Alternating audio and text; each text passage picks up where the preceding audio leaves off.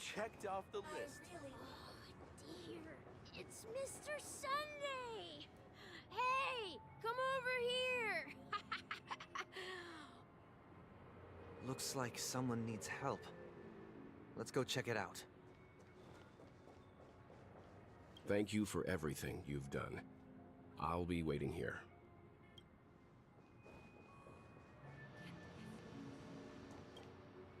Oh, Mr. Sunday. Hey there! Okay, see the moon in the sky? It's about the size of the cap on my Soul Glad bottle. If I just reached out my hand, I could grab the moon, couldn't I? The moon? You mean the Grand Theater? Yeah. Look at me. I've been away from home for too long. I must be missing that moon. But it's no big deal. The Grand Theater here looks much better than the moon back home. It's just magnificent. They told me not to sell everything I had just to come to Penacony. How short-sighted. Selling everything you had? Why would you go to such lengths? Why? Can't you see? Life back home is miserable. It's not really living at all. It's better to be here at Penacony. No pain, no worries about tomorrow, just sweet dreams. You can do whatever you want. That's what I call living. Yeah, now this is the life. Is this truly living? Huh? What did you say, young lady? I didn't quite catch that. Oh, it's nothing, sir. You see, the traffic on Glock's Avenue can be dangerous. How about I ask a Bloodhound family member to escort you to Ideen Park over there, so you can continue enjoying your sweet dream? Oh, yeah, that's a great idea. Wow, no wonder you were the leader of this sweet dream. You're totally a lifesaver. See you around, Mr. Sunday, and it was nice chatting with you.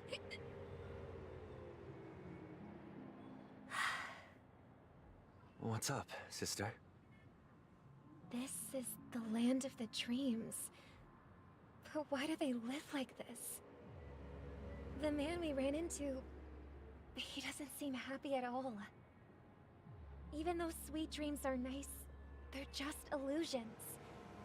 But for him, they're the only way to survive, even if it means giving up on reality. That's not really living at all. I suppose you have a point. But, in my opinion, that's how most people live their lives. Why do you say that? You think that man is not actually living, but that's not quite accurate. Even without Penacony, people create their own illusions called self-value. People believe they have a predetermined value to fulfill. Gaining value means gaining power, and those deemed worthless are seen as the weak. However, value doesn't come out of thin air, and there's a limit to it. To accumulate value, people have to take from others. So, the weak get exploited and oppressed. Are you suggesting that this is not how things should be? Exactly. But, ironically, people don't think there's anything wrong with it, because they uphold the illusory notion of self-value, and even the weak believe in it. The survival of the fittest. That's where all the tragedies in the world come from. People come to the sweet dream in Penacony to escape from that reality and find solace. No tragedies exist here. Only happiness, although in its nascent form. Isn't that the same paradise we yearn for in our dreams? Perhaps that man is just an exception. Let's not jump to conclusions. We should experience the dreamscape ourselves. Just as I did at Dreamflux Reef. Yes. Seeing is believing. I'll accompany you. The Dream Master hasn't shown up yet, so we have some time for a stroll.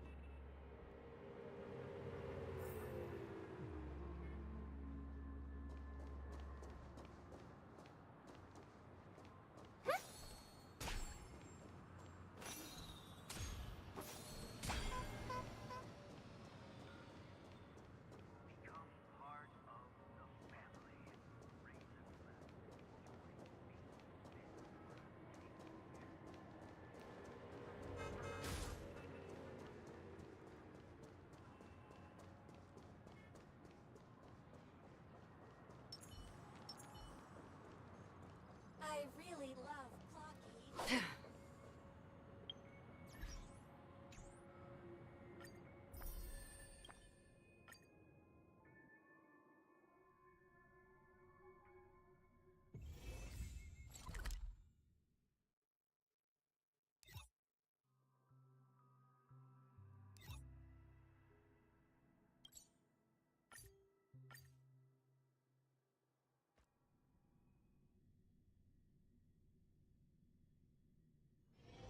This haven of memories. Why the long face, buddy? Cheer Every up! moment is like a thorned rose. Tick-tock! Oh boy! I've eaten too much this time!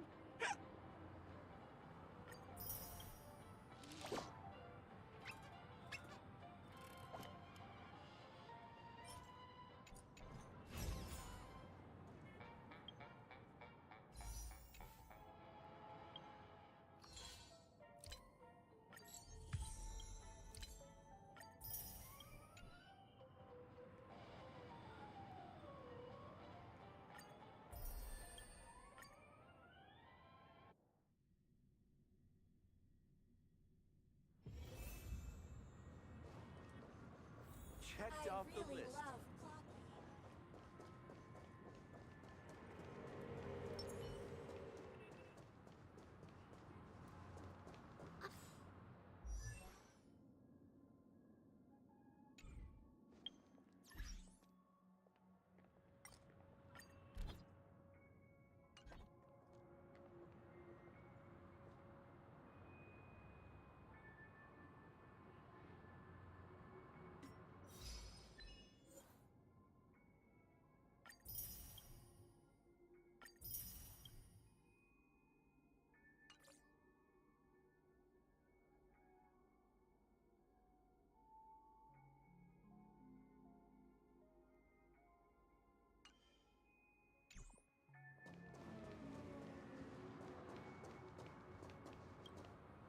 Glad to meet you again, Robin.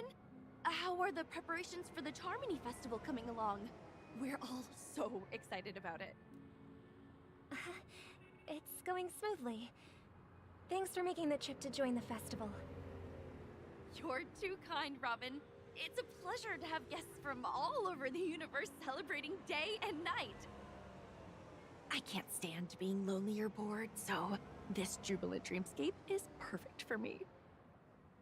But if this went on forever, would it get boring too? Nah, not at all. Who would get tired of having so much fun? Every day, you get to wear fancy clothes, explore all sorts of dream bubbles, indulge in delicious food without gaining weight, and you never get old or sick. As long as you can afford a room, this place is the ultimate paradise. But you know that only a few things can be brought back from the dreamscape to reality, right? That's exactly why I don't plan on bringing anything back. Just enjoying the dream itself is good enough for me. I mean, I'm not one of those long-living species. I only have around 60 or 70 years in this lifetime, and there's so much to worry about. Being happy here is pure bliss. Only in this sweet dream can I truly feel like I'm in control of my life and fate. Who would want to go back to reality after experiencing this bliss? I see. I genuinely wish you all the happiness in the world. And I wish you a fantastic performance, Robin! I'm off to the Blue Hour for the ball. See you later.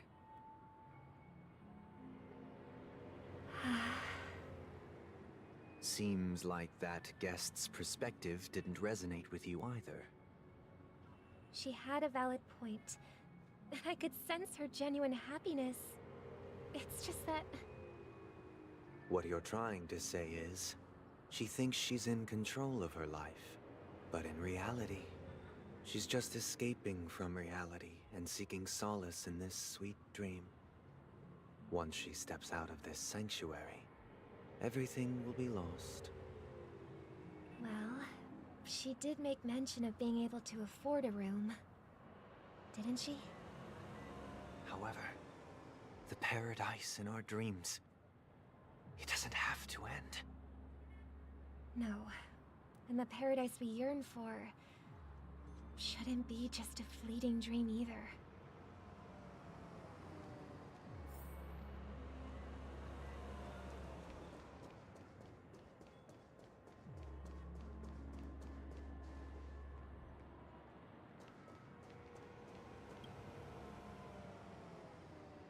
The scenery in this dreamscape is truly breathtaking, isn't it? Oh, Robin. Can't believe I'm meeting you in person here. What an honor. You're right. Even though time stands still in this dreamscape, it always feels fresh. I find something new every time. A philosophical mind. I hope I'm not intruding. Oh, not at all. No. With little time left, I yearn for meaningful conversations. Especially with someone as esteemed as you. Do you mind if we chat? It's my pleasure. No need to be formal. Just speak your mind. You said, with little time left. Please, forgive me for being blunt. But is that why you came to Penacony? Yeah. I was part of a war, and while escaping from the Sarkosian mothership, I got exposed to some radioactive materials. And then, all my comrades died, and my hometown was wiped out by neutron bombardments. I couldn't bear to live with everything I knew gone. That's when I heard about a possible solution here, so I came. How heart-wrenching. I hope the family has been able to help you. They have, and I'm truly grateful for that.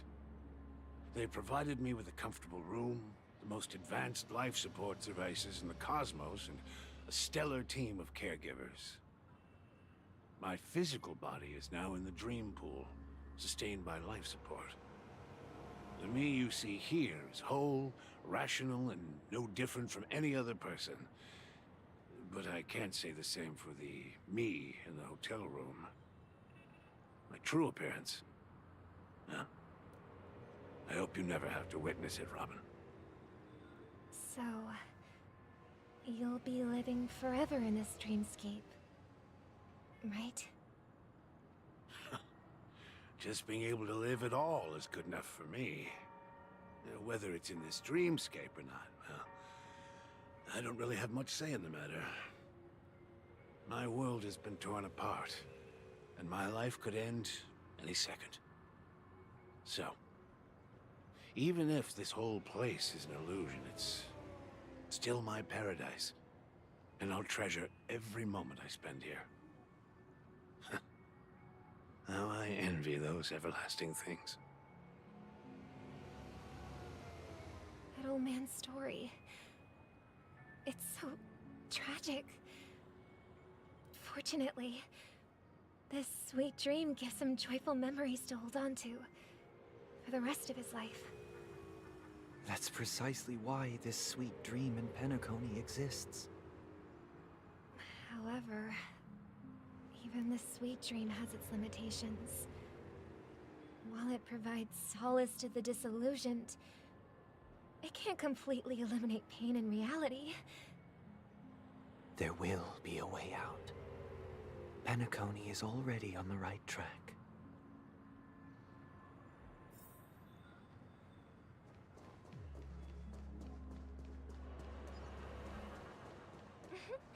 Look what we have here.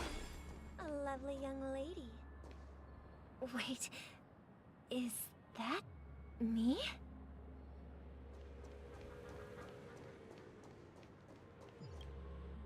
Brother, what a surprise to see you again. Show yourself. Your trick won't work on us. I've heard that a skilled masked fool received an invitation too. That must be you, right? Did you enjoy yourself? Barely. The people here are way too gullible. A little bait is all it takes for them to bite. And they run away at the slightest hint of danger. In other words, they're naive and cowardly. Now that you've had your fill, it'd be wise to leave before it's too late. The music of the harmony doesn't tolerate discord. What? Now that you have the real Robin, I'm useless? Oh, how disheartening. I've done so much for the family. You should be thanking me, because if it weren't for me cleaning up this mess, Penacony would still be in shambles. Don't you think? That was a personal request from the head of the Iris family, and it has nothing to do with us. Step aside and stop causing trouble for the Charmony Festival. The Charmony Festival? You think you can scare me? You think I have no idea what you're planning? I don't care what you're thinking, chicken wing boy. But I'm pretty sure our lovely Robin won't be appearing on stage. After all, you're well aware of what a sorry state this dreamscape is in under the banner of harmony. Penacony, the land of the dreams. Is this truly the paradise you desire? Stop it. What's the rush, chicken wing boy? Did I get to you? Our paradise is none of your concern, masked fool. Leave now, or the family won't tolerate you anymore. All right. I'll go. But Robin, I suggest you seriously consider this. Do you really believe those living in dreams can escape pain and find true happiness? Well, I've done my part, and now I'm simply waiting for the fireworks to begin. Here, the last two gifts for both of you. And don't lose them. If by some unfortunate chance the Charmony Festival starts against all odds, remember to use them during the show. And it'll be thrilling. Bang! I heard a raven cawing in the distance. It seems the Dream Master will arrive soon.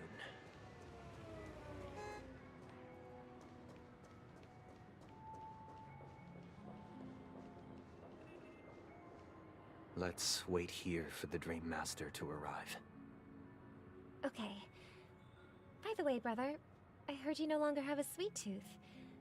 Back when we were kids, you used to steal my desserts. Seems like a lot has changed during my absence. What exactly happened? Well, someone has to stay awake even in this sweet dream. But that someone doesn't have to be you, or anyone in particular. You're carrying too much on your shoulders, brother. The paradise in our dreams. It shouldn't be like this. Penacony is nothing more than a dream.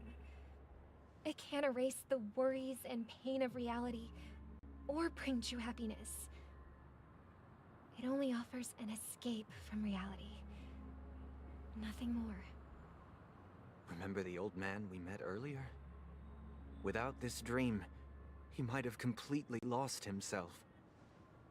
That might be true, but even without Penacony, he could have chosen another path.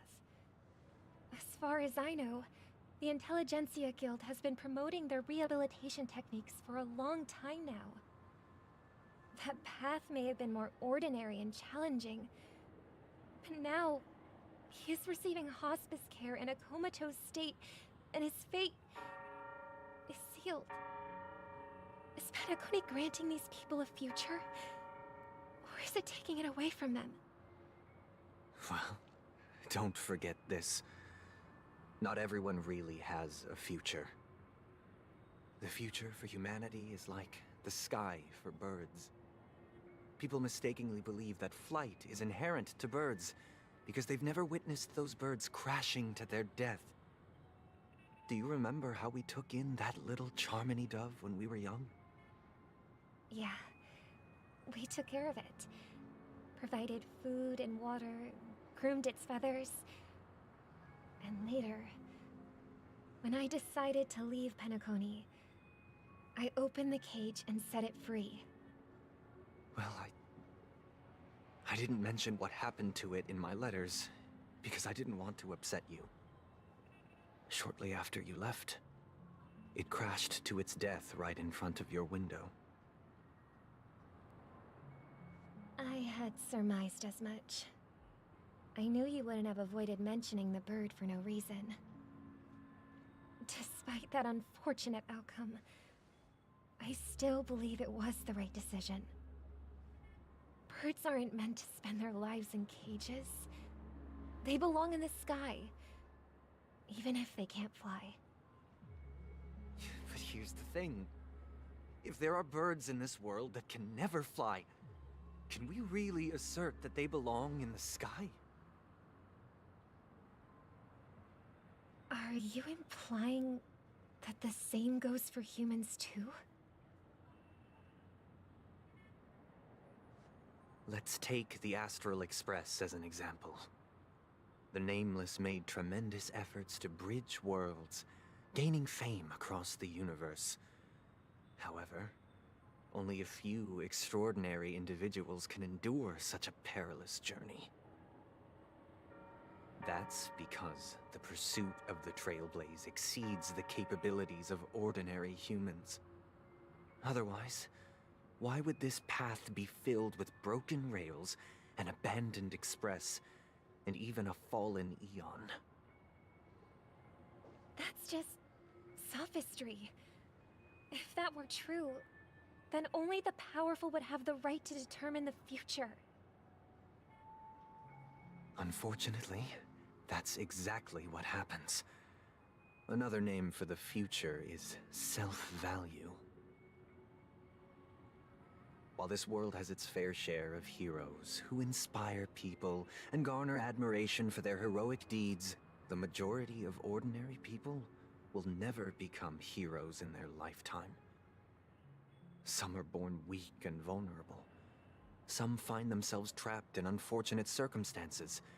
Some fall victim to malice and cowardice. When it comes to survival, everyone is equal. And the weak can only watch as their value gets constantly diminished by external forces. That's why we should care for the weak and support them as if their suffering were our own. That's what the Odes of Harmony have always taught us. While the Harmony holds noble aspirations, the strong will always be strong, and the weak will always be weak. Even in this carefree dream. Human nature contains greatness, but it also harbors inherent weaknesses that can't be eradicated. In the end, if people can't even secure their own survival, they won't care about the illusory future of equality.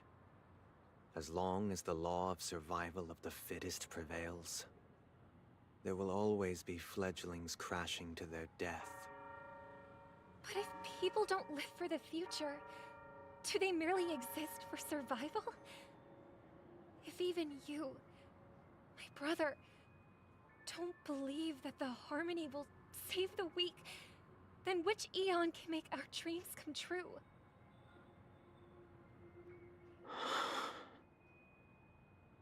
People often forget that when the first bird took flight, the entire world envisioned a future where no more fledglings would ever crash to their death. Are you reading, sister? What are you reading? Mr. Gopherwood gave me a picture book. It's about the story of the harmonic strings. If I could become a chord master, I'd like to summon Dominicus, the harmonious choir. I want to sing with everyone and spread our wishes so that all can feel happiness and joy. I see. Then, I would summon the harmonious choir too. Don't you have a wish of your own, brother?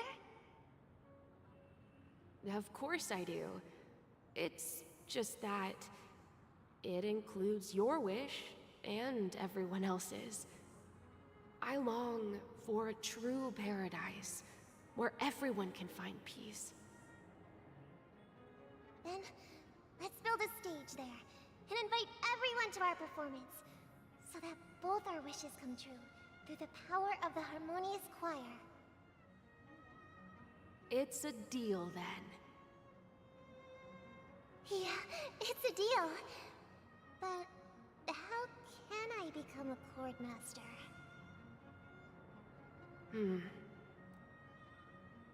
Maybe you'll have to become a star first.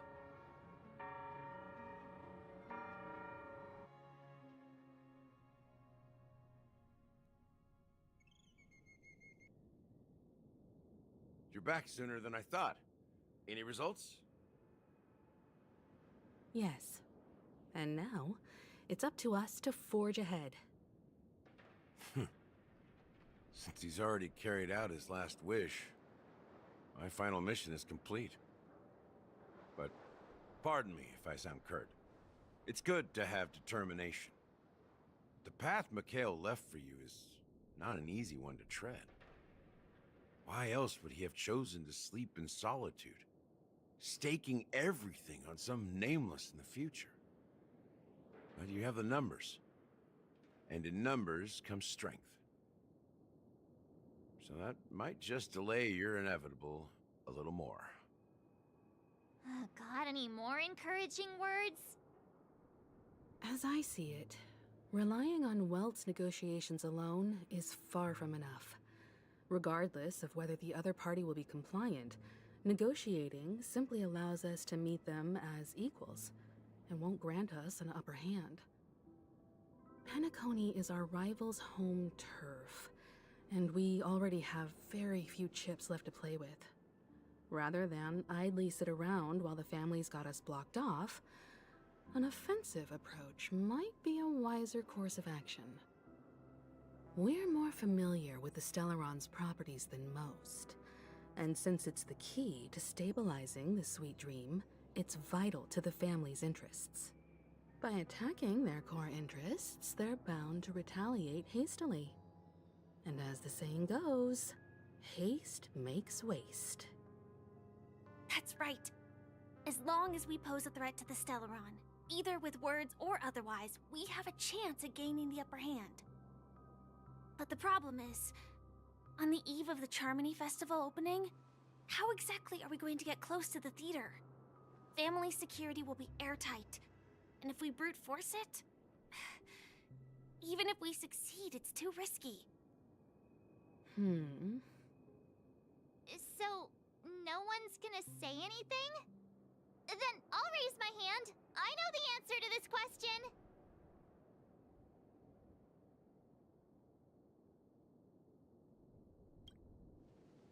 Why are you speaking like the General of the Law Fu? So, I heard that before the Charmony Festival begins, there'll be a pageant to kick off the festival. It's called the Soul Glad TM Festivity Auditions, or something, and it's going to be held in the moment of Scorch Sand. As long as we clinch the top spot, we'll be able to attain the title of Festive Superstar, and be able to personally bask in the graces of Miss Robin. Not that that's important. What's crucial is that we can enter the Grand Theater before the audience arrives.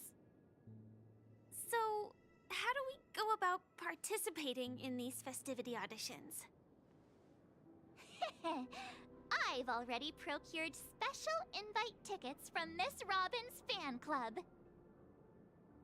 To tell you the truth, I had been preparing to join the auditions all along, but now it looks like even if I scrape through, I probably still won't have the chance to shake Miss Robin's hand. So they're still running this thing, huh? It was originally just a publicity stunt, set up by Mikhail to drum up attention. But it looks like it might be worth a shot. We'll follow Marge's plan. Mr. Gallagher, will you be joining us? I'm afraid I won't have the time. As a virtual character, I've already completed my final mission. Whether Penacony can awaken from this dream is all down to you. Should we ever cross paths again? I'd love for you to visit the Express. All right. I'll have to add to that data bank of yours you've got on the Express. And Miss Firefly, we thank you for all your support. We're faced with a formidable enemy. As long as the Astral Express and Stellaron Hunter's objectives are aligned, we're willing to cooperate with you. We've already come this far together. I'd like to join you for the rest of your journey on Penacony. I'm pleased that we can finally fight shoulder to shoulder. I couldn't ask for a better ending. This is also the spirit of the Trailblaze. Now, everyone, let's prepare to move out.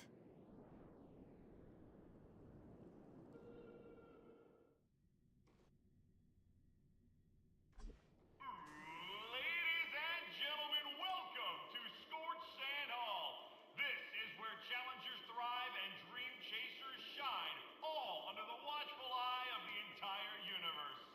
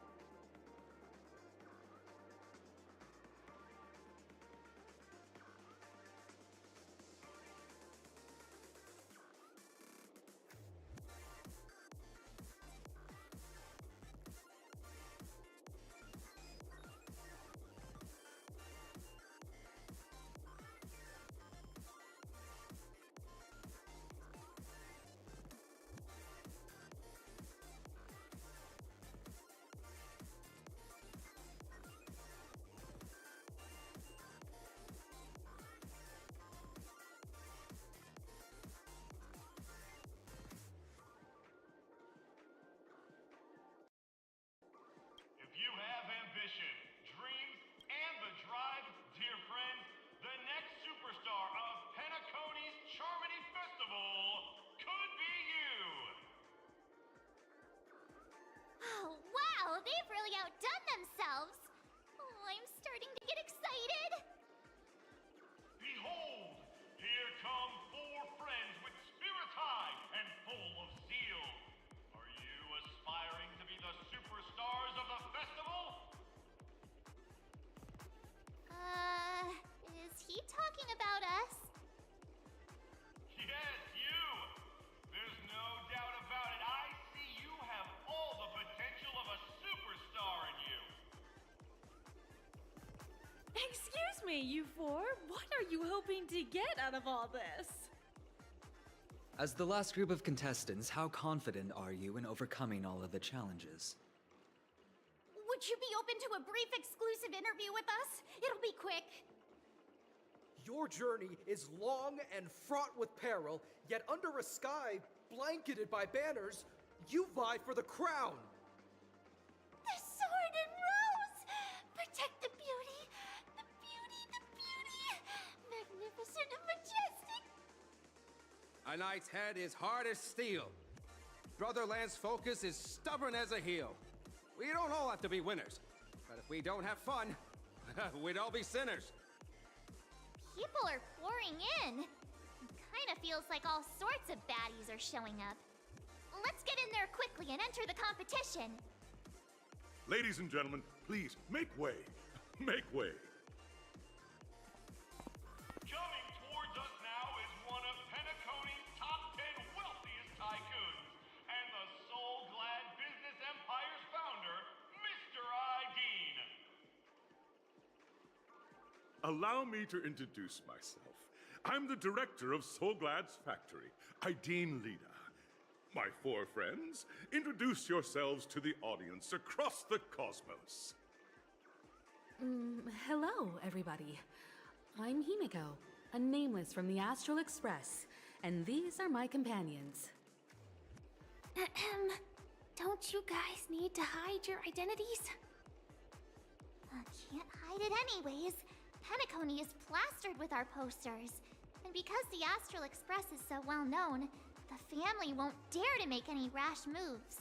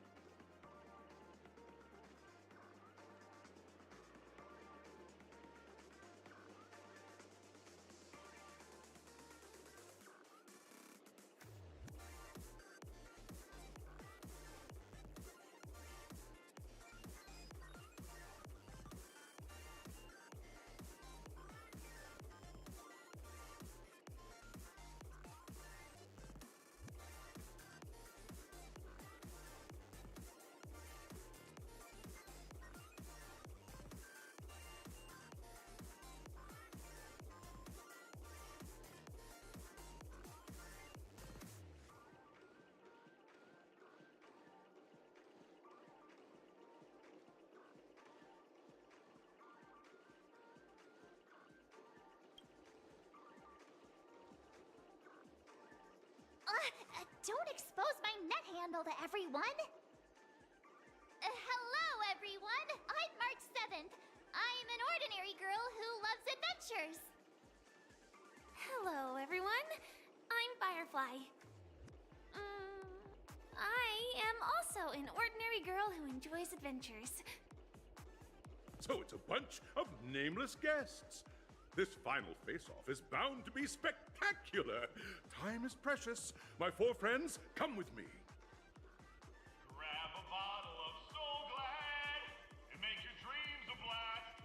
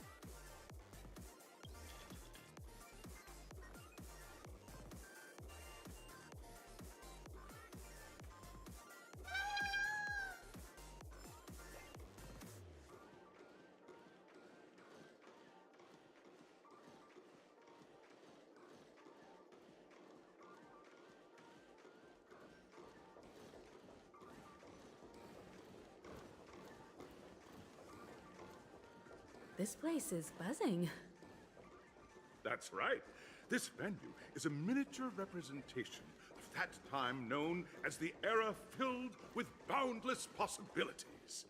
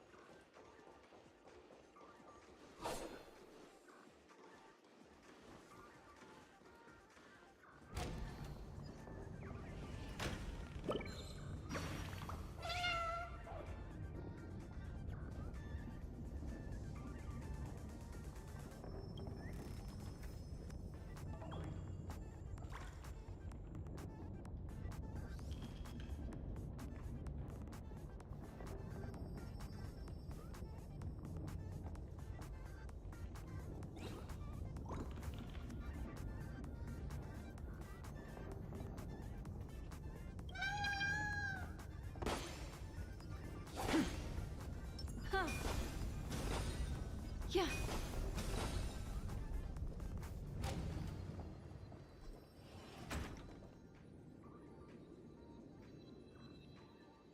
Huh. Huh.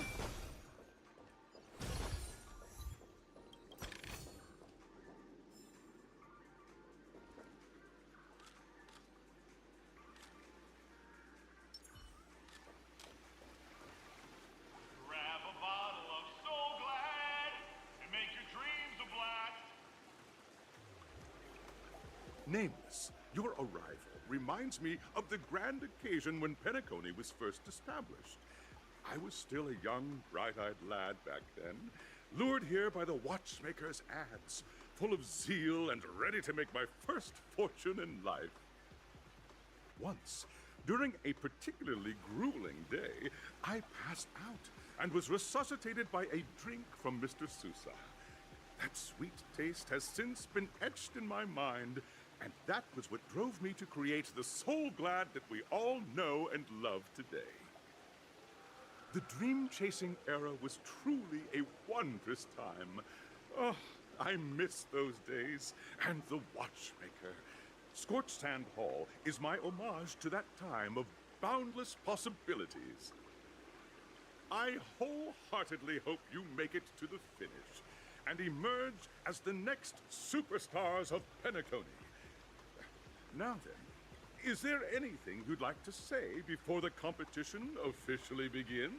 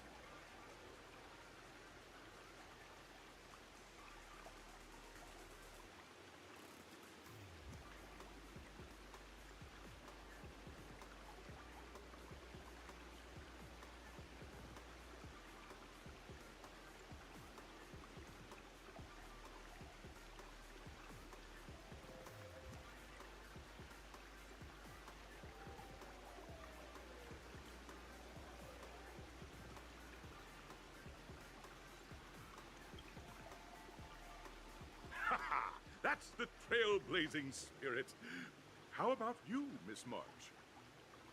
Hello, everyone! Next up, get ready for the Mega March 7th Adventure, where I'm going to break the speed run world record! Trailblazing into the uncharted and challenging the limits. That's Miss March 7th for you. How about Miss Firefly? I hope that by the end of this journey, everyone will have achieved the outcome that they hoped for. Ah, a wonderful wish! Miss Himiko, what are you expecting from your team? Safety first, everyone. Simple words, but full of warmth. Waiting for you are 3 stages, each connected to that era. The first 2 stages offer 2 distinct paths to choose from, with unique challenges on each route. And in the last stage, you will face off against a champion who has defended the title to this very day. A beloved contender whose noble virtues are unrivaled. Those are the rules. Simple. Everyone clear? Now then, I hereby announce that the 33rd Scorched Sand Festival of the 20th season, sponsored by Soul Glad Enterprises, has started.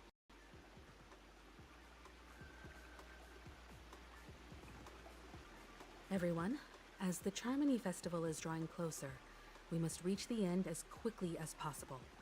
Factoring in efficiency and safety, splitting up into 2 groups is the best choice.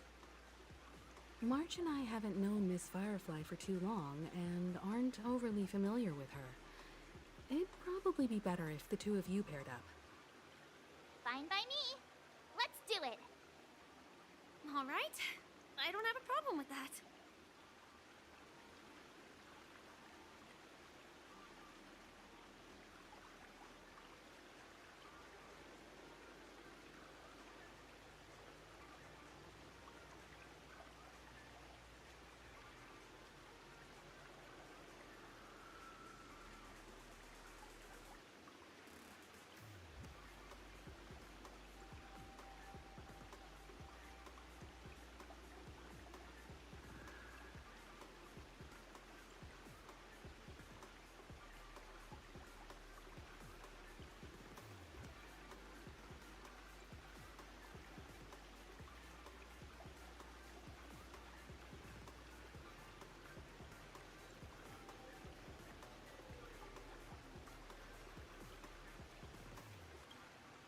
We'll split into the assigned groups then.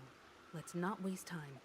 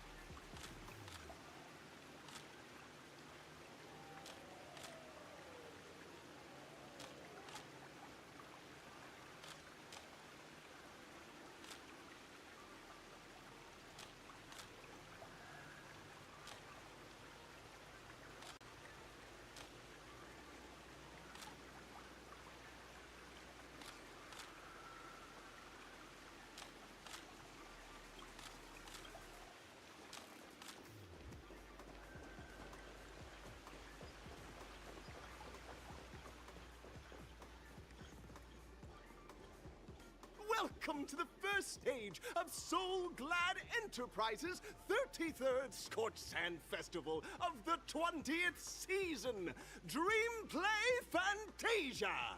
In this stage, you can choose between two challenges, the School of Acting or School of Action. In the School of Acting challenge, you have to complete 3 performances from 3 scripts and move the panel judges. In the School of Action challenge, you have to defeat 3 groups of enemies convincingly and reach the end.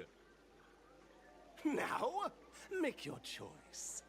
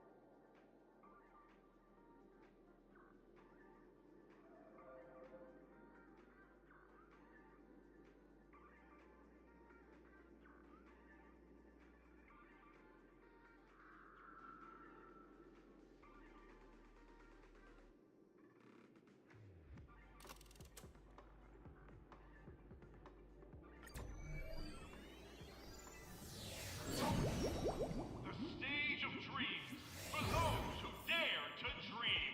Welcome to the School of Acting stage.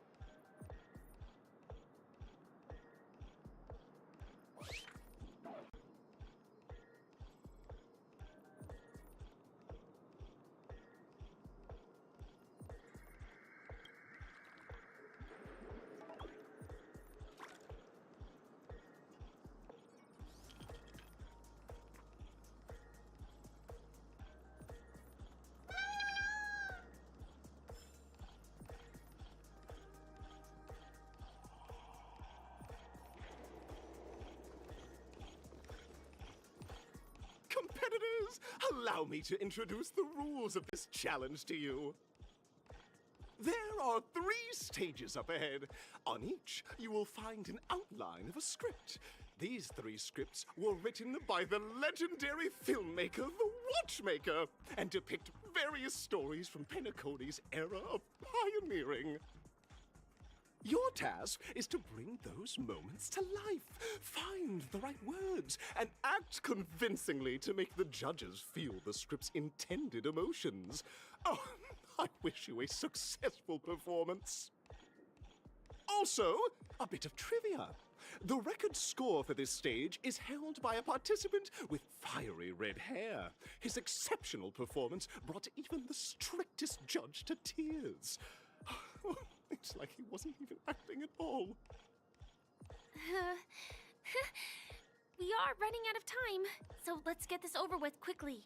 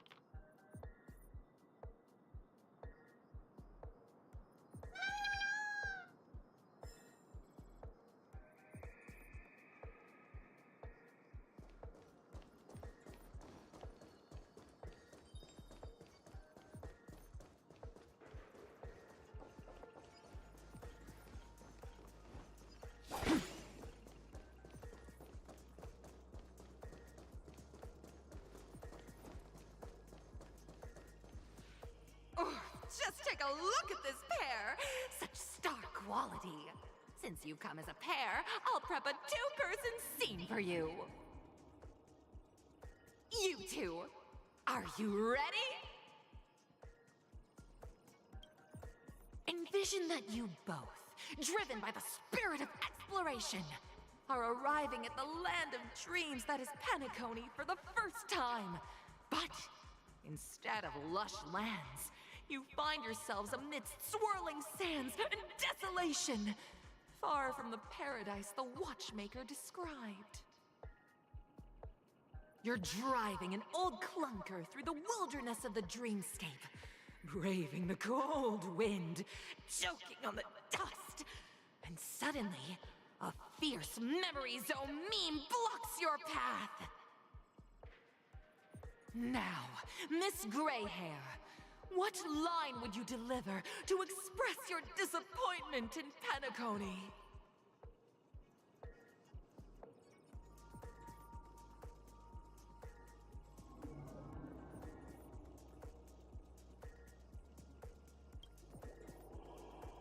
Very good!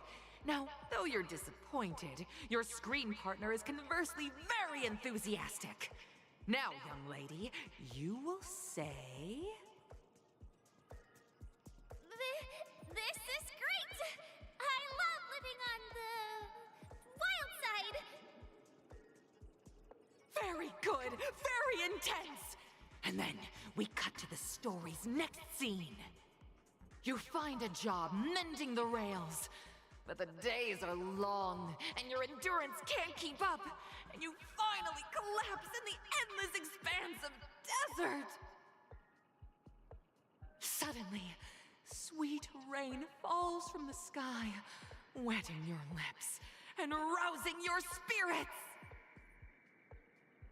Now, Miss Greyhair, what line will best express your surprise at this moment?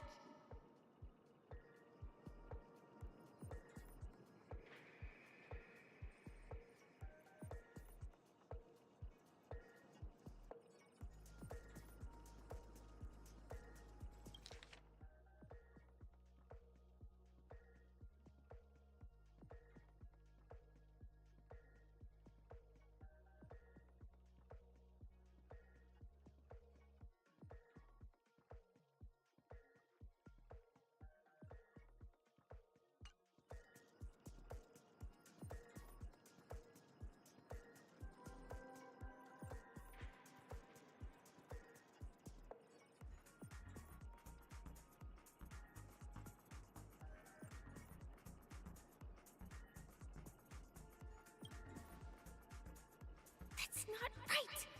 That line doesn't sound very surprised.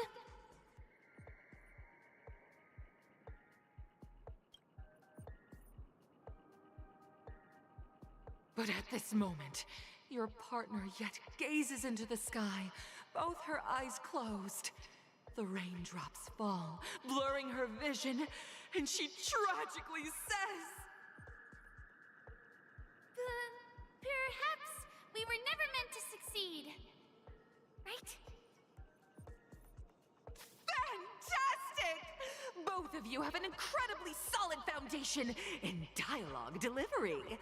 However, lines aren't everything in a performance. Please continue this story on the second stage. Up next, you'll be challenged with a body language test.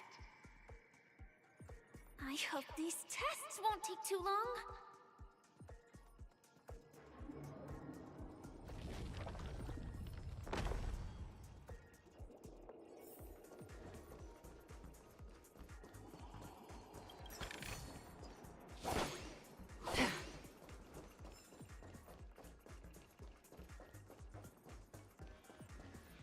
Here, you two are required to skillfully utilize body language to portray the story context I've laid out for you. Picking up from where we left off, a heavy downpour saves you both stranded in the desert. This rain quenches the anger in your heart. You look to your companion, now completely devoid of fighting spirit, wanting to comfort her. At this moment, what should you do to make her laugh?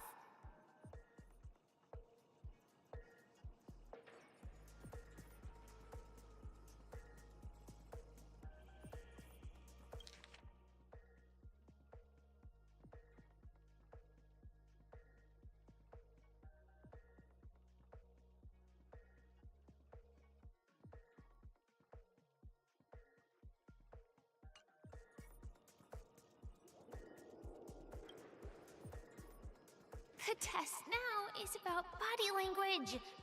I don't think dialogue is allowed here.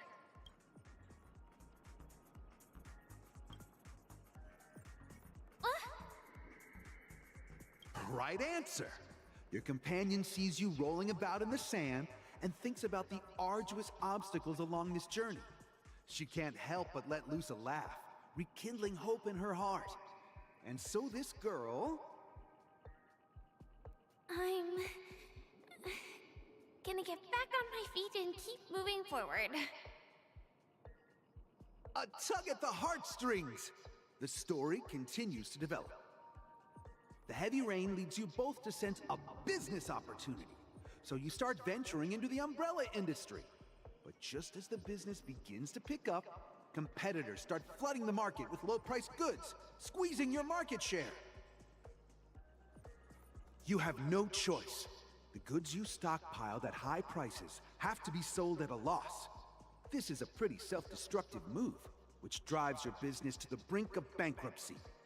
At this moment, what would you, who refuses to admit defeat, decide to do?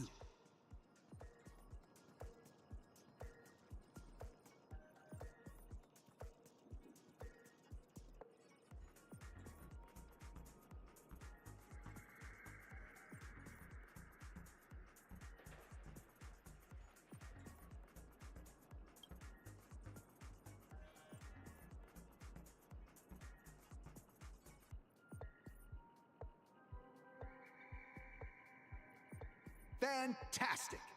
But it's a pity your friend does not agree. Seeing that you're up to your eyeballs in debt, she sees nothing but despair in her future. And then... I leave Penacony in utter disappointment. Is that okay? Of course! Absolutely! I was this close to tears! Both of you possess exceptional acting talent! However, the true test is yet to come. You're about to encounter the harshest judge this show has ever seen. You'll need to rely on perfect performances if you want to win them over.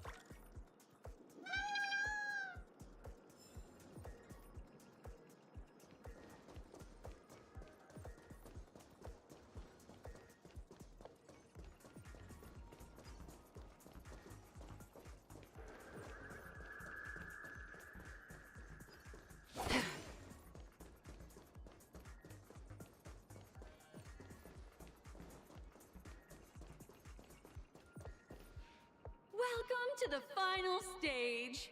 Actually, all the scenarios that you previously encountered were all from the film Once Upon a Time in Dreams. Two companions arrive on Penacony with nothing but a dream. Their desire for achievement is met with continuous setbacks. Ultimately, one continues on, despite spiraling into debt, while the other concedes defeat and leaves. Many years later, their paths cross once more in the thriving Penacony. Yet, they refuse to acknowledge each other because...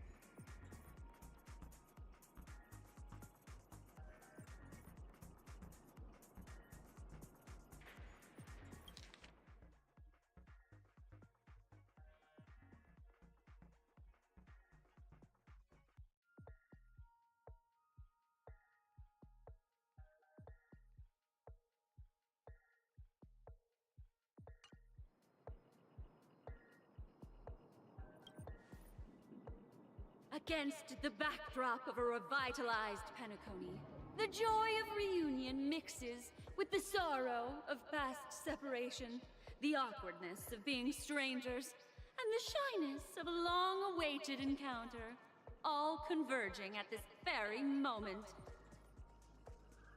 Give it a shot. Try and convey this bittersweet scene to me. Bring it to life with precise and emotive acting. This is never going to end. I know! Why don't you try that clockwork thing you used before?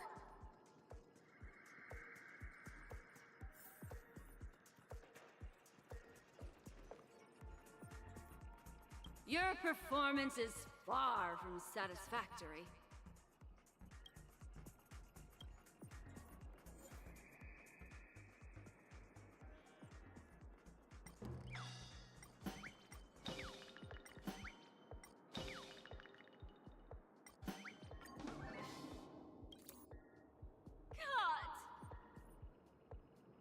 I never imagined that such a sad scene could be portrayed by you two in such a joyful and heartwarming way.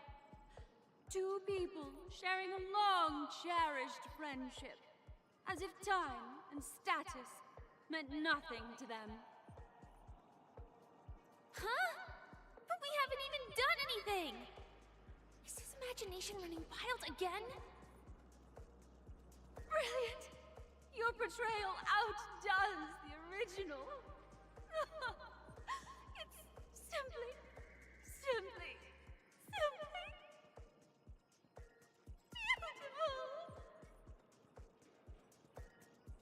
We have passed the test. We ought to hurry up. The Stellaron is at stake.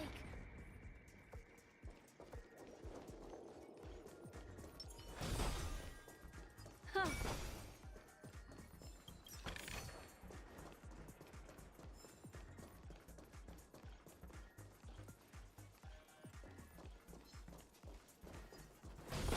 Yeah.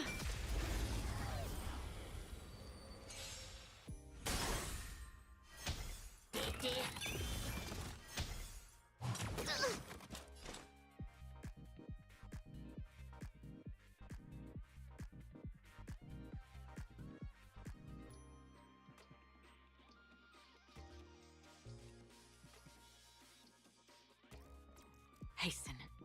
We've hardly any time. Commencing research. I'm on guard.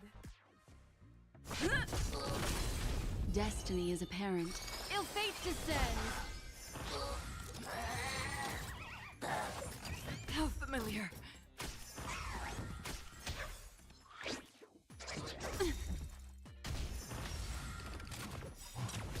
I think something bit me. Beneath the waters lies an endless abyss. I weep for the departed. It too shall fall.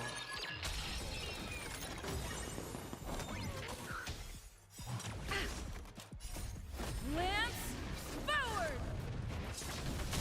Destined for oblivion.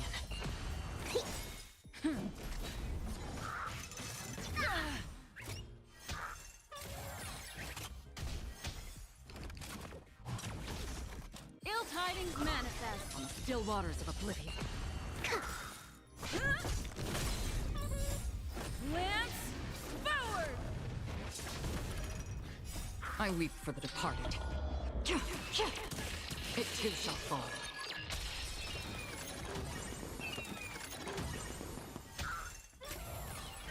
Ill fate descends.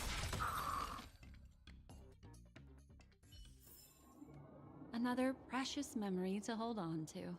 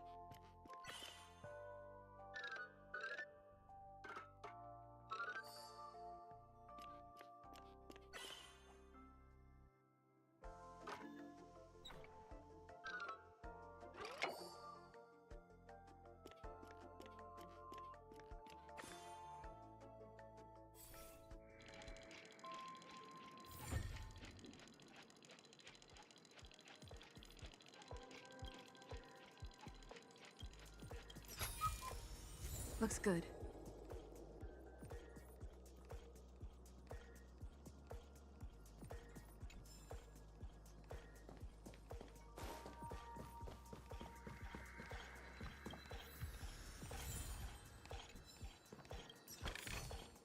Is that all?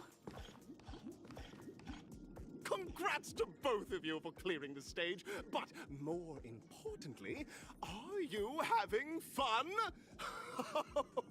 Fun is more important than success. Look at the time! You finished much faster than that red-haired contestant did. That red-haired contestant. Who is that exactly? You'll find out eventually, but only if you clear the next test first. Welcome to the second stage of the 33rd Scorched Sand Festival in the 20th season, sponsored by Soul Glad Enterprises. Gunfire time! You have the option to choose Gunfire and undergo Brother Hanu's trial, or Time, where you'll face Clucky's trial. And now, make your choice!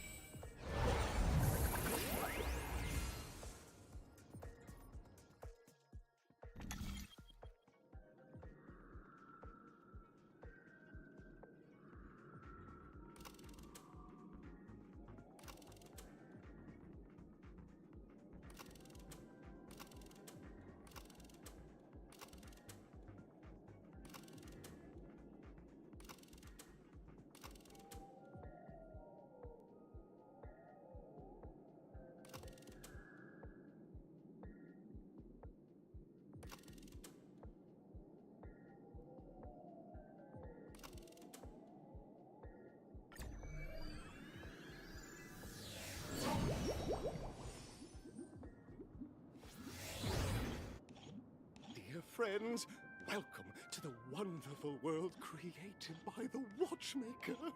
Awaiting you up ahead is the titular character from the beloved Clocky animation, Clocky! It's said that the Watchmaker dreamed up the idea of Clocky when he was just a boy. Back then, he was merely an apprentice in a clock shop, and one night, he dreamt that all the broken clocks started sprouting arms and legs. Like a skilled pilot, he steered them towards the right path. As a classic figure who grew up with many, Clocky truly shaped a generation, solidifying the Watchmaker's pivotal role in popular culture. Contestants, may you have a wonderful time with Clocky. The trial of time. I hope it won't waste too much of our time.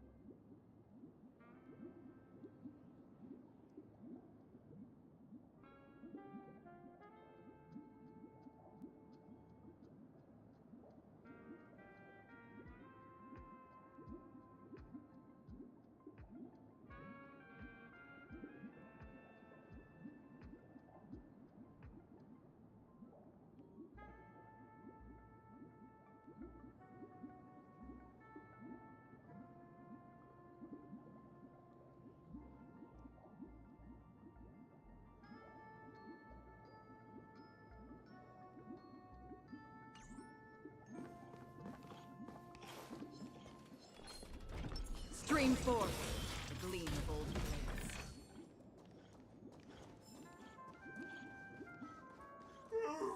Am I just a failed experiment? That statue. Did it just speak?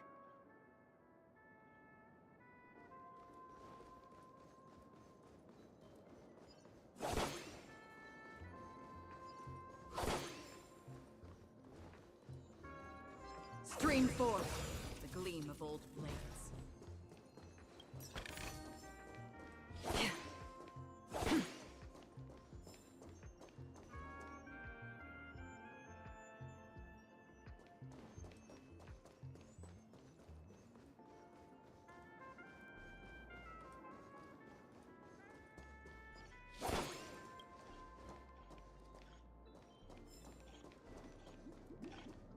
Tick-tock? Hey there, my gray-haired friend. We still haven't helped Big Ticker find closure yet?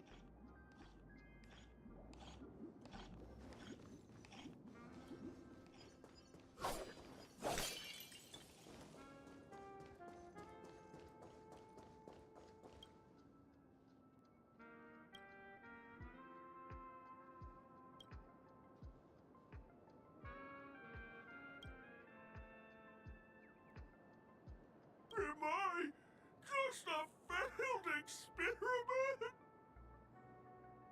I'm just an expendable failure of a clock, aren't I?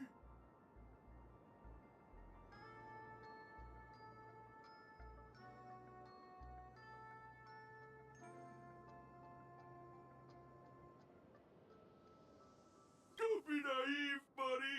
Failure isn't a sickness. It's a sin. And sins can't be cured. You guys are just like the other challengers. You want to enter my inner self? Then please be my guest. But you won't find anything worthwhile. I'm just a failed piece.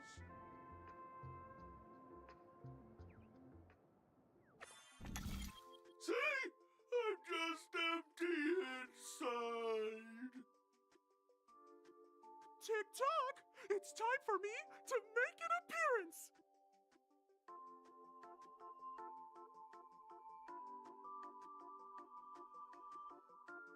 Clocky? I can also see him. Is this character part of the show? In Dreamville, Clocky is everywhere and can do anything! Like, right now! I could solve this problem with your Big Ticker pal, Tick-tock! I can't believe it's actually Clocky! Why would you come and visit a failure of a clock like me for no reason? You see, we're all clocks. We're family. I want to help you be happy! Tell your pal Clocky what's troubling you. I came across a startling revelation yesterday. Apparently, Dreamscape Ticker isn't the same as Clocky at all. It's just a discarded prototype from Clocky's early development. Please, just leave me be, Clocky. I just don't know how to face you, because I'm just a failure. Oh dear. Seeing it like this is utterly heart-wrenching. But fear not.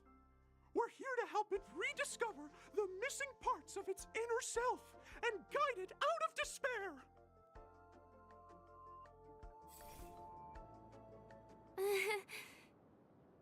I guess even troop members can experience existential crises. Don't worry, miss. I've already pinpointed its missing parts. Over here, my friends. Better use that hamster ball night speed.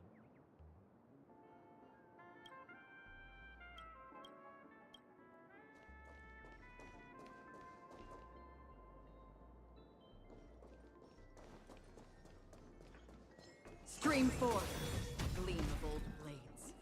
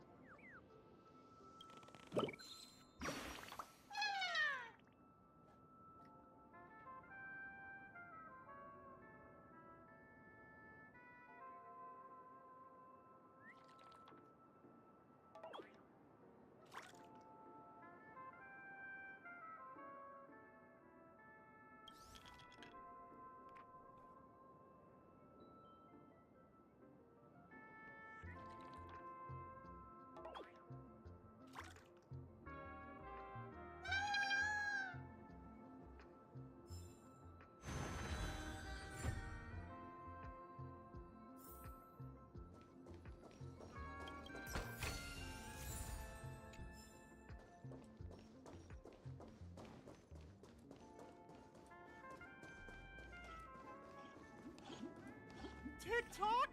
Hey there. Tick-tock? Hey there.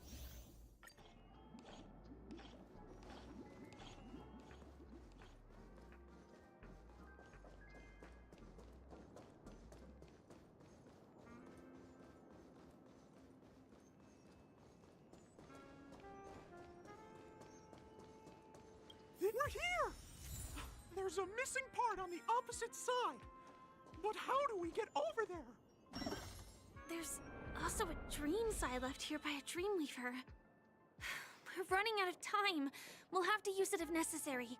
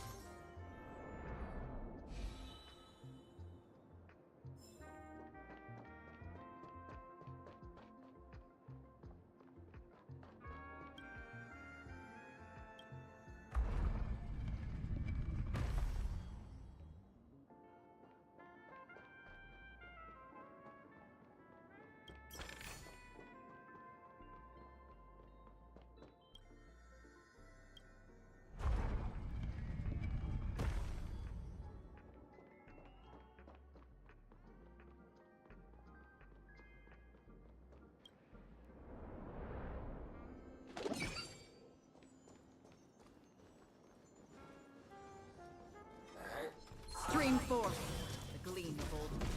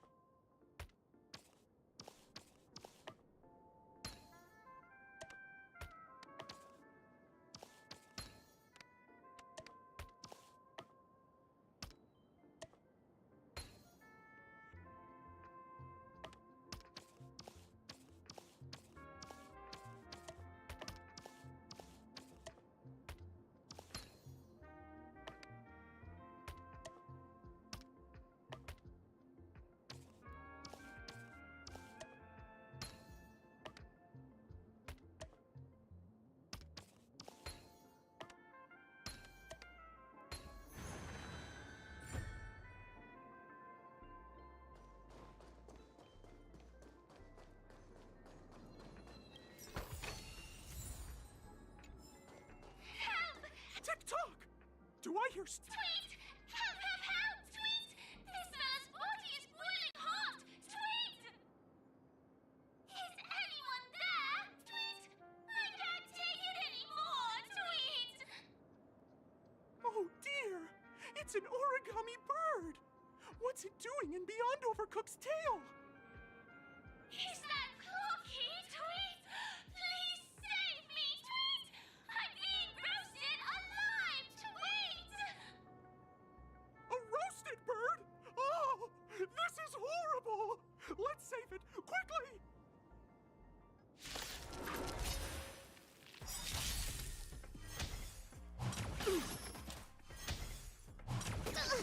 This is where it ends.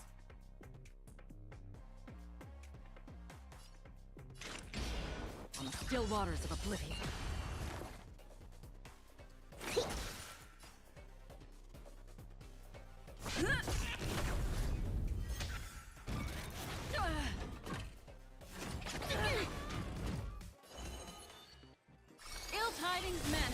Another journey begins.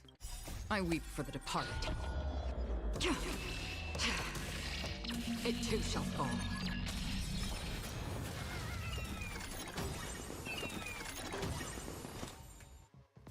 Destined for oblivion. Commencing research. What do you want to know? Ill fate descends. Free will on the still waters of oblivion. It's time. Ha! Specimen sighted. How familiar. Destiny isn't true. Ill tidings manifest. Destined for oblivion. Commencing research.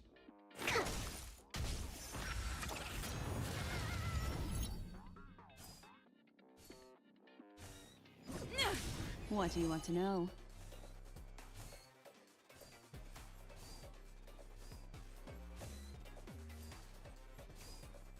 Ill fate descends.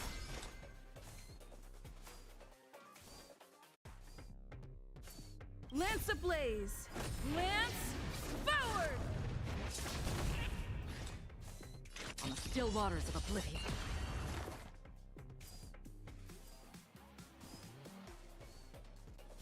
To travel far. Don't worry, it's just a script. I weep for the departed. It too shall fall.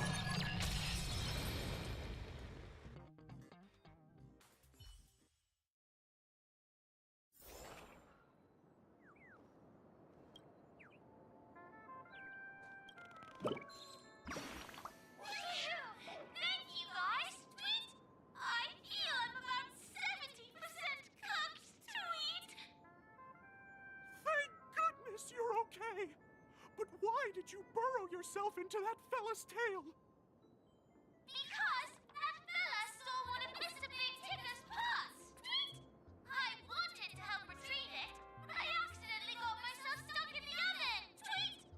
Go ahead and get it, but be careful. It's hot. Tweet. An inner self fragment belonging to the Sweet Dreams troupe? This is just too surreal.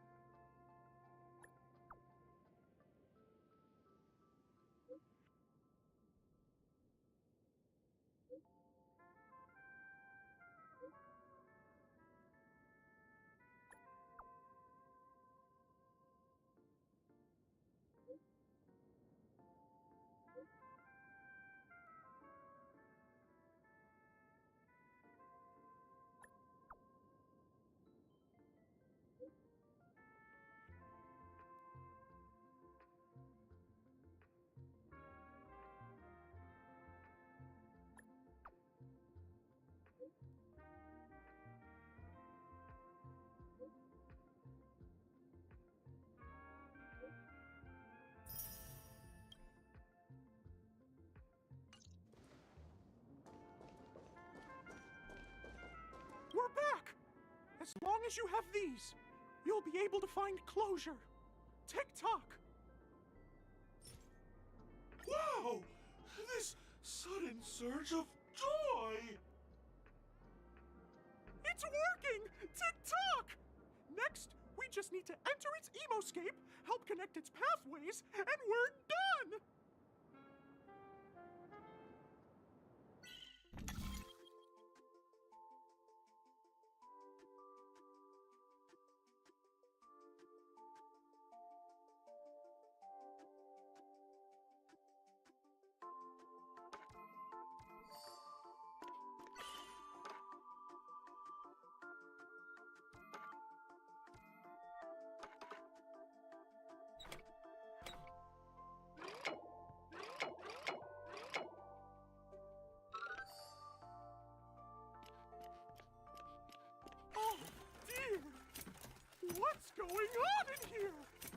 inner self is a mess! I'm not qualified to be the real Clocky! Just give up, Clocky! No! This is unacceptable! You have to face your fears!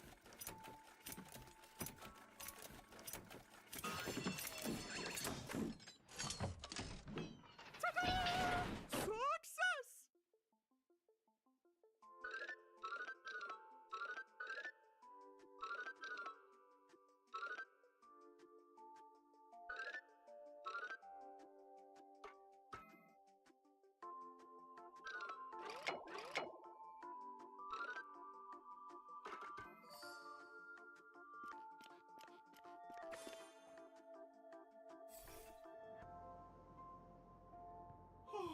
Thank you, Clocky. If not for you, I'd never be able to connect with people like this. You helped me find myself again. No problem at all. As the guardian of Dreamville, it's what I'm here for. Tick-tock! Oh, my friends, you still have other important things to do, right?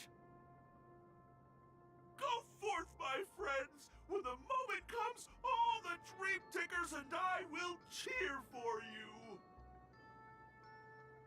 It's all done! Victory's in sight! Let's head to the final stage.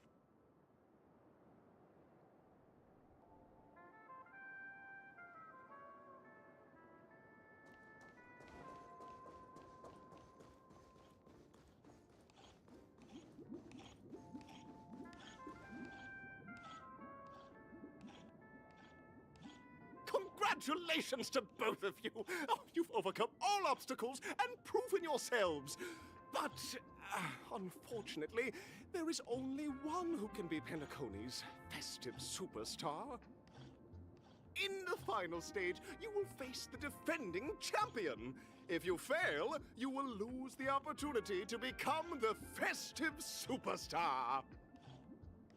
Welcome to the 33rd Scorched Sand Festival's third stage in the 20th season, sponsored by Soulglad Enterprises' Superstar Showdown.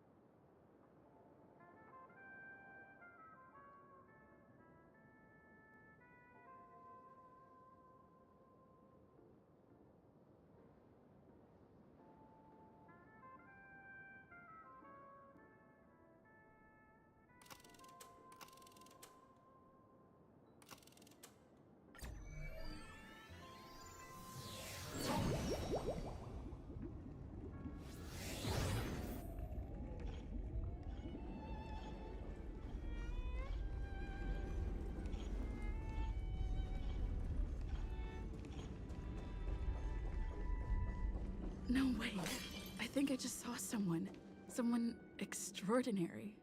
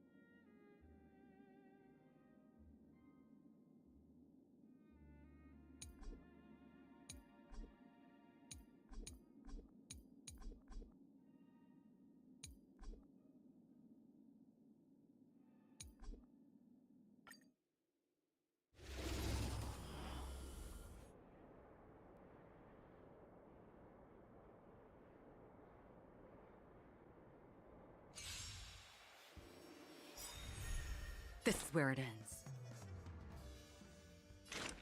Destined for oblivion. Beneath the waters lies an endless abyss.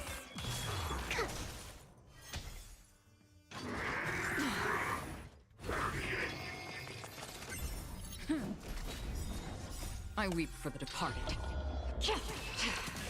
It too shall fall. Ill tidings manifest.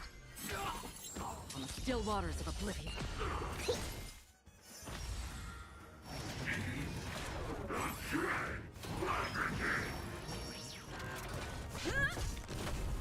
Ill fate descends. Destined for oblivion.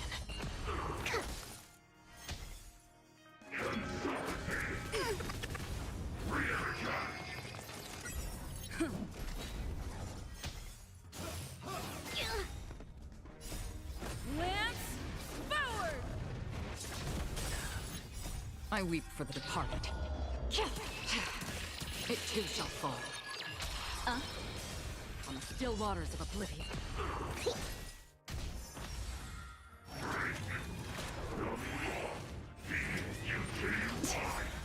Retribution will find you. Beneath the waters lies an endless abyss. Destined for oblivion.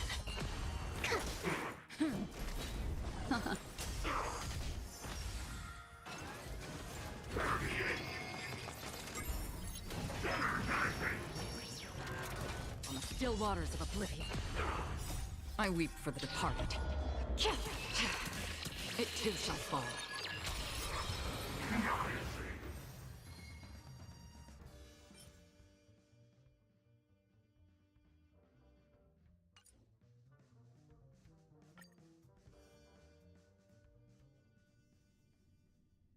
No, wait. I think I just saw someone. Someone extraordinary.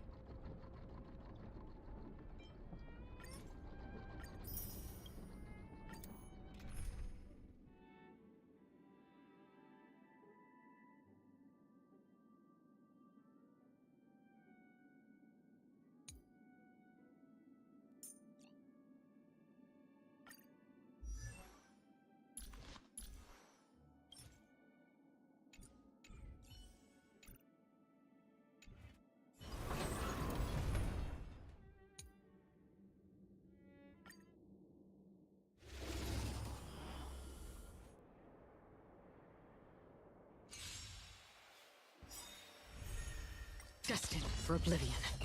Deep breaths.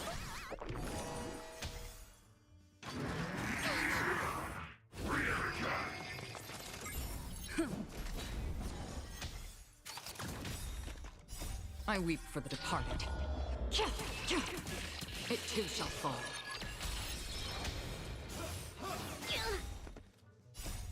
Lance, forward! On the still waters of oblivion.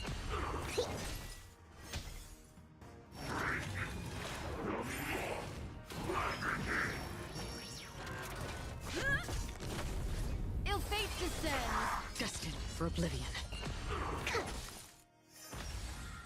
No scratch.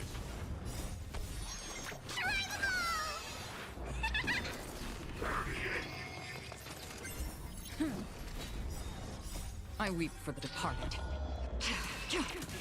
It too shall fall. Beneath the waters lies an endless abyss.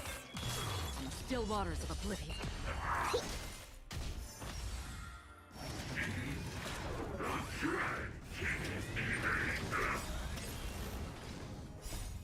Lance, forward! Destined for oblivion.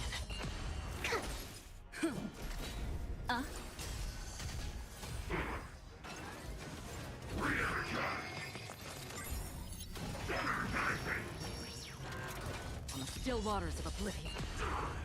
I weep for the departed. It too shall fall.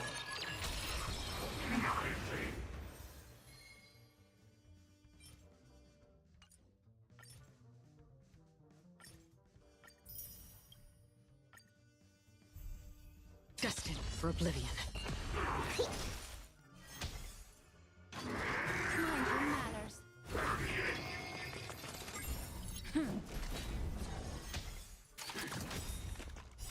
I weep for the departed. It too shall fall. Ill tidings manifest On the still waters of oblivion.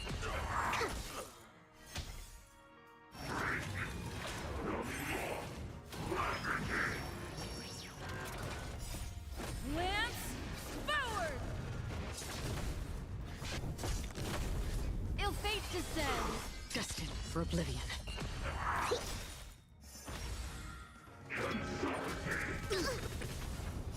Beneath the waters lies an endless abyss.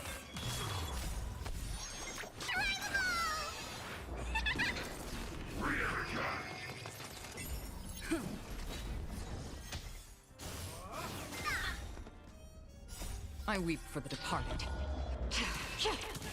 It too shall fall. Gotta stop bleeding. On the still waters of oblivion.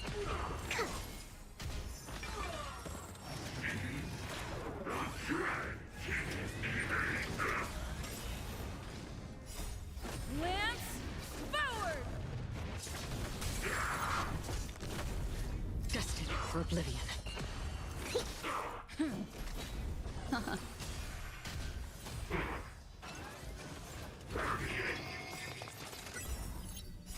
I weep for the departed. It too shall fall.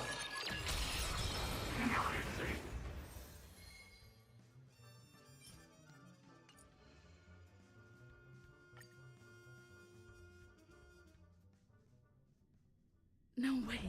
I think I just saw someone. Someone extraordinary.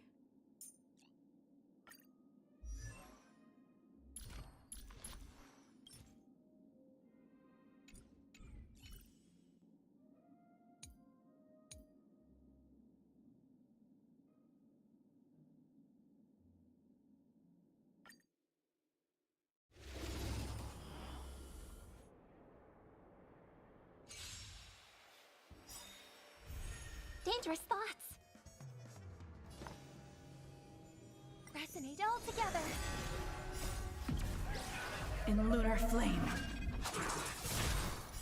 Star's echo.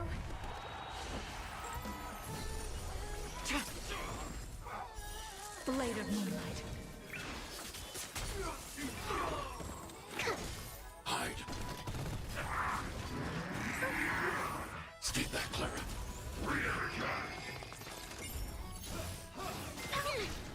Stay back, Clara.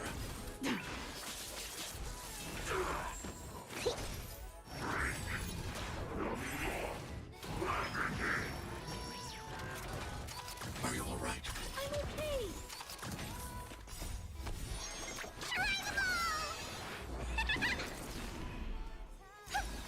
Annihilate. Help me, Mr. Sora.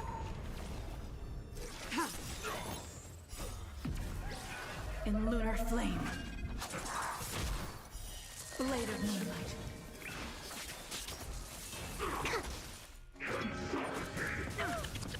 As you command.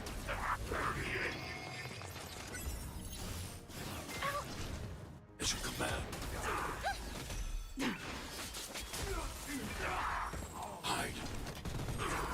Deep breaths.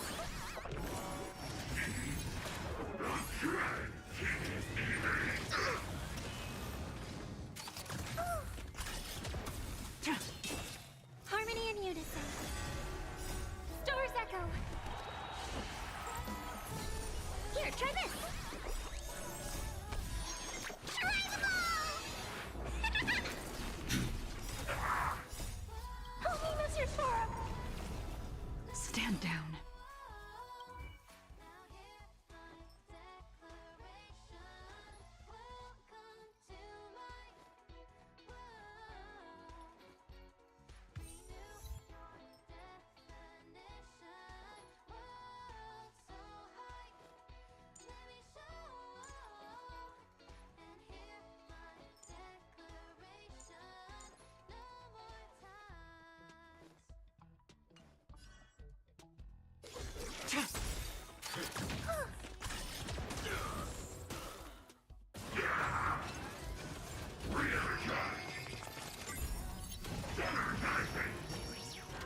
tedious.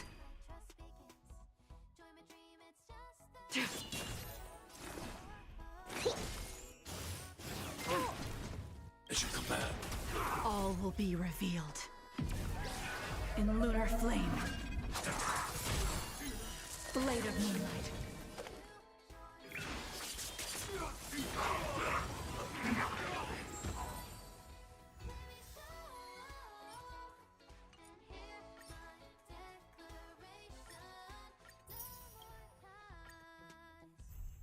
Dangerous thoughts. Resonate all together.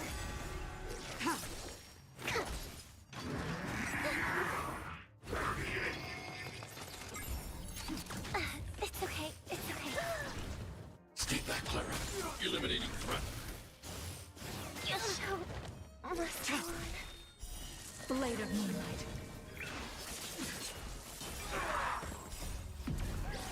In lunar flame.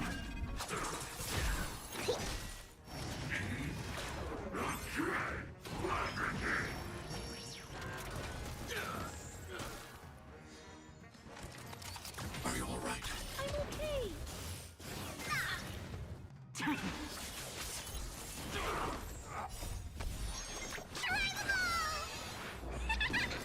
Annihilate. Help me, Mr. Storm.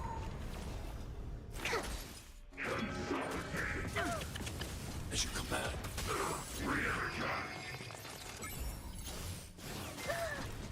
As you come back. Stay back, Clara.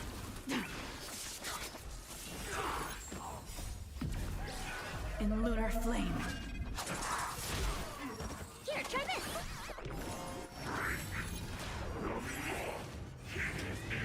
Try harder. Are you all right? I'm okay. Hide. Help me, Mr. Storm. Deep breath. As you come back.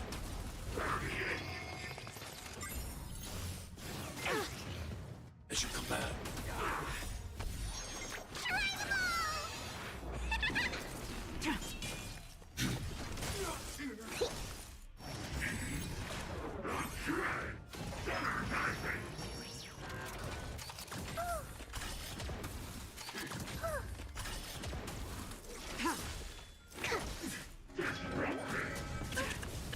Stay back, Clara.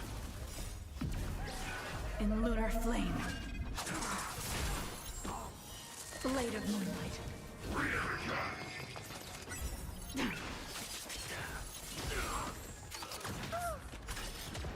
Annihilate. Help me, Mr. Storm. As you come back. Here, try this.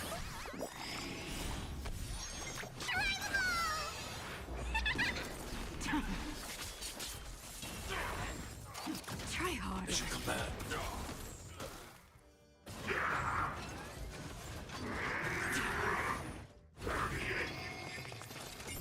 Eliminating threat. In lunar flame. Blade of moonlight.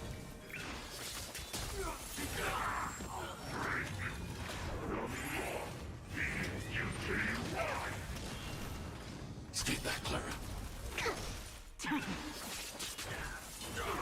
Hide. Help me, Mr. Storm. As you come back.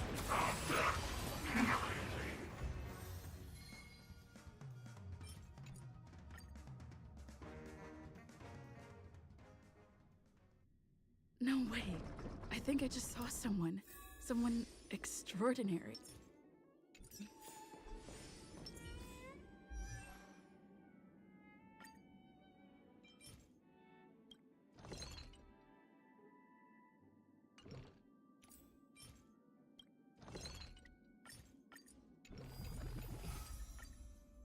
Only consistent practice can ensure optimum performance.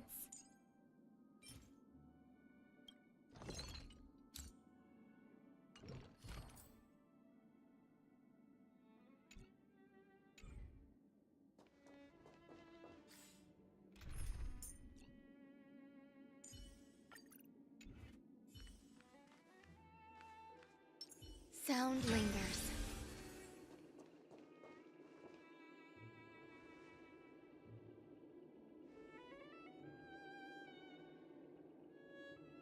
Are you a Knight of Beauty?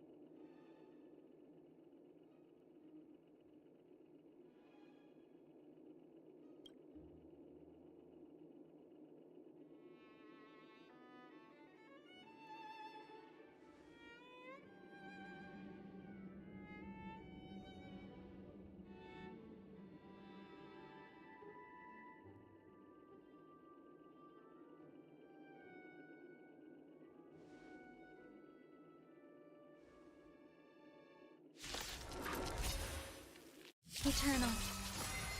Behold, this symbol of pure. Every petal and all will be swept away by the wind. Soon to be departed.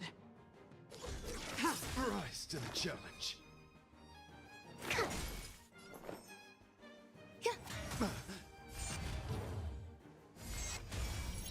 not afraid of you. Annihilate. You are fighting a gentleman. Put forth all your might.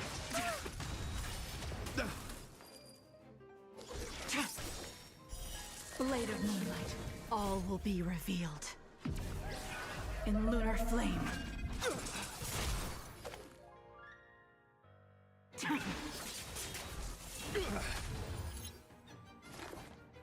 Deep breath. So this is the warmth of life. So this is the warmth of life. Blade fodder.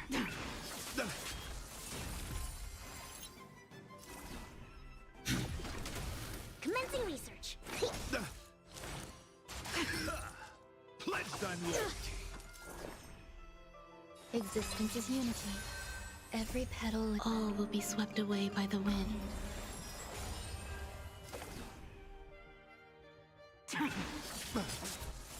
Bear witness.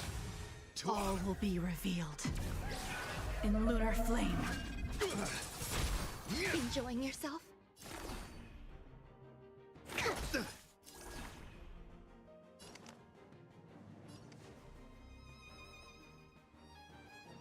Eliminating front. The flesh wound. I want to protect everyone too. Help me, Mr. Sora.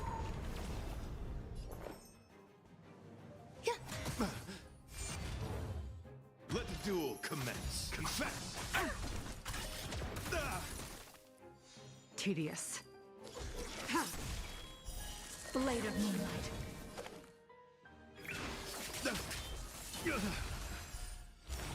Behold, this symbol of pure... You're fighting a gentleman.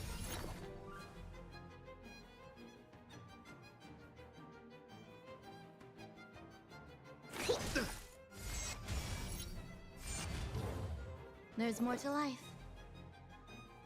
Christ, pledge thine loyalty. Put forth all your might. Are you all right? I'm okay. To travel far. So this is the warmth of life. Annihilate. The flesh wound. the flesh wound. Deep breath. Try harder. Stay back, Clara. Stay back, Clara. All will be revealed. In lunar flame. Let the duel commence. Put forth all your might. Stay back, Clara. I want to protect everyone too. Help me, Mr. Sora.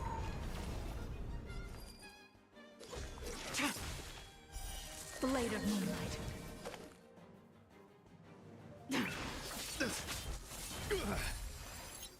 Specimen sighted. Here, try this. To travel far.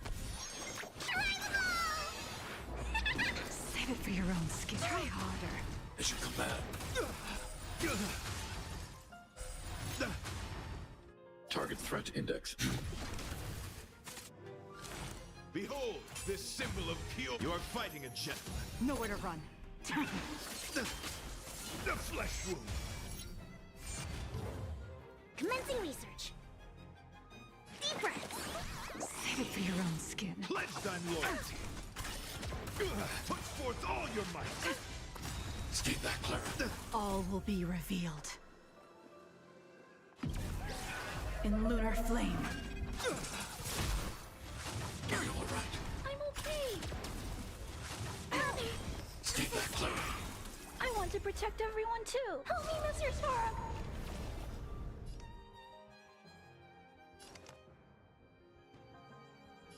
Eliminating threat. Stand down.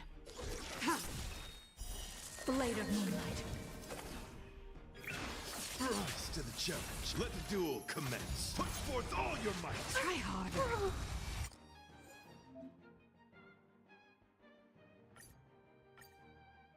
Existence is unity. Bear witness to Every petal in life's garden. All will be swept away by the wind. Yeah. Soon to be departed. Specimen sighted.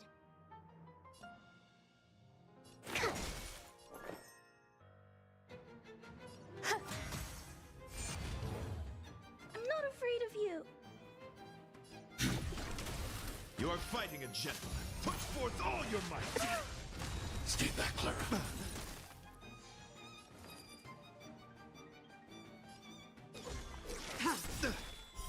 Blade of moonlight.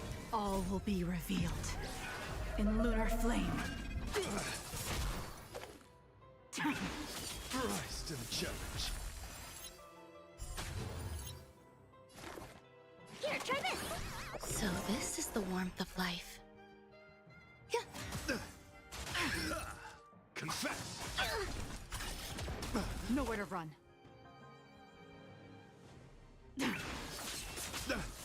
Target threat index lowered. Hide. I want to protect everyone too. Help me, Mr. Sora. To travel far. Thanks. I'll never forget you. Some value, I suppose. Eternal. Ready for death.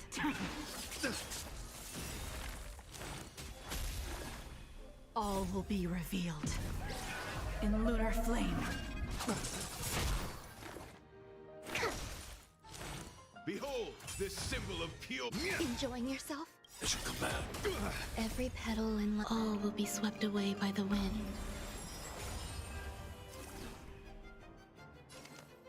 Annihilate. The flesh wound.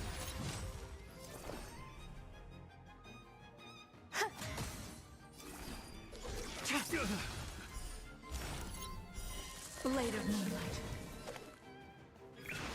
Rise to the challenge. Bear witness. You are fighting a gentleman. Commencing research.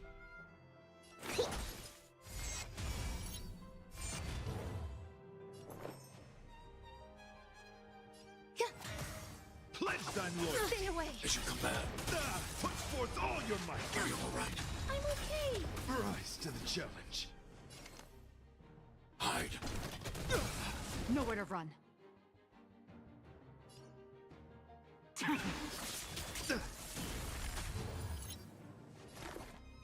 Deep breath. So this is the warmth of life. So this is the warmth. Stay back, Clara. Stay back, Clara. I want to protect everyone too. Help me, Mr. Sora. Let the duel commence. Put forth all your might. As you command. Rise to the challenge. All will be revealed. In lunar flame. Grace and elegance. Existence is unity. Every petal and all will be swept away by the wind. Tedious. Blade of moonlight. I need to be brave. Annihilate. Rise to the challenge. There's more to life. Rise to the Nowhere to challenge. run. Bear witness. You are fighting a gentleman. I'm not afraid of you. Hide. Confess. Put forth all your might. Stay back, Clara.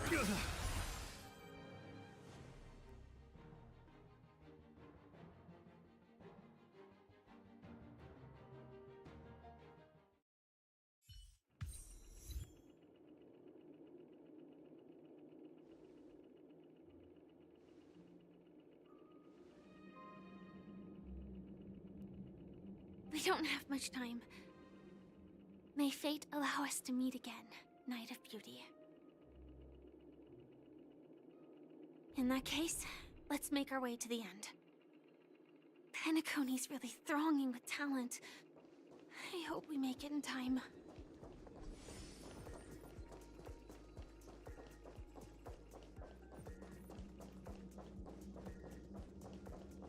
Yeah.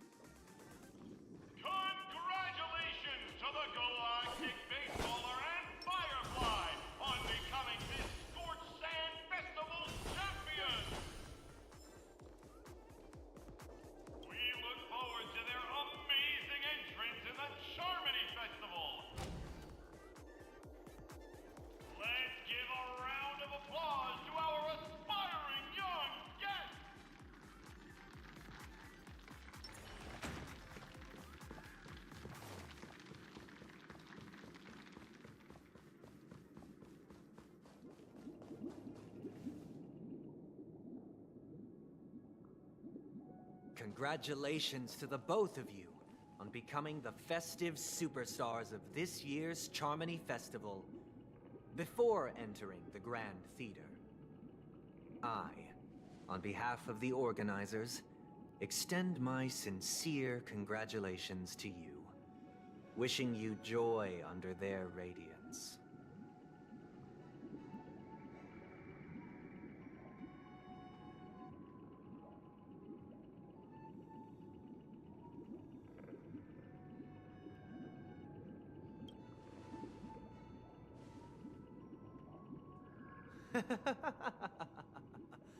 Your endeavors are worthy of extra recognition, and I've taken steps to ensure that.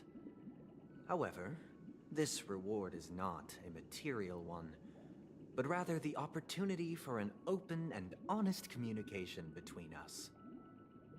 As previously promised, my sister, Mr. Yang, and I have met with the Dream Master. We delved into the truth about Penacony and its Stellaron, and have come to a consensus.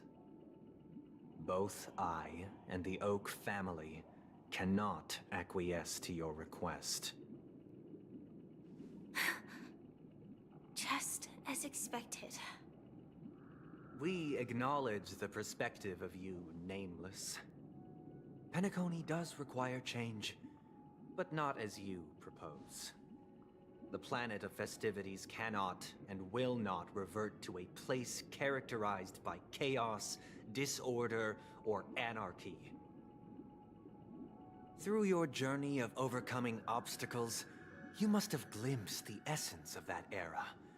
The vulnerable ruthlessly eliminated, equality non-existent, common folk living precarious lives, eking out a dreary existence.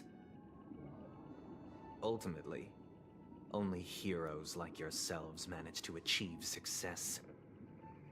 But I would dare ask, if you did not possess the special status of having a Stellaron, and you were but an anonymous and frail member among the masses, which Penacony would you prefer? A dystopia for the survival of the fittest, or a sweet dream paradise for all?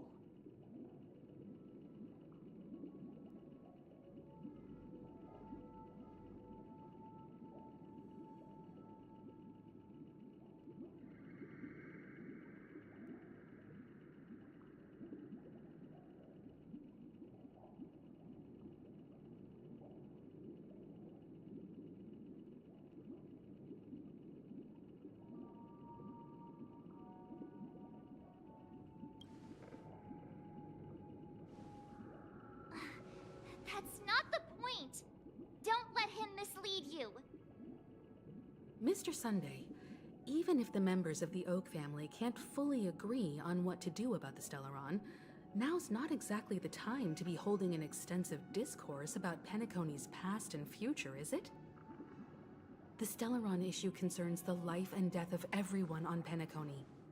If anyone has a better suggestion, the crew is more than willing to listen. Also, it'd be best to tell us the ins and outs of that meeting. This way, we'll at least know what Welt and Ms. Robin are dealing with, and the reason why they failed to make our appointment. Ah, Navigator. That is precisely my intention. With all present, let's begin by discussing the details of that meeting. Let's talk about our tribulations and choices, our ideals and beliefs, and our final course of action. The only path to take.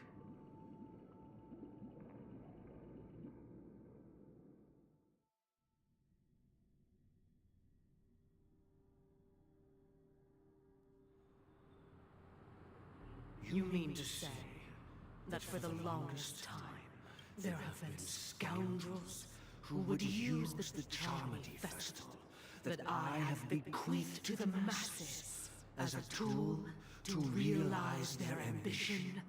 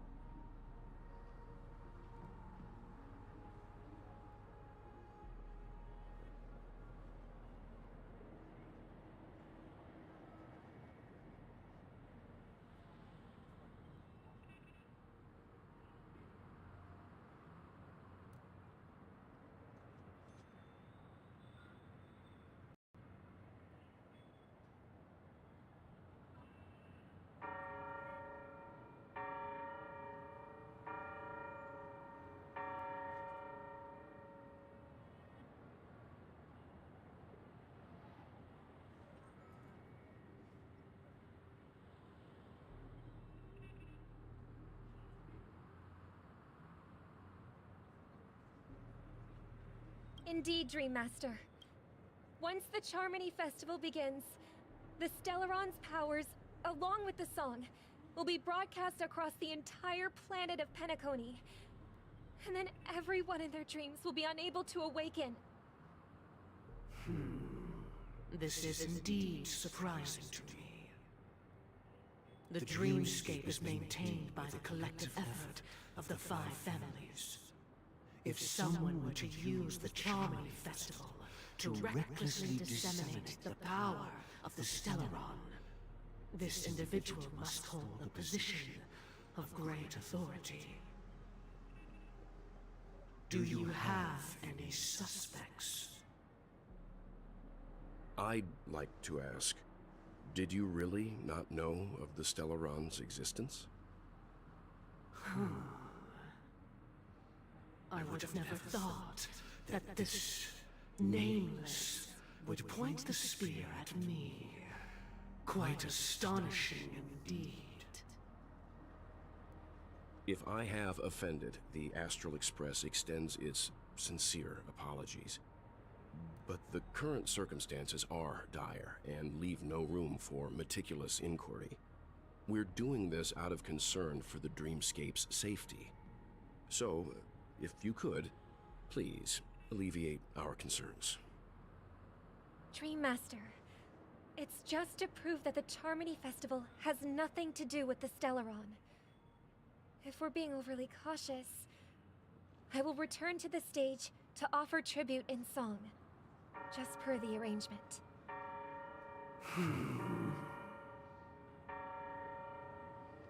Sunday, Robin. I've watched you two grow up, and know your dispositions like the back of my hand. Both of you, right now, can surely be lauded as their most devout advocates. I already know your resolve. The magnitude of this matter is enormous, and cannot be taken lightly. Since Mr. Yang has asked with such earnestness, I will personally respond in kind. If there is a need, the entire Oak family will be mobilized to heed your call.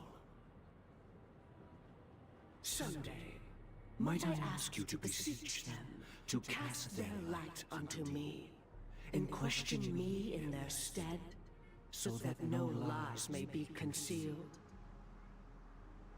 I will do as you command. Robin, could I entrust you to be present as a witness, to document the truth, and to proclaim my innocence, so that all slander may be utterly dispelled? I will do as you command. May thy will be carried out on earth, just as it is in the heavens. Oh, triple-faced soul, please sear his tongue and palms with a hot iron, so that he will not be able to fabricate lies and make false vows. Let us begin. There is nothing else to prepare. Understood. Question. Have you devoted your life to your god, never worshipping other gods? Naturally. Do you love your god as you do yourself, always heeding their admonishments? Naturally. Have you strayed from the path expected by your god, betraying their name? Never. Have you ever been inordinate with your asks of your god, coveting more than the foundation of the creation itself? Never. Then, a final question. Do you swear to fulfill all vows, past, present, and future? With the Eon as my witness, If I do not deliver on my words, or if I renege on my vows, may I be cursed in accordance with divine law. They have seen your faith, and have endorsed your faith. With this, it can be evidenced... Just a moment. What is it, Mr. Yang? I have another question I hope to have answered. To my understanding, the family's harmony and prosperity have never relied on so-called divine laws. The god you both mentioned, are they truly Shipe? Mr. Yang should know that those belonging to the family toil together as if they were kin, embracing solidarity and unity under their light. All duplicity is laid bare before the harmony. Such a delicate and complex symphony. Which other god could perfectly harmonize this, if not for the great one, Shipe? Perfectly harmonize. Therein lies the problem. It isn't an outsider lurking in the shadows who changed the harmony, but a dissonance that has surreptitiously emerged from within this very symphony itself. In the distant past, there existed an Eon. With one flick of the wrist, they crafted the laws of the cosmos. Their followers formed the Beyond the Sky Choir, spreading solemn and reverent hymns throughout the universe. Later, they fell. The route traversed by this Eon clashed with the harmony, ultimately being absorbed and fused into it. The chorus that once reverberated across worlds fell silent, and when it echoed anew, it was transformed into the hymn of harmony. Though an Eon may perish, paths with no masters still linger. In the all-forgiving harmony, echoes of bygone dissonance may subtly arise. Mr. Yang, being overly astute can be a detriment, especially when you find yourself alone and without allies. So this is how it is. For the sake of our grand cause, Sunday, please afford these two an opportunity to rest. What?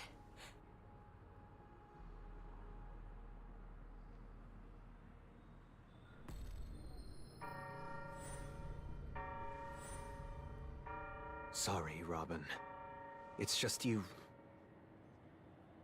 I did not wish for you to know this. It's a pity that things have turned out this way.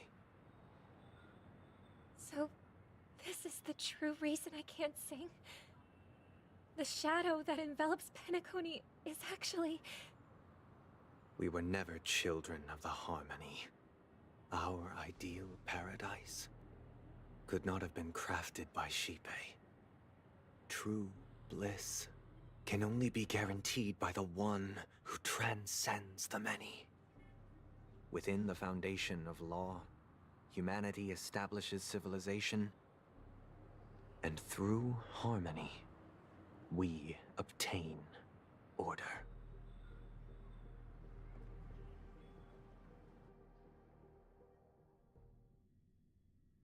Unbelievable. To think that there would be remnants of the Order on Penacony. What have you done with Mr. Yang and Miss Robin?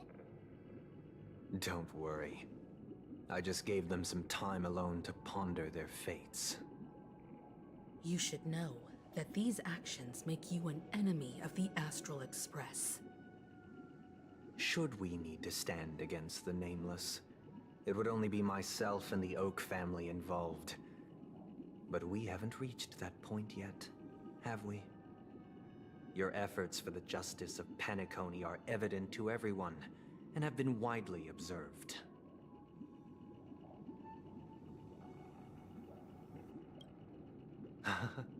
Patience is a virtue.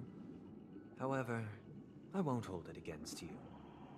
On the contrary, I'm here to make my intentions clear. If it is the Order that drove you to imprison Welt and Robin, and you're using them to coerce our compliance, then there'll be no point in entertaining any type of discussion. You're mistaken, Miss Himiko.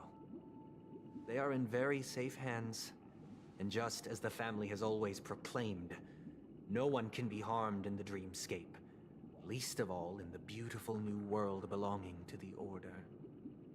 Penacony and the entire universe have witnessed far too much innocent bloodshed. The strong wield their blades against the weak, and the victors push the vanquished to the brink of life.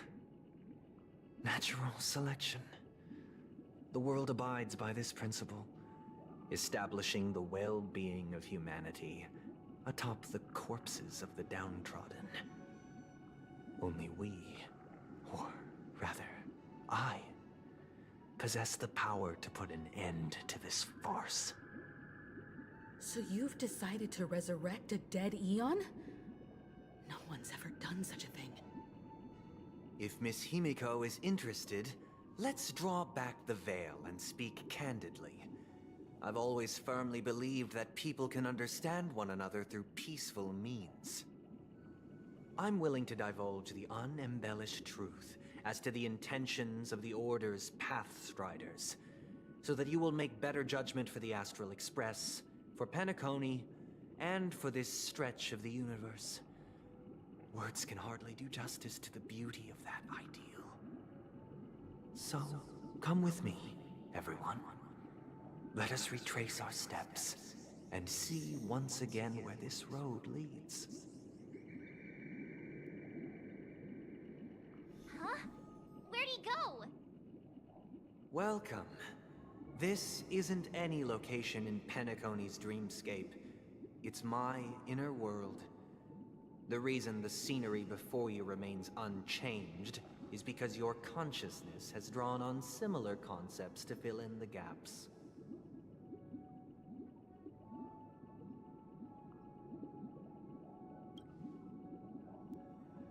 That means...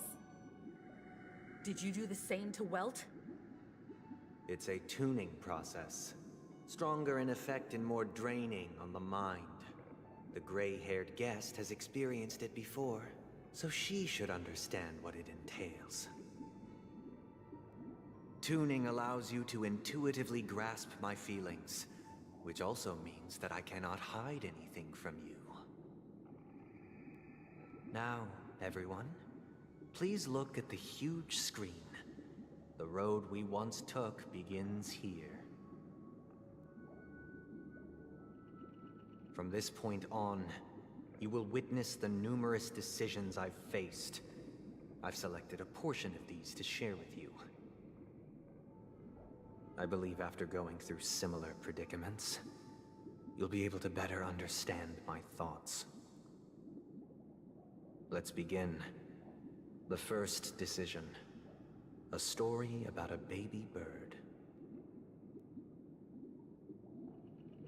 This story happened when Robin and I were very young. We were victims of the Stellaron disaster, and the family's Mr. Gopher Wood, who would later become the Dream Master of Penacony, saw that we siblings had no one to turn to and took us in. Later on, Robin and I lived a time with nary a care in the world. One day, after dinner, while my younger sister and I were lounging about in Mr. Gopher Wood's yard, we spotted a fledgling Charmony dove all on its own. That baby bird was tiny. It didn't even have all of its feathers, and it couldn't sing. When we found it, it was already on its last breath, having fallen into a shrub, probably abandoned by its parents.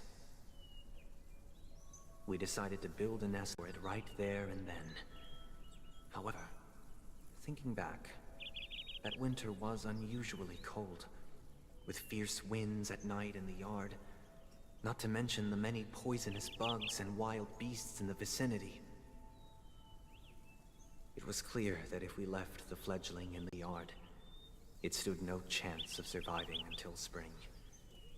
So, I suggested we take it inside, place it on the shelf by the window, and asked the adults to fashion a cage for it. We decided that when it regained its strength enough to spread its wings, we would release it back into the wild. The tragic part, something that we'd never considered, was that this bird's fate had already been determined long before this moment. Its destiny was determined by our momentary whim.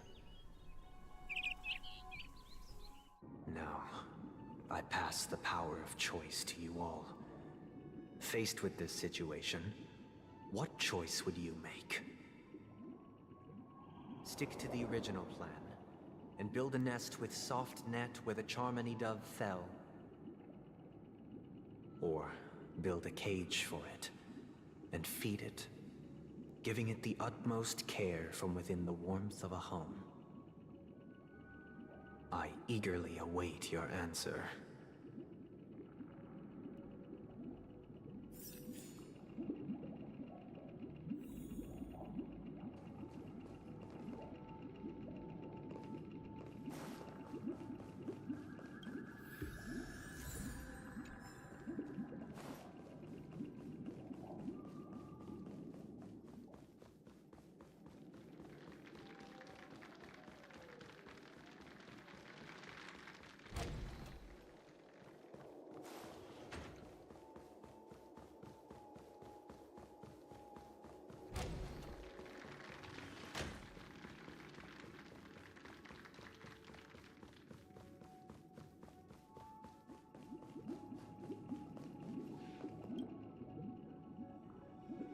That guy just casually throws this kind of question at us? What exactly is his deal? But fine, I'll answer, I guess. If it were me, I guess I'd choose to build a cage for the little Charmony dove. After all, leaving it there, it's bound to get hurt by wild animals or something. And that'd just be too sad.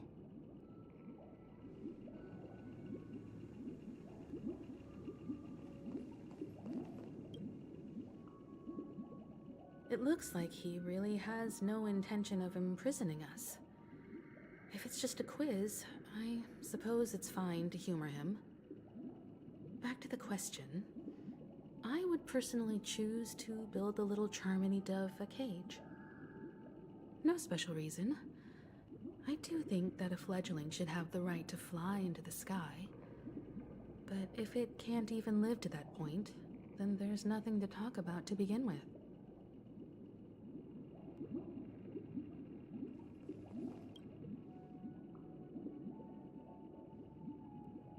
I can't decipher his intentions right now, but based solely on that question, I would probably choose to build that dove a cage. Even if I was gonna release it back into the sky, it'd have to be strong enough to fly first. If I left it where I found it, I fear it'd never get the chance to fly ever again.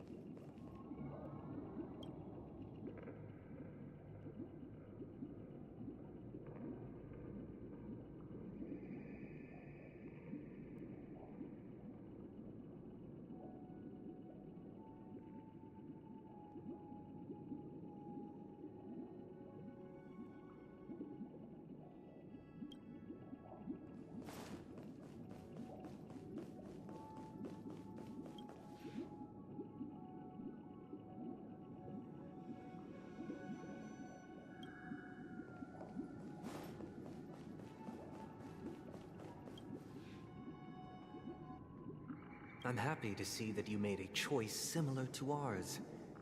If your mind is made up, let me reveal the outcome of this choice. We passionately nursed it back to health, preparing only the best food for it every day. We even preened its feathers. Later, on the day that Robin left Penacony, we opened the cage door and let it fly back into the sky.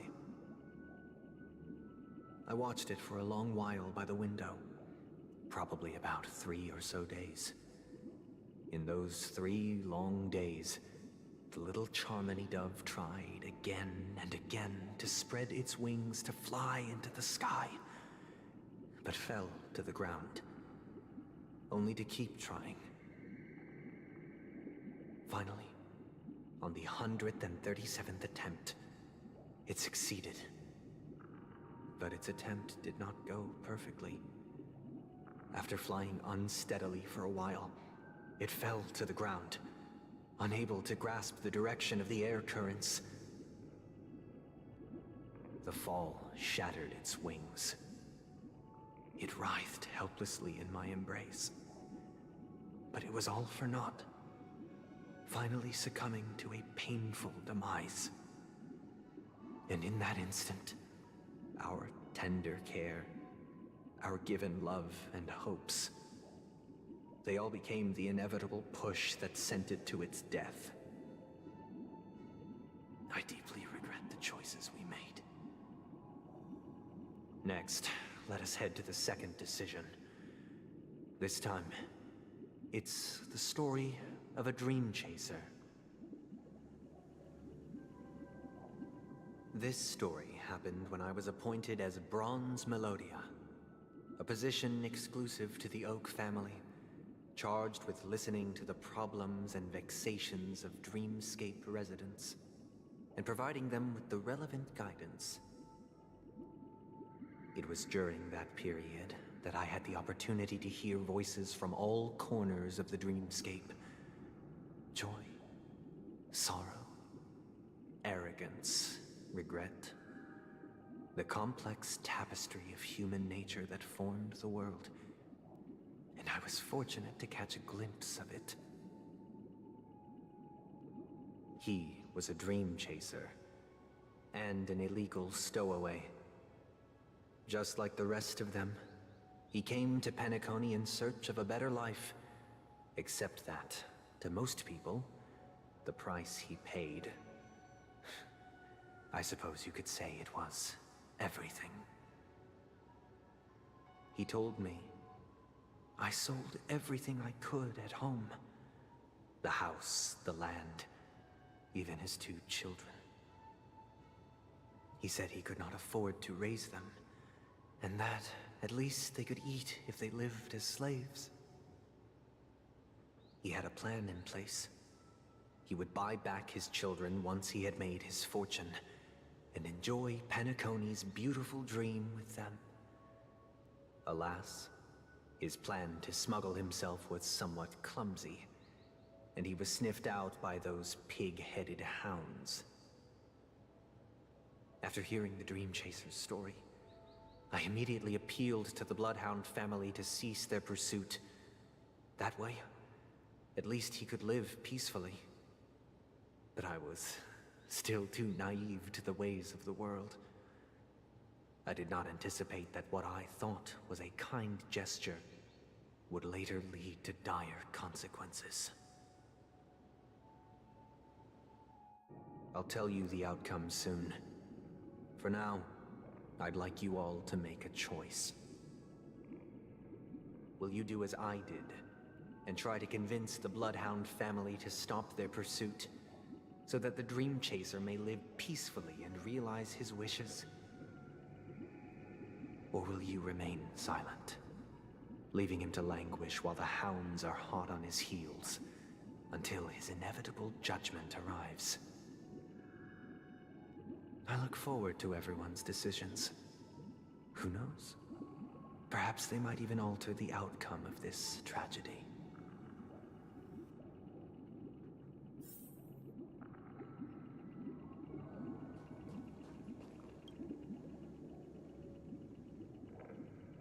Dream Chaser story. If I acted out of kindness, I would probably ask the Bloodhounds to stop their pursuit and lend him a hand. But what cruel repercussion would this choice result in? I think Sunday must have been deeply impressed by the limitations of the strong defending the weak through this incident.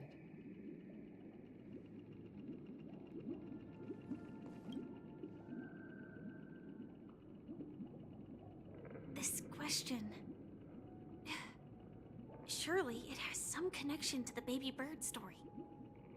And this connection is precisely the breakthrough Sunday aims to use to persuade us. I'd probably choose to ask the Bloodhounds to cease their pursuit.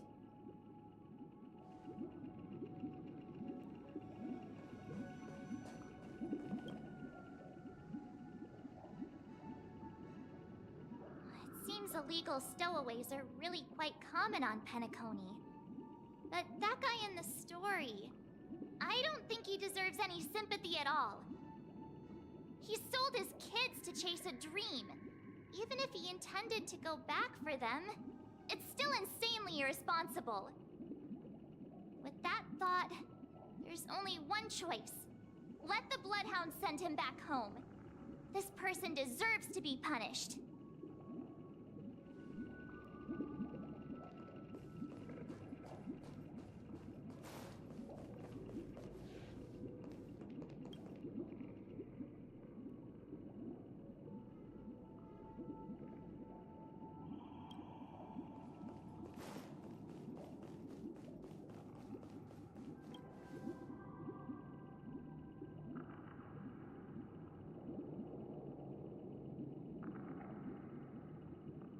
It seems you, like me, are pondering whether a different choice could have led to a better outcome.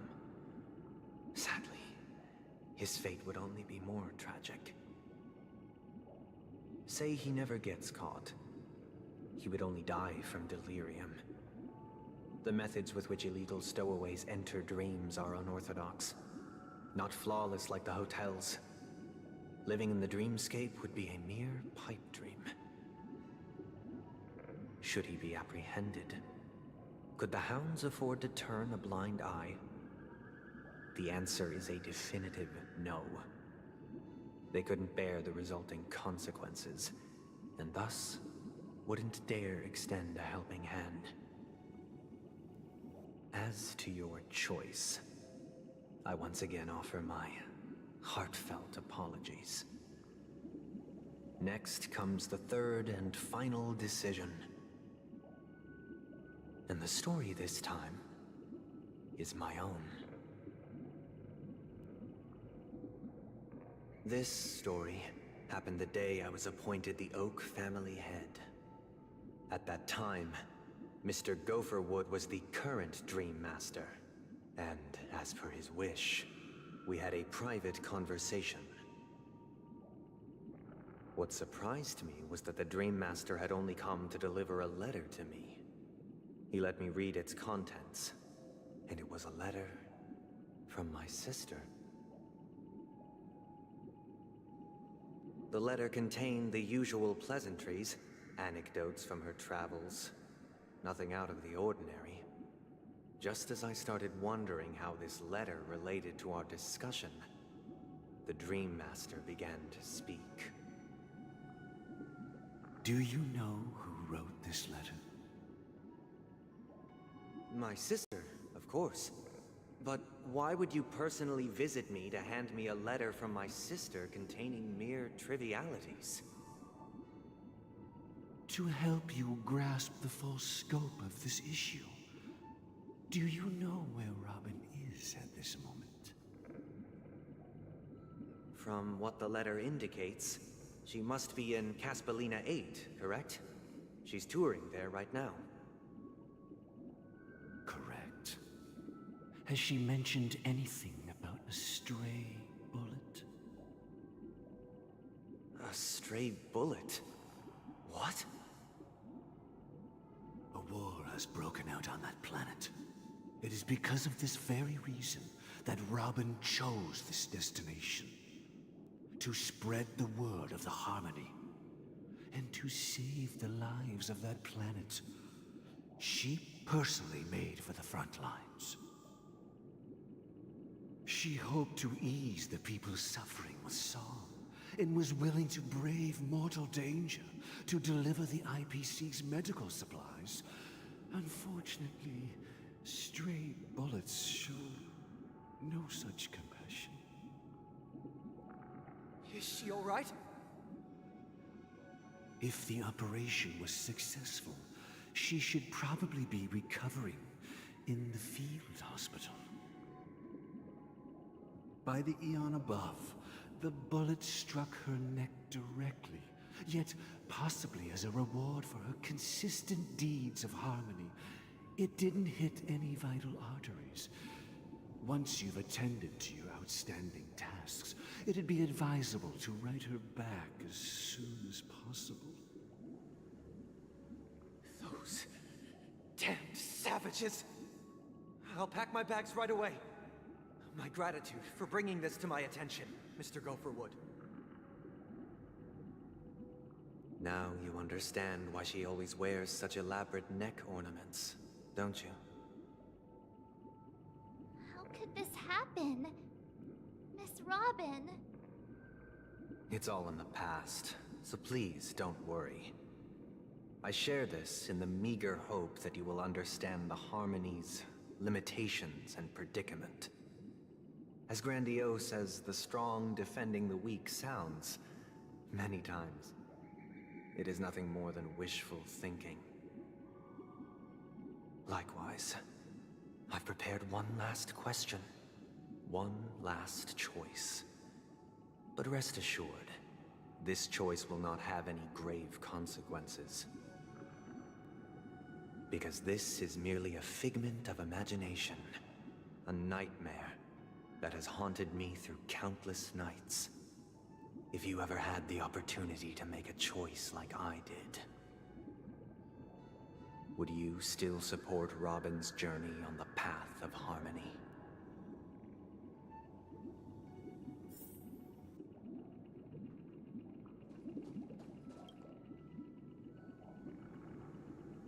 I often feel like I've dreamt of similar scenes on certain nights.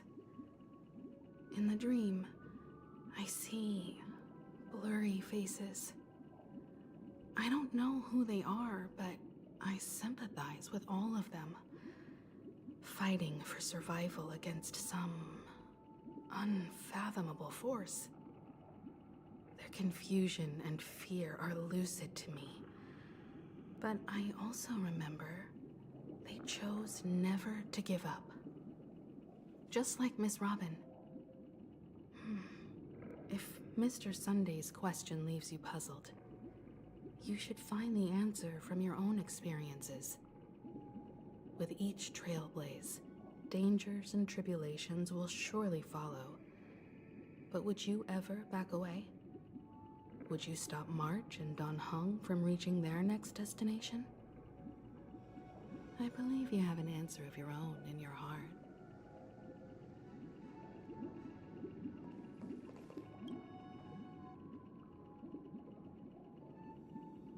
Miss Robin's courage is admirable.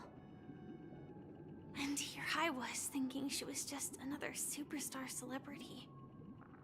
But the fact that she's also Mr. Sunday's younger sister? No, I doubt he'd wish harm on his own flesh and blood, no matter how grand the ambition.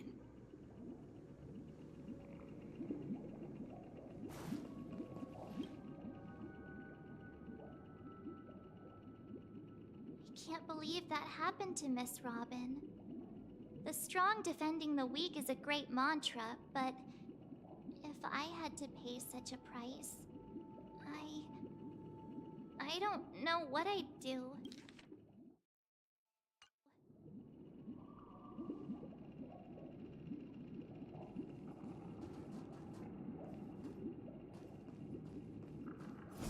Yeah. Yeah.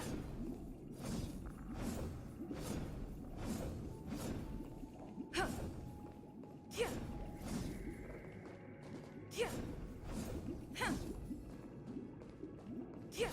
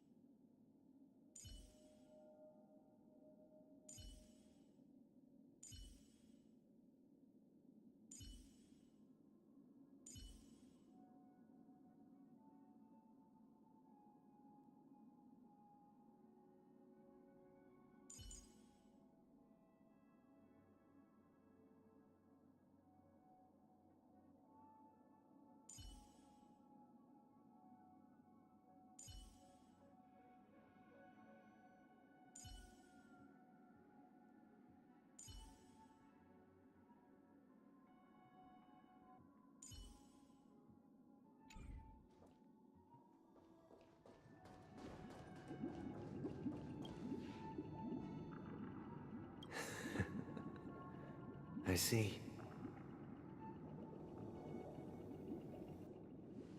I am now aware of everyone's stances. Raising these questions merely serves to illustrate one point. The plight of Penacony cannot be salvaged by the Harmony. The true foundation for a sweet dream paradise can only be established through the Order, where the strong govern the weak.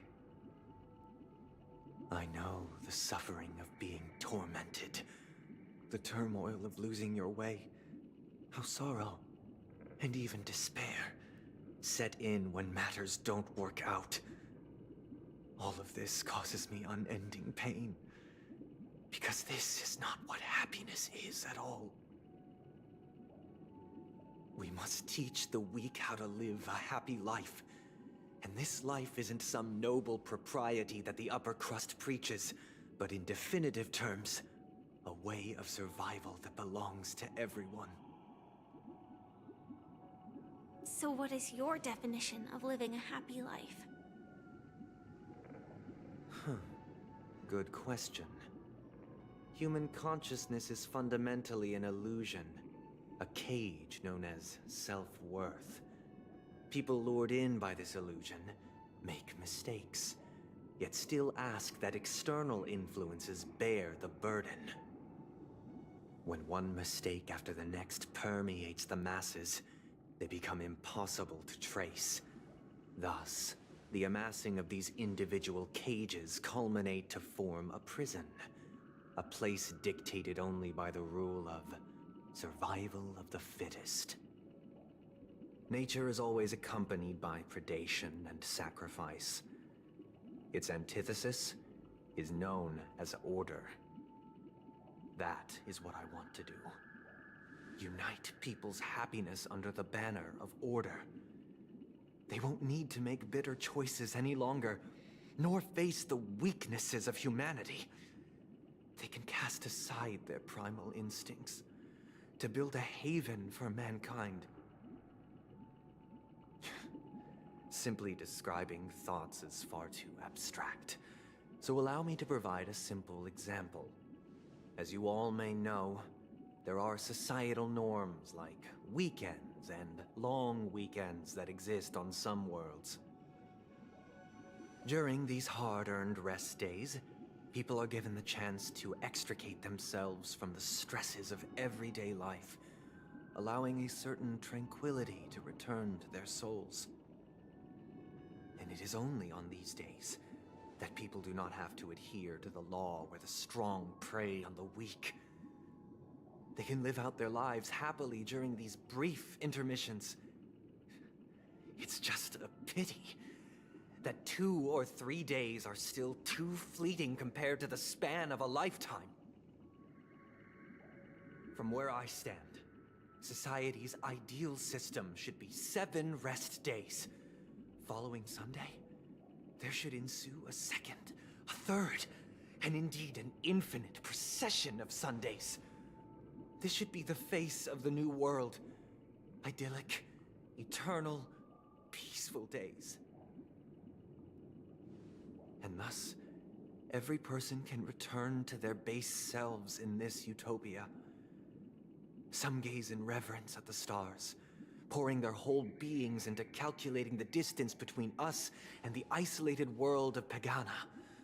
Meanwhile, some seek refuge in quiet corners, holding one another, unencumbered by the chains of unwelcome obligations.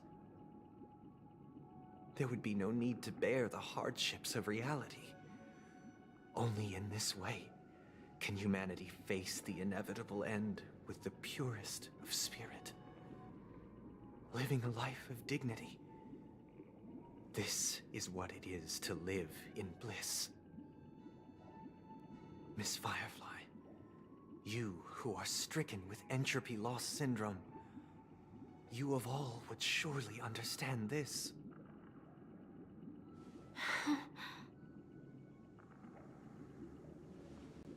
It sounds like a flawless theory.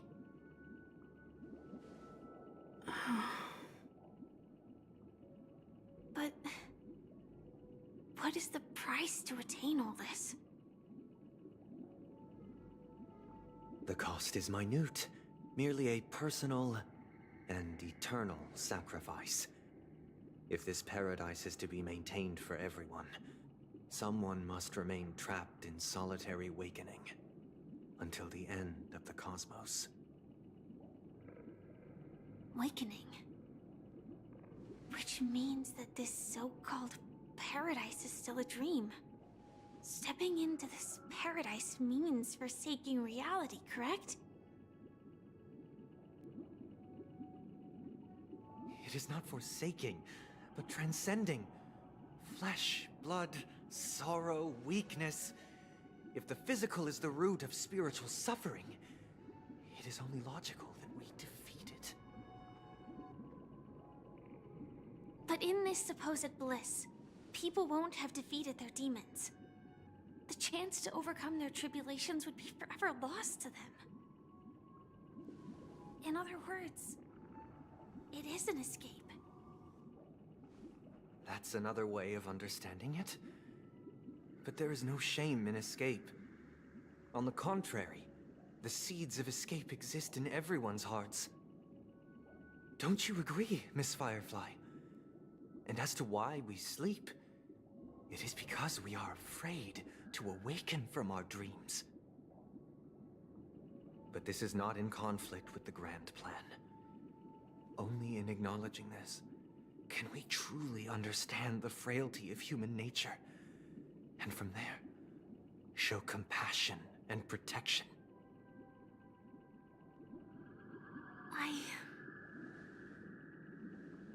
I admit that you are a born leader. Your perspective on humanity brims with pessimism. Yet you express compassion for all, even when your heart pities them. But unlike you, I live for the self. From my perspective, individuals making choices for themselves is their birthright. The want to escape may be innate in the weak. But whether they are weak or not, it is not up to another to decide.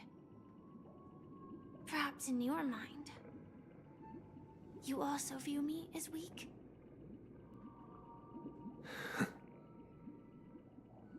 Because I don't think so. Since Miss Firefly has said her piece, the Astral Express will also naturally give you our answer. We'll leave it to you. Just as Mr. McHale instructed before. Tell him our choice.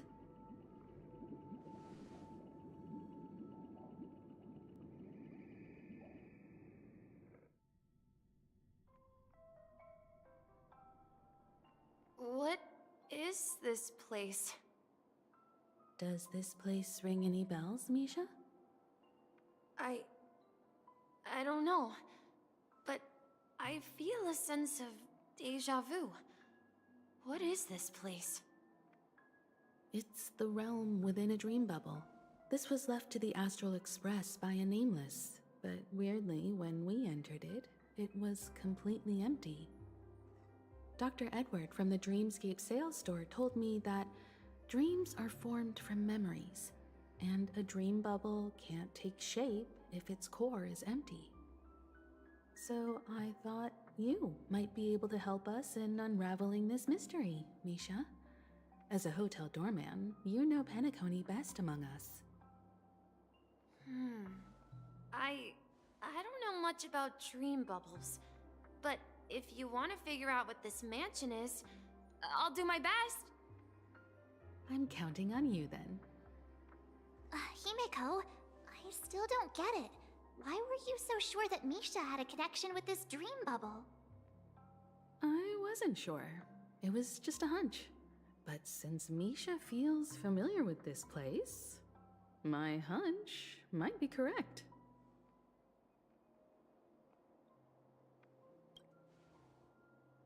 Exactly.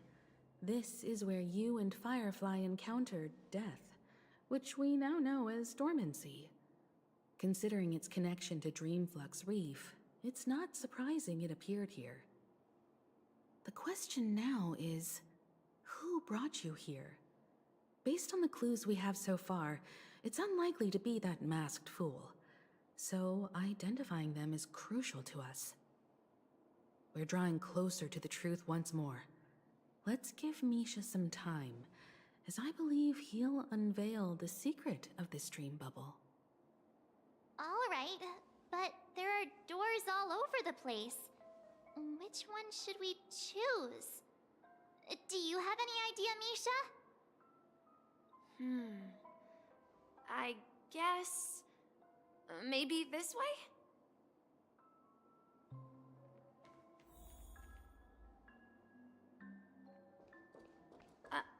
I'm not entirely sure, but... let's give it a try.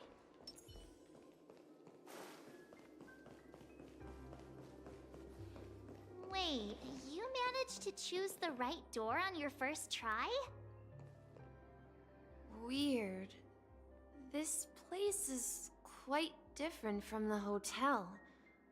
But I feel like I've been here before, and even lived here for a while. If I remember correctly, there should be a fireplace down that hallway. Clocky and I used to sit by the fire, listening to the crackling of firewood. And the room on the other side was the toy room. I loved spreading out all the toys from the box on the floor and making up stories for each of them. Hold on. This doesn't make sense. Didn't I grow up in Dreamflux Reef? So, what is this place? This could be a case of amnesia. But don't worry, Misha. It's common for everyone to forget certain aspects of the past. Those memories haven't vanished. They're just lying in the depths of your mind. We can surely get them back. Since this place seems familiar to you, why don't we explore a few more rooms and see if you can recall anything more? Yeah, then let's check out the rooms I just mentioned.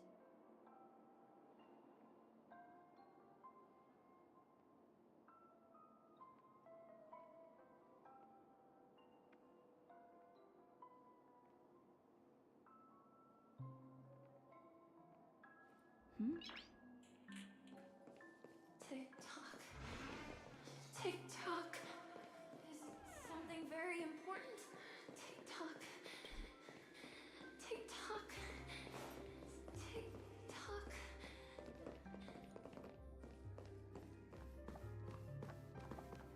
Mikhail, that's the name. Now we all know him as the Watchmaker. So, who is he talking to? Do you know anything about it, Misha? I'm sorry. I don't know much about the Watchmaker. But, Mikhail... Anything special about that name? Mikhail is Grandpa's name. Grandpa? Do you mean you're the Watchmaker's grandson? But we haven't heard anything about the Watchmaker having descendants. And the name Mikhail is not rare. Perhaps it's merely a coincidence. Could you tell us more about your grandpa, Mikhail? Yeah, sure. He was a seafarer who fearlessly ventured into mysterious seas and storms. He was always on the sea and had lots of friends who accompanied him on his travels. He didn't want me to call him Grandpa because that would make him sound old. He believed he was still young. The name Mikhail was given to him by his parents, Mihaly and Elise, both renowned seafarers. Every time he came back, he'd share his logbook with me and tell me about his adventures at sea. I want to become a great adventurer, just like him. It appears that the Seafarer has nothing to do with the Watchmaker. So, perhaps it's just a coincidence? So, where is your grandpa now? He went off on a new journey, and it's been quite a while since I last saw him. So, where has Clocky gone? Did he leave to protect Dreamville? Mikhail?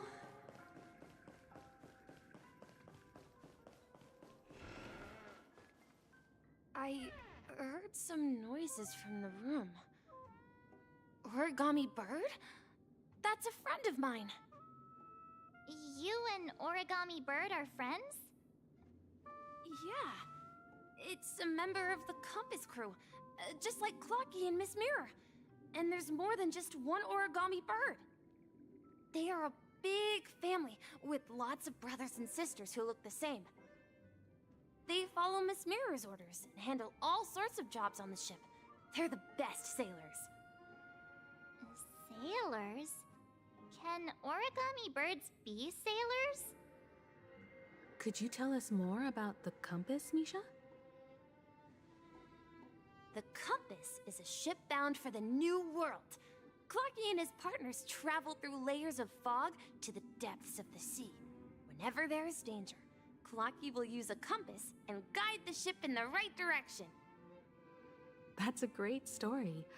But in the Penacony cartoon, Clocky and his partners have always lived in Dreamville and never ventured out, right? Huh? Oh, that does seem to be the case. Weird. I clearly remember Clocky arrived in the New World in the end. Perhaps Clocky has a hidden past. I think I hear the sound of water. You once mentioned there's a magnificent fountain up ahead.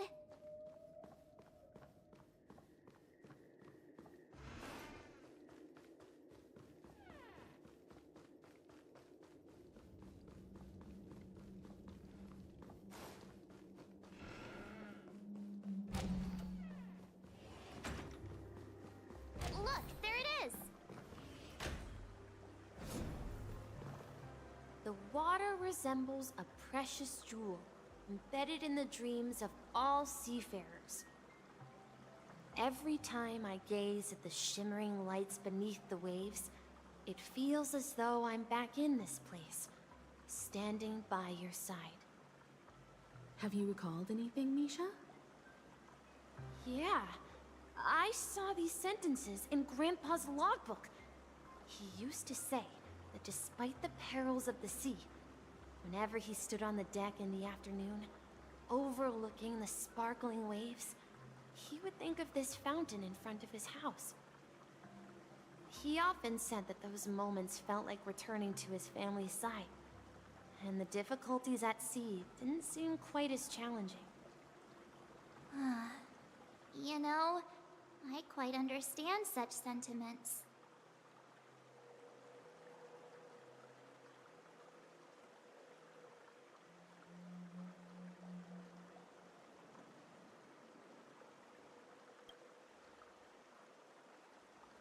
Hey, don't tease! I was just being a bit sentimental. Perhaps every adventurer far from home carries a fountain within their soul.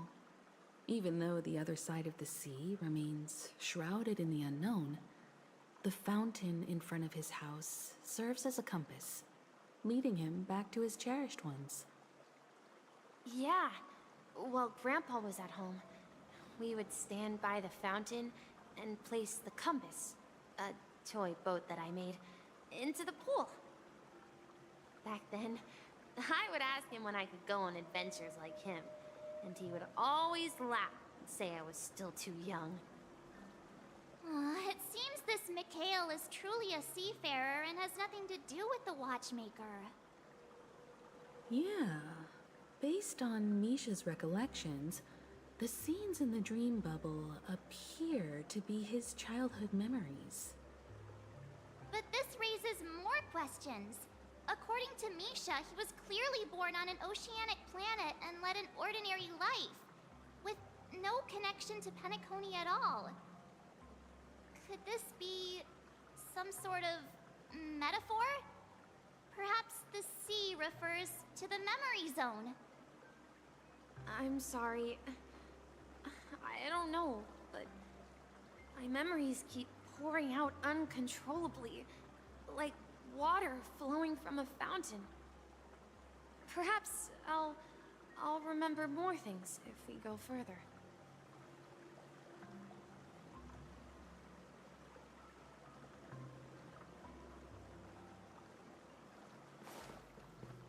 I wish to share your burden.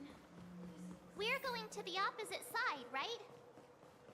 No, we should turn left here.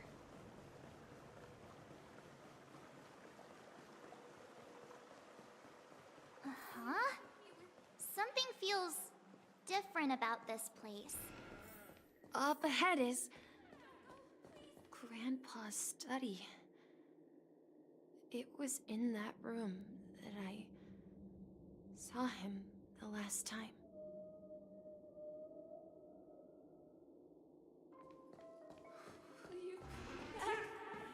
Let's continue sailing! So many times. The atmosphere in this room feels totally different. Misha! You finally come! Clocky! Here! Huh. Yeah. This is the room where we first met each other. Are those books on the bookshelf logbooks left behind by that seafarer? Yeah. Whenever he came back, he placed a logbook on the bookshelf in his room. They contain records of his expeditions to every corner of the world. He described our world as a fountain. At some point, the sea started to gradually swallow up the land where people lived. To ensure that everyone had land to settle on, he had to continue exploring the sea and search for the source of the rising seawater. On that day, he called me to his study, telling me that he was embarking on another journey. However, I could sense the gravity in his expression. It was the same look I had seen on my father's face before his final voyage. I asked him if I could go with him, but he said that my adventure lay elsewhere and told me to stay home and patiently await a certain sound at the door. What sound? He told me about a vast ocean in the sky. An ocean of stars. He spoke of a train that transports children with a desire to venture far away, traversing the sea of stars without ever stopping. He said that he knew the crew on the train, and that he had asked them to take me along. He said the journey I had always dreamed of would start there. A train? Could it be? It's the Astral Express. I remember now. Grandpa's friends are a group of nameless who came to this world to resolve a disaster caused by a star. Then, he gave his pocket watch to me. It was his cherished treasure, appearing in every one of his adventure tales. He explained that difficult times were ahead, but assured me that the watch would guide me. He said, as long as I kept moving forward, I'd eventually reach my desired destination. And then, it was as if I heard the distant sound of a train whistle, echoing throughout the room. Exactly, Misha! And then we followed that whistle, didn't we? Yeah. I think I can still find the way we took back then.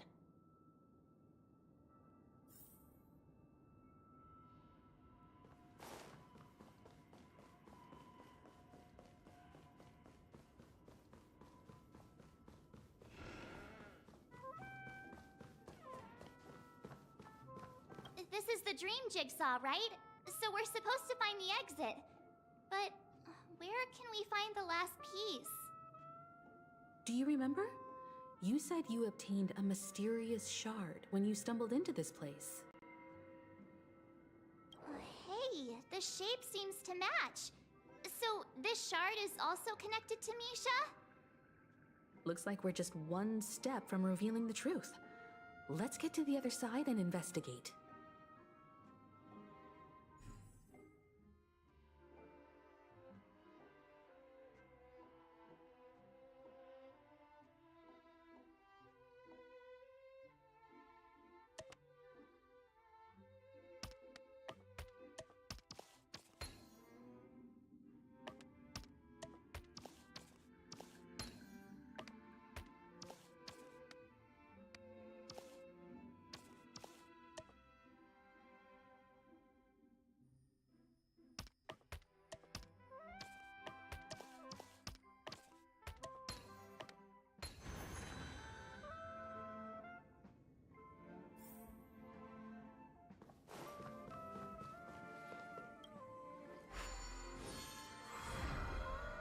This is it.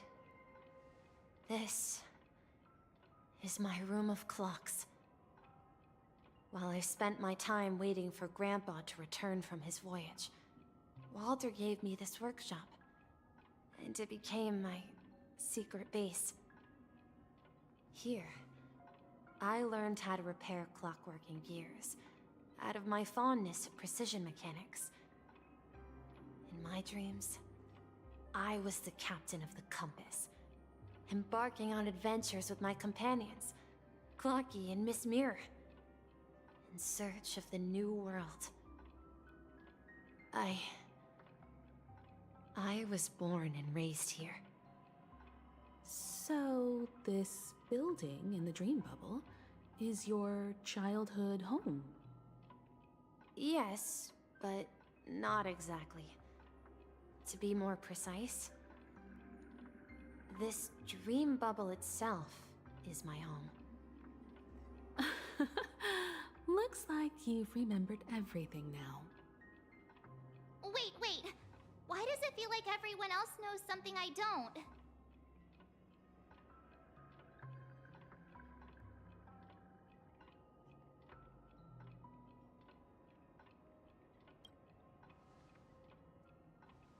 Marge, do you remember when she mentioned the Clocky that only she could see? Yeah, the little guy here, right? But we all saw him in Dreamflux Reef, right? And Mr. Yang even greeted him. Looks like everyone on the Astral Express has a childlike spirit. The answer lies in the Astral Express. Her experience shows that neither Firefly nor Acheron can see this Clocky. And when we were in Dreamflux Reef, you may have noticed that for some reason, nobody outside of the crew had ever talked with Clocky.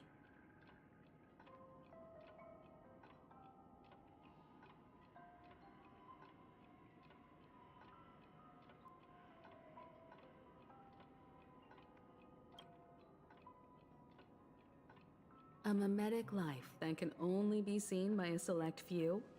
It's just like a hidden message, left by someone for the nameless. But Misha can see Clocky too, right? They even grew up together. But Misha hasn't started the way of the Trailblaze yet. That's the key to the mystery, March. Now take a moment to recall. Have you ever seen anyone outside of the crew interact with Misha? Wait. No way! That's the answer, March 7th. This dream bubble is the place where I was born. And I'm a dweller in this dream. Just like a Memory Zone meme. I should have stayed here and waited for you. But when reality and memories merged, I unconsciously pushed open that door and left the bubble with Clocky. So it's not that the Watchmaker's dream bubble is empty, but Rather, the stuff inside ran away? And the whistle you heard was the sound of the express arriving at Penacony? That's one way to see it, but I believe there's a longer story behind all this. It's best for Misha himself to explain all the details. How about we start with your name? Now, should we call you Misha, or...? Thank you all for helping me rediscover my true self. Now, please allow me to reintroduce myself. I was born on Lushaka, in the Presmere system, adopted by seafarers Mikhail and Char. They gave me a treasure, a name that carried their hopes. Mikhail Char Legwork, or simply, Misha. If you prefer, you can call me by a more familiar name, the Watchmaker. So, you're the Watchmaker himself? Unfortunately, that legendary figure is no more. I am only a reflection of his life. As for the child who has been with you, he's the innocent protagonist of Misha's childhood dream. A friend of Clocky, a young apprentice, and a future mechanic on the Express. And this also marks the beginning of his journey, devoted to the Trailblaze. At the end of the journey, I left this little flame, which I so cherished, in my deepest dreams, hoping to pass it on to the nameless of future generations. However, he somehow left the dream bubble and forgot all about his task. I apologize for all the confusion this caused. Because he was born with a desire to trailblaze, wasn't he? I don't think Misha has forgotten his role as a guide. He remembered it, and that's why he mistakenly appeared as a hotel doorman in her dream from the very beginning. The one who brought our unconscious friend here must have been Misha. If that's the case, we encountered the Watchmaker's legacy from the beginning, didn't we? Well, I have a sarcastic friend who says I always take big detours and end up back where I started. Perhaps that's what every nameless has to go through. But in the end, you found me. I'm sure you're all wondering what my legacy is. I believe my hound has mentioned the Stellaron and my wealth. If I may apologize, the Stellaron part is real. As for my wealth, however, it's nothing more than a baseless rumor. I left my homeland as a child and embarked on the journey of Trailblaze. I traveled to various planets until finally reaching Esdana, where my friends and I built the original Penacony and fought for its future ever since. I've been moving forward all my life, doing what I could to overcome the obstacles in my path. But ultimately, my journey reached its end, and I left behind no possessions worth entrusting. So, if you ask what's left within this worn-out train engine that can be called a legacy, I suppose it's the things that are still burning in the engine's furnace. Now that you're well aware of the current situation of Penacony, I certainly hope that you'll help me get this world back on track. But I'll leave that decision to you, for the path of Trailblaze is never paved by others. All I have for you is a story and two gifts. I want to give you my pocket watch. It has accompanied me throughout my long journey, guiding that naive child forward, and has been blessed with the presence of so many great people up to this day. And my hat, too. The one who navigated for me placed it on my head and planted a fanciful thought in my mind. The trailblazing expedition will never end. Now, it's time for you to make your choice. Once you've made up your mind, open that door and enter the long dream of an old man. I'll be waiting for you at the end of this corridor of time. All right, everyone. Let's make a decision. Although I don't think anyone will have any objections.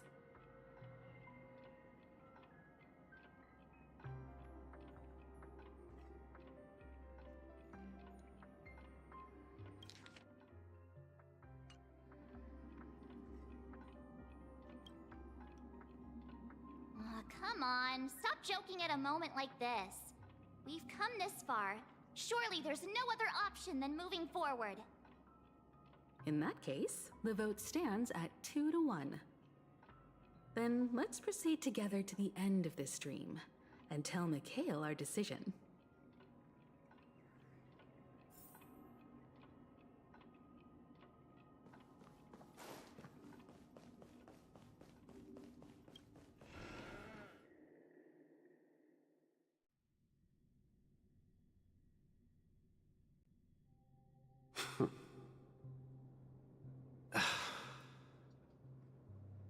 Mikhail, where are you going? Someone has to step up and save Lushaka. So why can't it be me, Misha? Please don't go. And if you must, please take me with you. Don't leave me alone. Even without me, you know how to proceed forward, brave Captain Misha. The compass is waiting for you. Haven't you always wanted to be a better adventurer than me? Now go, board that train, and start your journey. Where are you going, Mikhail? I'm going to clean the floor in the parlor car. I've promised the conductor.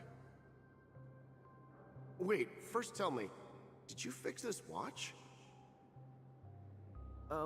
Yeah? I know what it looked like before. Its chain was broken, the back case torn, and the marks on the dial all worn out. How did you manage to fix it? Well, it's hard to explain, but I knew it could be fixed. It's the hands, Mr. Amundsen.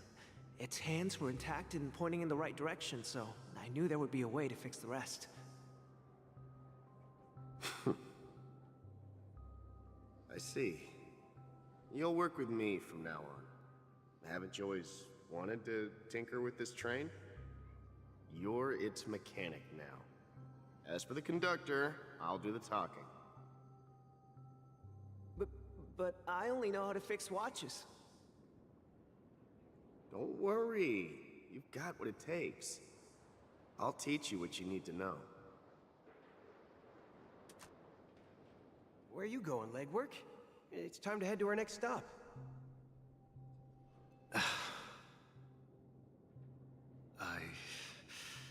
I'm staying in Astana with Rosalina and Tiernan. I see. This place reminds you of home.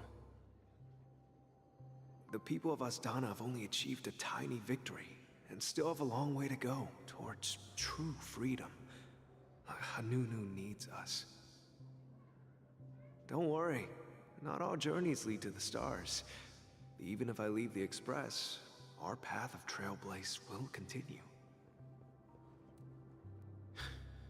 Yeah. I knew you wouldn't stay on the Express forever. Leave in peace, my friend. And, take this with you. This is Mr. Amundsen's hat. But why? When he departed, he said he would leave it to his best student. Well, I suppose the time has come. Farewell, legwork. Take care of Tiernan and Rosalina. And don't forget to write to us.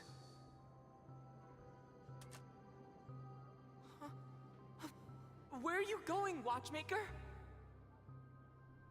Don't worry, Micah. Just going on a little trip. Someone has to be at the forefront of the interstellar frontier, and I'm the only former Nameless in Penacony. So why can't it be me? Because you're all we have! Have you forgotten about Tiernan? The cosmos is way more dangerous now. What will happen to Penacony if we lose you too? But what will happen to Penacony if we don't find a way out? Ah, Tiernan. How could I ever forget him? I've spent countless sleepless nights asking myself why I didn't go with him back then. We Nameless won't stop. Don't worry, Micah. It's just a matter of getting back to my old profession. Just wait for me to come back. But if, and it's a big if I don't come back in one piece, then you'll become the next Watchmaker. Where are you going, old man? Oh, you're here. Answer my question. What are you up to? Relax, Gallagher. I just came up with a great idea. Wanna hear it? Oh, come on. Aren't all your ideas just ways to get yourself killed? I may be blunt here, but you're the last remaining hero in Penacony. If you die too, the secret of the Stellaron will go to the grave with you. Yes, I'm afraid there's no way out in Penacony, so I'll have to consider alternatives beyond Asdana. We'll organize a festival using the Watchmaker's legacy as a facade, and send invitations to the entire cosmos to gather people here. So, a desperate struggle against the family? Desperate? Don't we have you here, my friend? This task is challenging, but what hasn't been challenging for us along the way? Well, whatever you do, remember, make sure to send an invitation to the Astral Express. Misha! Where are you going? Oh, it's you, Clocky. Take me to Dreamflux Reef. Last night, I had a long dream about the day we met. I want to write down that dream. Write it down? Why? Oh, so I won't forget it. Do you remember how you got your name, Clocky? Of course! You told me that when you were a kid, you lived in a room full of clocks. Those wall clocks and pocket watches grew up with you and were your best friends. Yes, but what I didn't mention was there's a funny misunderstanding behind it. I was a kid, and there was always a special pocket watch in my memories. It was with my grandpa, guiding him on his sea voyages and leading the way in his every adventure story. I wanted to have a pocket watch like that too. And that's when you appeared in my dreams. Yeah. Every night, we boarded the compass and set sail together. But you know what? It wasn't until the day my grandpa gave it to me that I realized it wasn't a pocket watch at all. It was a compass. So, your name should have been Compassy. And the watchmaker is just a nameless.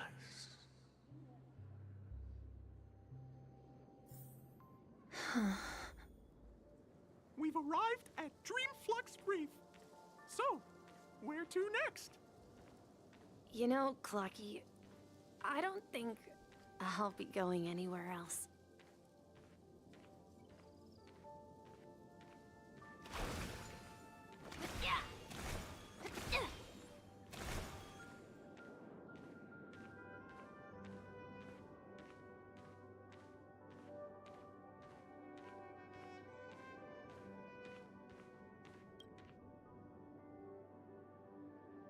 I've traveled far enough, and it's time for a little break. Oh. So, we'll set out again. When you're rested? No, I'll stay here. And then, this is where it ends. This is... where it ends? What do you mean, Misha? You told me that the trailblazing expedition would never end.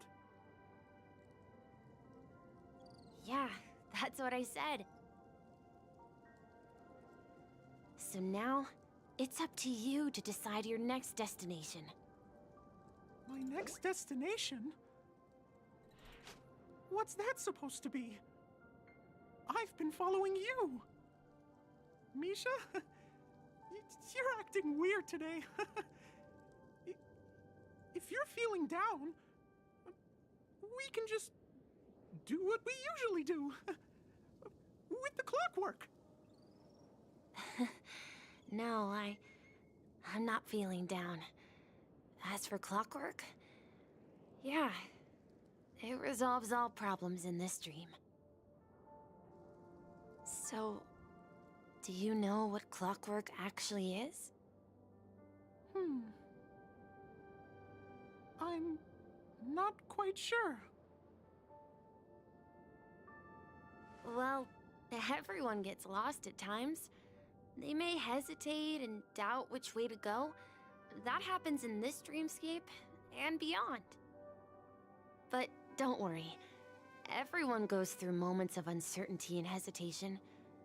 Eventually, they gather the courage to make bold decisions. Whether it's calming, joyful, angry, or sad, all they need is a little nudge to take that step toward where they truly belong. I'm leaving that little nudge with you, and I hope you'll share it with others. Such is the essence of clockwork, the will of the Trailblaze.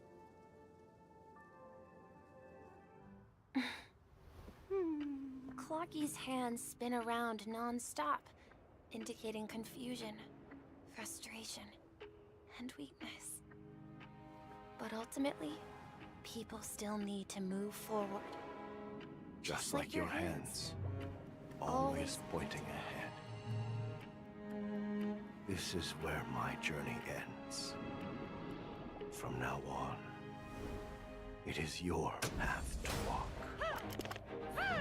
Trailblazing means taking paths your predecessors forswore and venturing even further.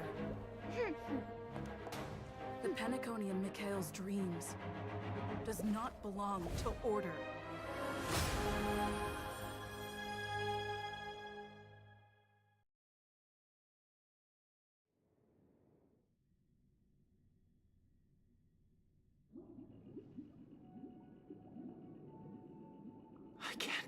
that Eon would cast a glance at Penacony at a time like this. Is it because of the resonance from the legacy of the Trailblaze? Or perhaps the bond between you is so strong that it even impresses an Eon? Well, there might be another possibility. Perhaps they want to witness, on behalf of the fallen Eons, who will hold the future of Penacony. If that's the case, on behalf of the Dream Master of Penacony and the 107,336 members of the Oak family, I'm extending a formal invitation to all of you. I'm cordially inviting you all to the Penacony Grand Theater to participate in the upcoming Charmony Festival.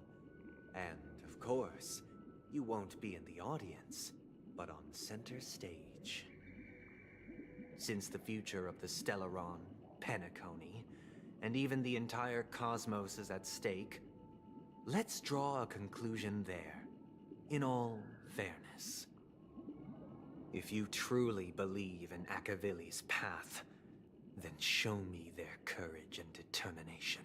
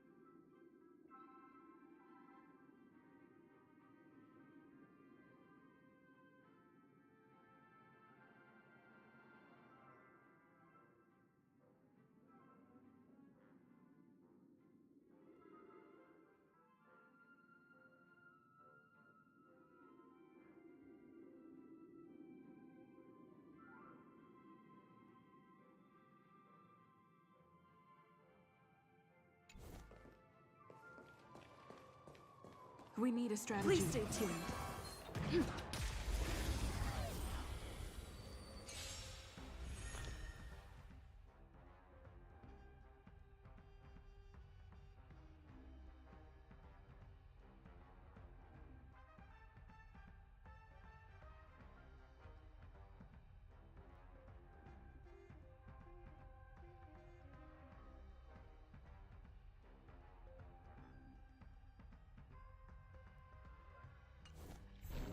Time to test our rapport. Dreams do come true. Enemy targets detected.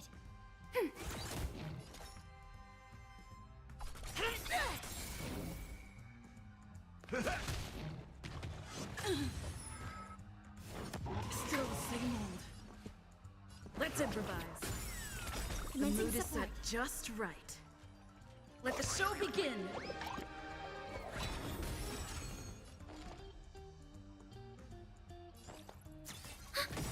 It's time. Enemy data secured.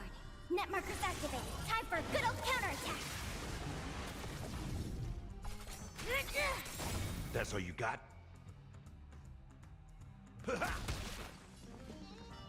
Dreams do come true.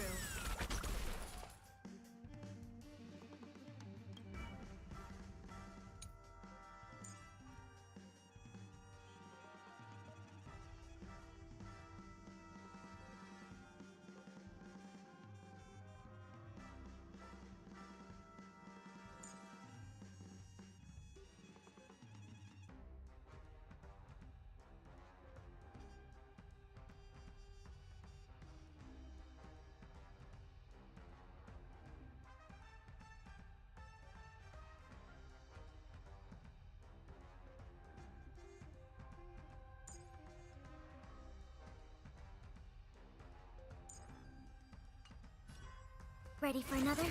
By the order of the Ten Lords, execute the Marastruck!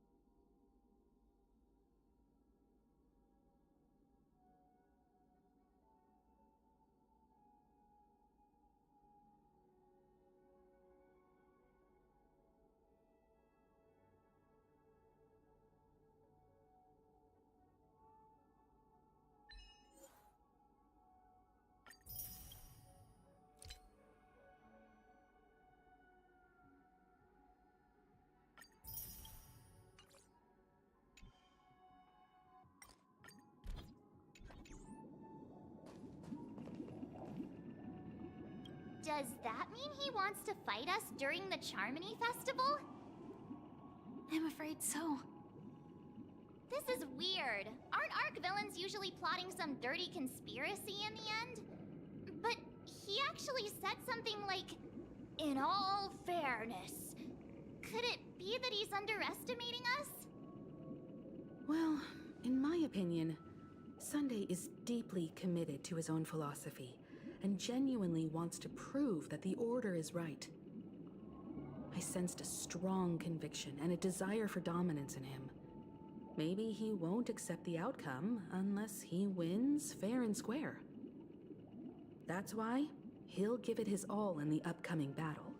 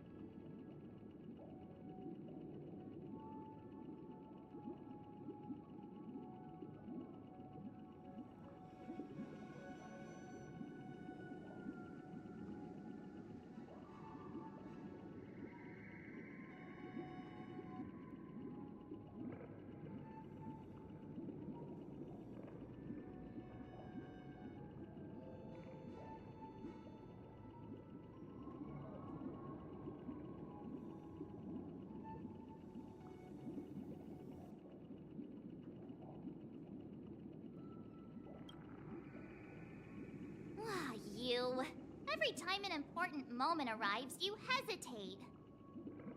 We've even dealt with a Lord Ravager of the Destruction, so a follower of the Order won't be a big deal. Anyway, we can't leave the Stellaron unchecked. This is about trailblazing a bright future for Penacony, and fulfilling Mikhail's and his predecessors' long-cherished wishes. Now that we've taken up the mantle, we can't afford to fail them.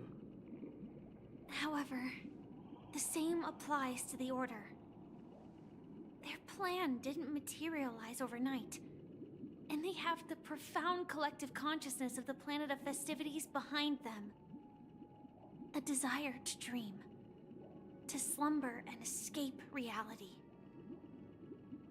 All those hidden emotions have given birth to the sweet dream of the Order. They've harnessed the will of an entire planet to create an Eon. This confrontation is far more complicated than a simple power struggle. To secure Penacony's future, fighting on the stage alone is not enough. What do you mean? Are you not coming with us? I believe Firefly is trying to say that she's heading off to another battle. Mm-hmm.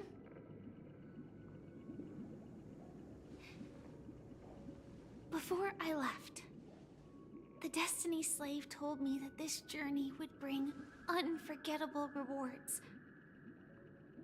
Even though the script he gave me only had a few lines, I couldn't ignore them.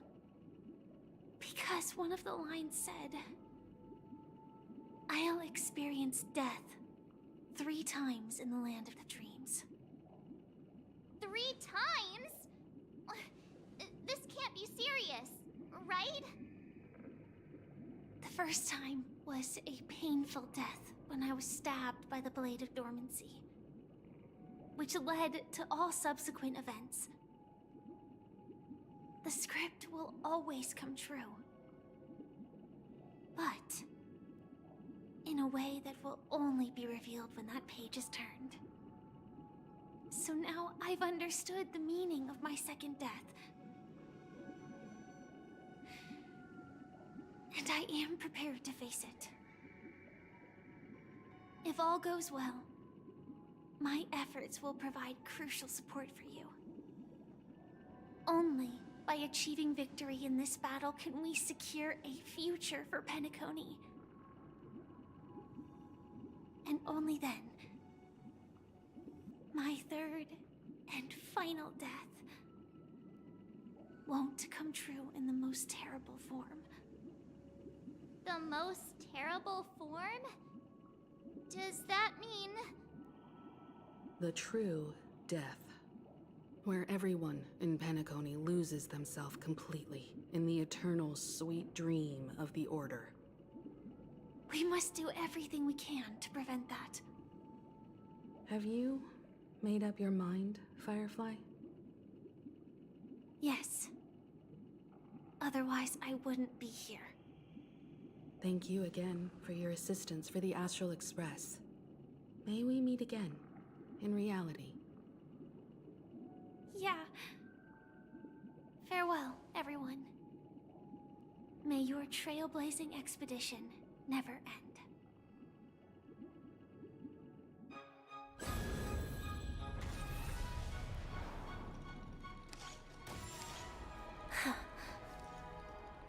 I dreamed of a scorched earth. Everyone, are you ready?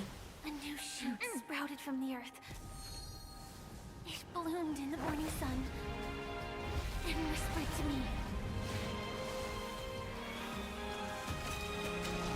Like fireflies to a flame, life begets death. May we meet again in reality.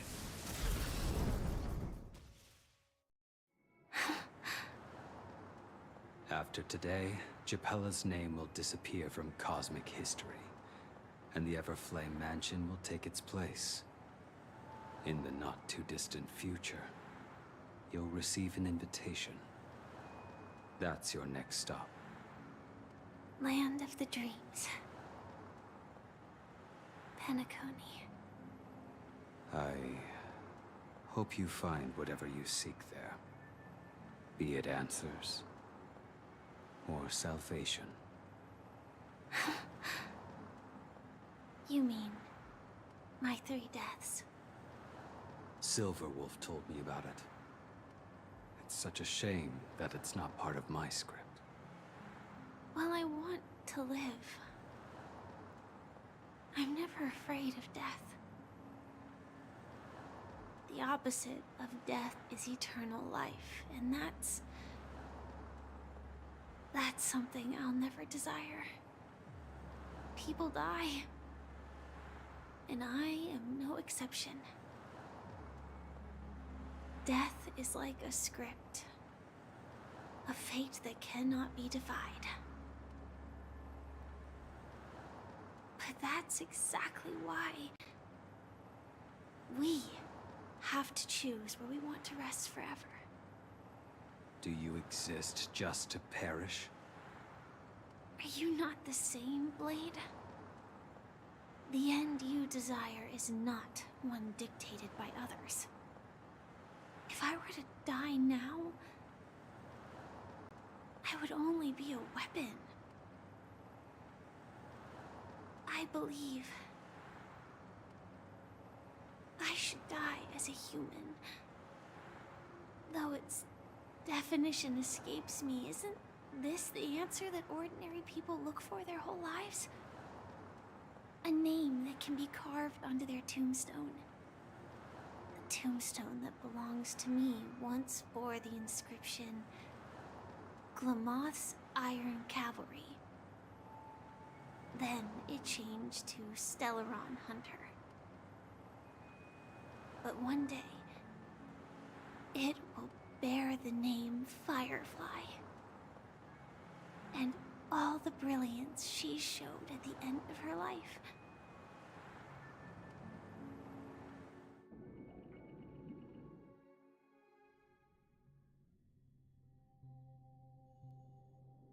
That's quite unexpected, old man. Who would have thought your crazy plan would actually work? Do all you nameless fools just act on a whim?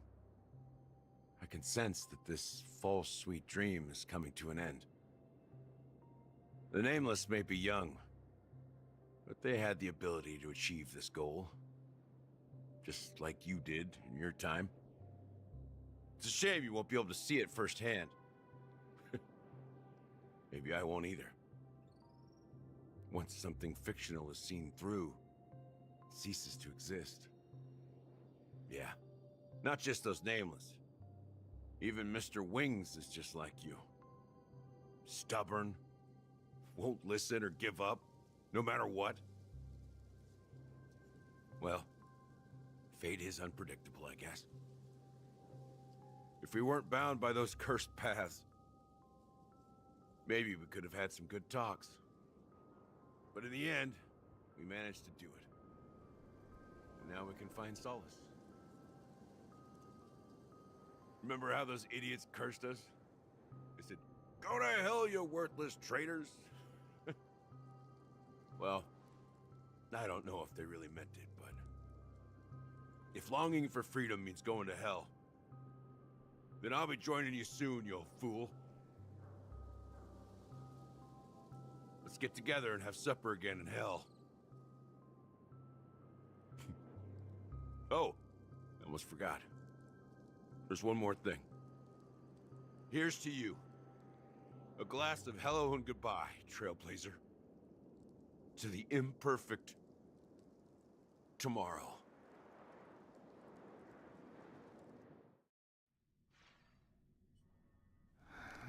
It's warm here, isn't it? You're lucky to have found shelter from the rain.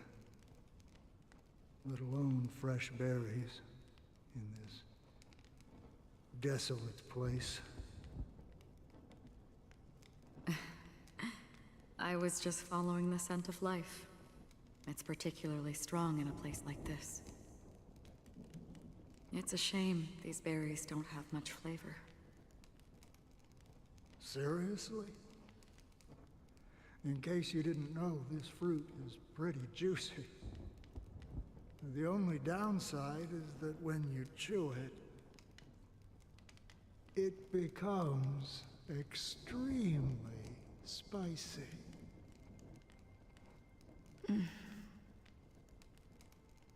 Have you lost your sense of taste? I can still taste certain things, like a faint sweetness. Before coming here, I stopped by a place called Orkron. It had barren cliffs and nights lit by bonfires. Burgundy snow would fall from the sky, and when it landed on my tongue, it tasted like raspberries. The flavor wasn't exactly sweet, but it left a lasting impression. When I think back on my past, I realize that what's tying everything together isn't the big events, but rather these small yet unforgettable moments. Don't worry about it. Losing oneself is a reality that every self-annihilator must face. At least I haven't completely lost my senses and memories yet. Well, congratulations on adding another footnote to your journey. By the way, are you always alone? No, I had a companion in Orkron. She's a short, nameless girl who aspired to explore IX. She always said she'd walk a path deeper and farther than Akavili's. Quite an ambition for such a small girl. So, what happened? She became stagnant water. Well, my condolences. Condolences. I don't need them. The girl left with a smile. She never regretted her choice and most definitely wanted me to say goodbye with a smile. So, that's what I did. That's proof that you're grieving for her.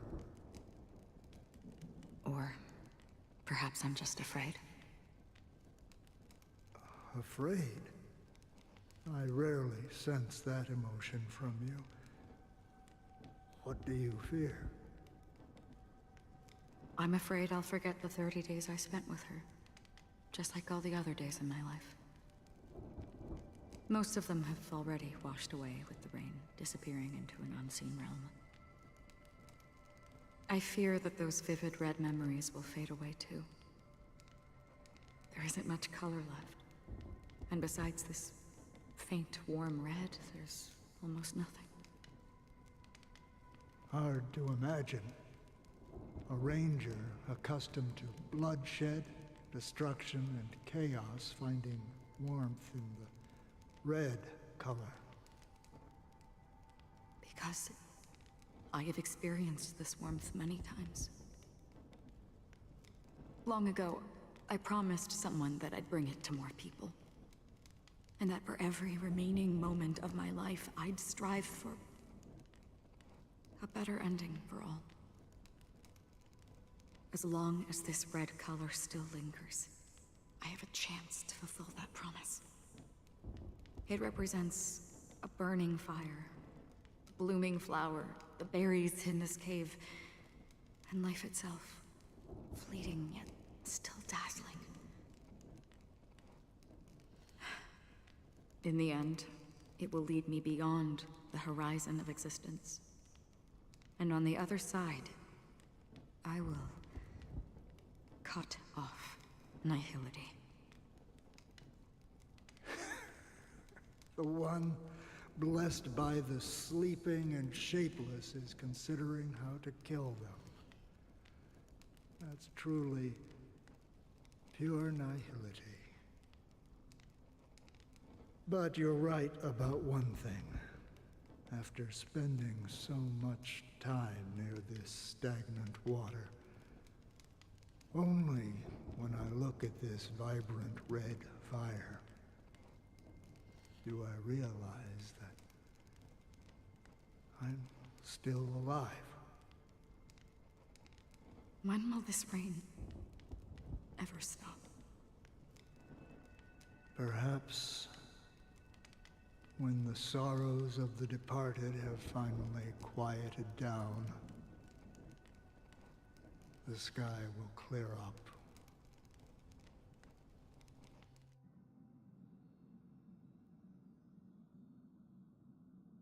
Have you heard of a planet named Biari Scamandros, Don Hung?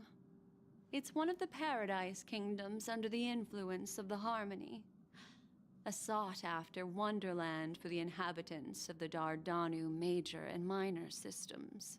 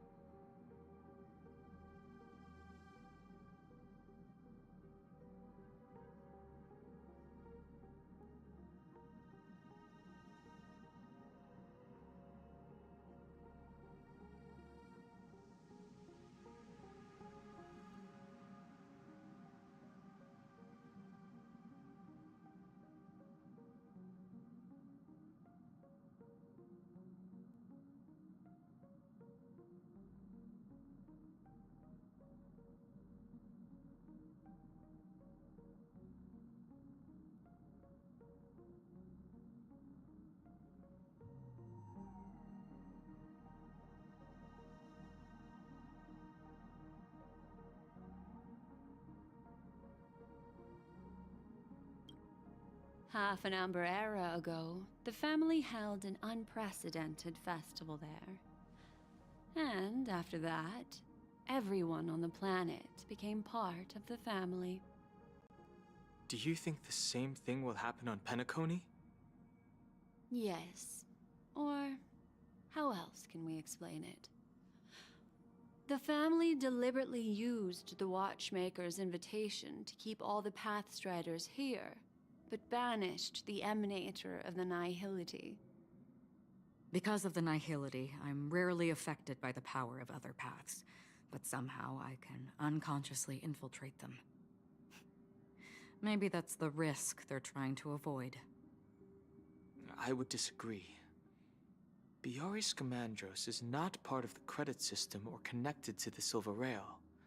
It's nothing more than a remote civilization sheltered by the Harmony. But Penacony is different. If the family messes with Penacony, that would be like declaring war on almost half of the factions in the cosmos. They have no reason to do that. No, they don't. If they truly serve the Harmony, that is. What do you mean? The path in Penacony is impure. The Harmony here has impurities.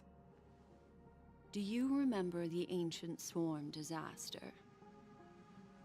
Tazeront, the propagation, brought endless havoc to the universe, and it eventually evolved into a fierce battle among all eons.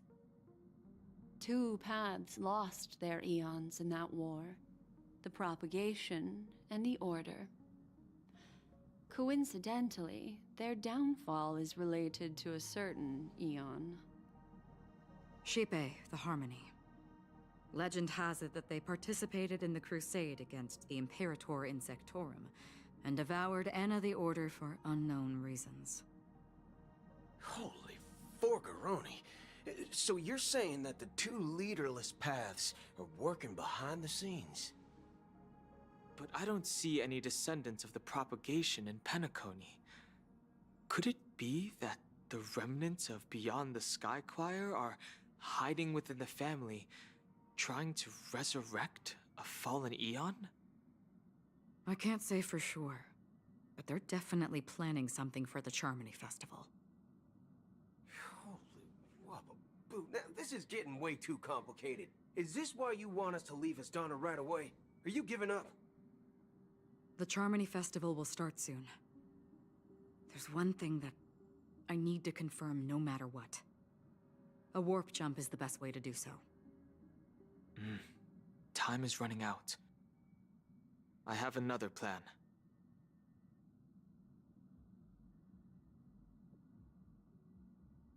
Hold on. Are you thinking of using the Jade Abacus of Allying Oath? Exactly. The assistance from the Lawfu Cloud Knights would be enough. Think it over carefully. You can only use that once in your lifetime. I have considered it thoroughly. My companions are... they're also once-in-a-lifetime treasures.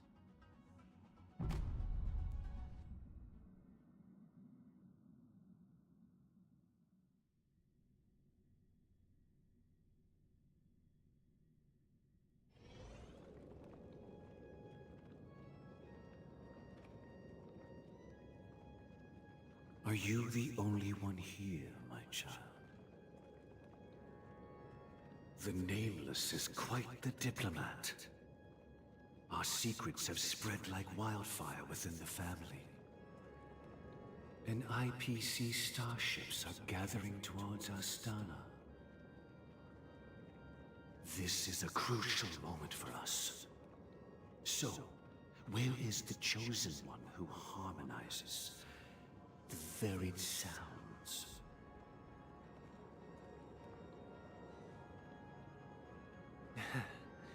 What do you mean, Master? I'm right here in front of you, aren't I? You know, she was supposed to be the star of the Charmony Festival in our plan. But the plan has changed. As her brother, I know she doesn't want to sing for the Order. So I'll take her place. You've always been wise beyond your years. I'm sure you understand the consequences of your choice. If you consider this a betrayal... well, there can't be two suns in the sky. I'll step up and take down the other sun if necessary. Do you believe in karma? If karma exists, then everyone has their own karma. You have yours, and I have mine. And my karma has nothing to do with you, Mr. Gopherwood.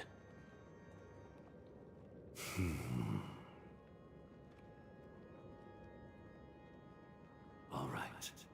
Since you're willing to sacrifice yourself for her, I'll grant your wish.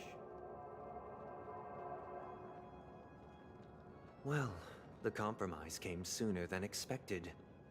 Why? You and your sister were born as twins of the Order. And one of you is destined to follow this path to the end.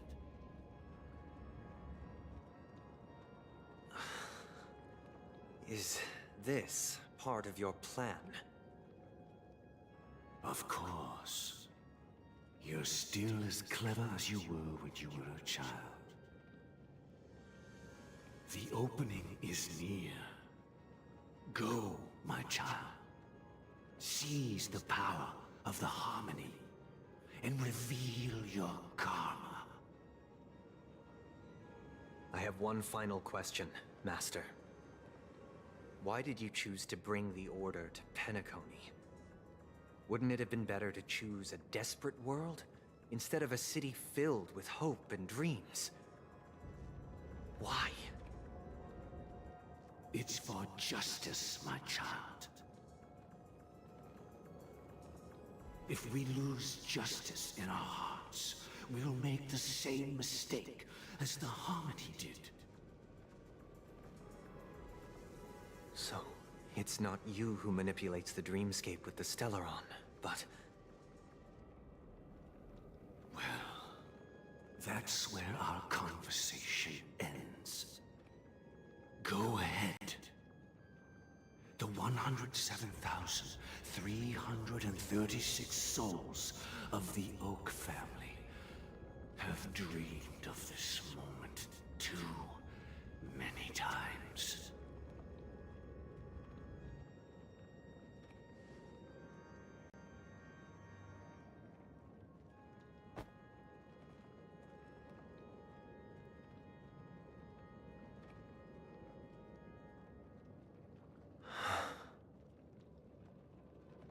I shall ascend to the heavens, becoming the scorching sun.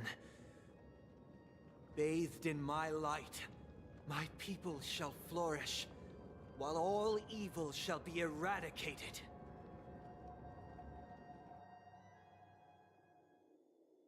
This is the interior of the Penacony Grand Theater. It's quite exhilarating to be flushed into the air by Soulglad. But why is the venue still closed when the Charmony Festival is about to start? And not only that, the entire theater is eerily quiet. No audience, no staff, no one around.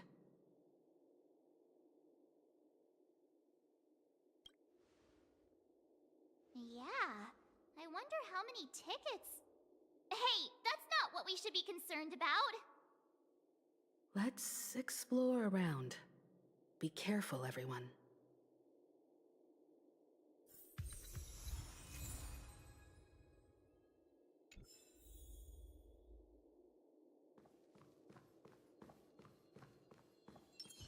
Stream forth the gleam of old blades.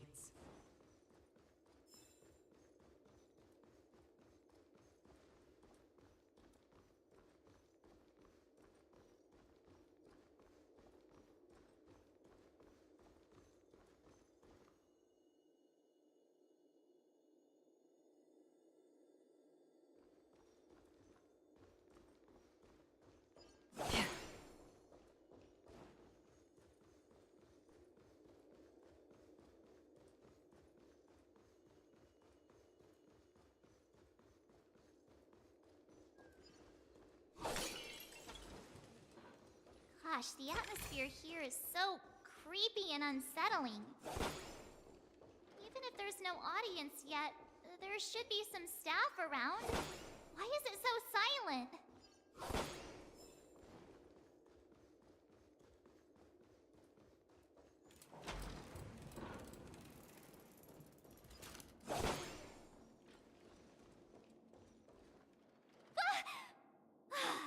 Yikes! They scared the life out of me! Why are there so many puppets at the ticket office?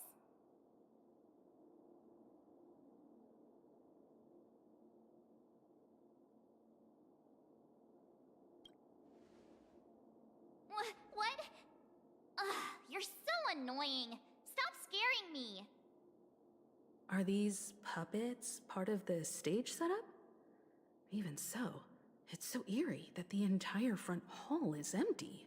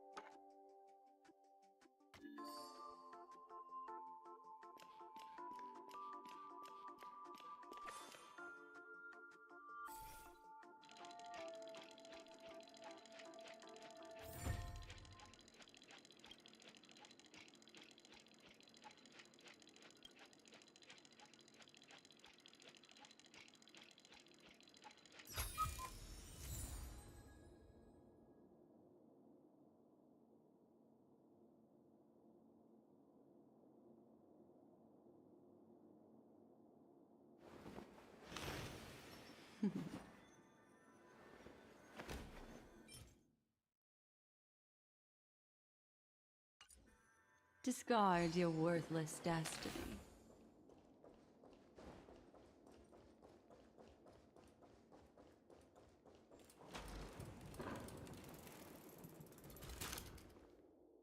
Something feels off.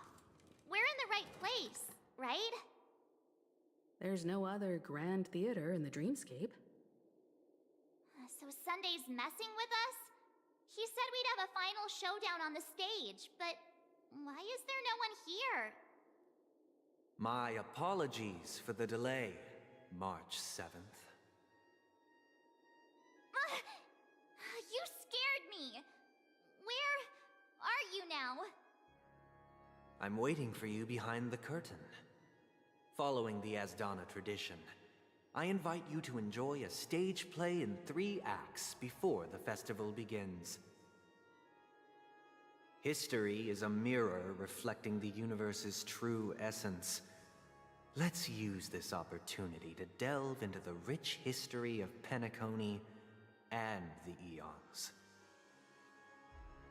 Within it, naturally, the future takes shape. Let us commence with the dawning of the world.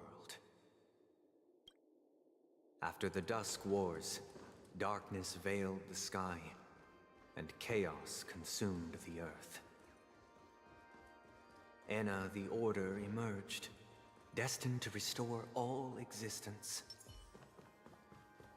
That marked the first day.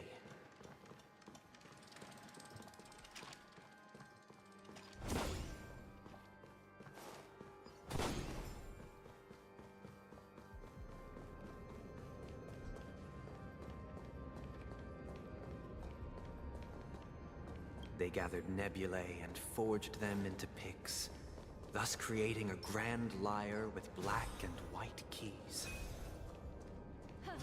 Strike the white keys, and the sun rose. Strike the black keys, and the moon rose. And so, the cycle of day and night arose. That marked the second day.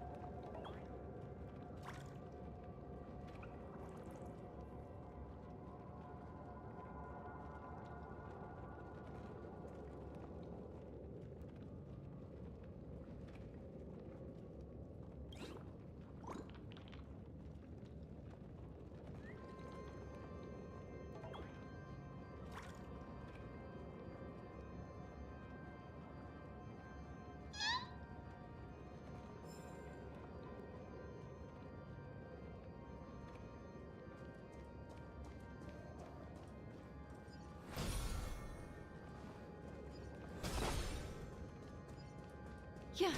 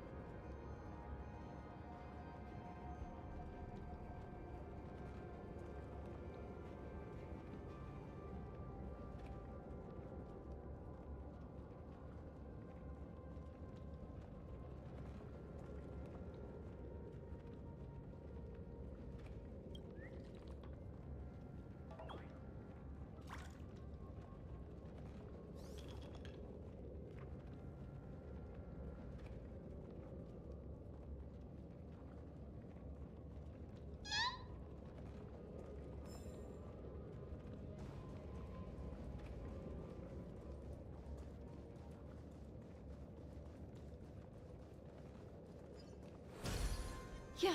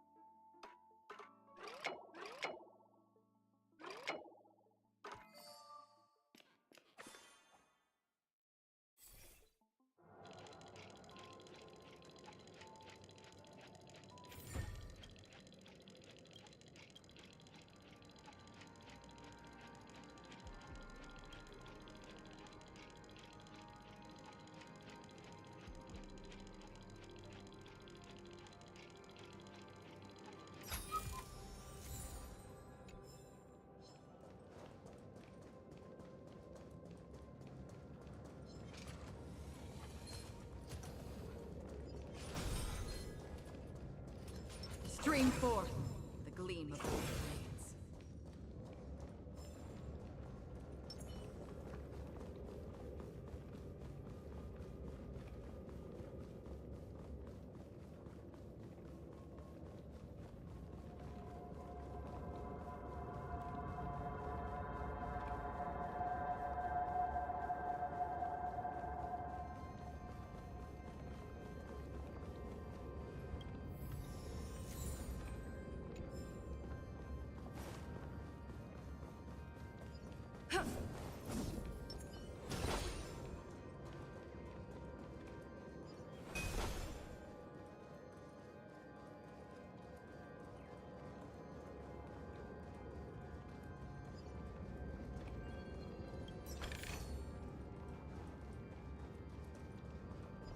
Huh.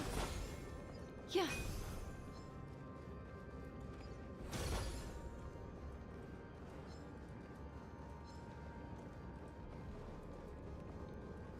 Huh.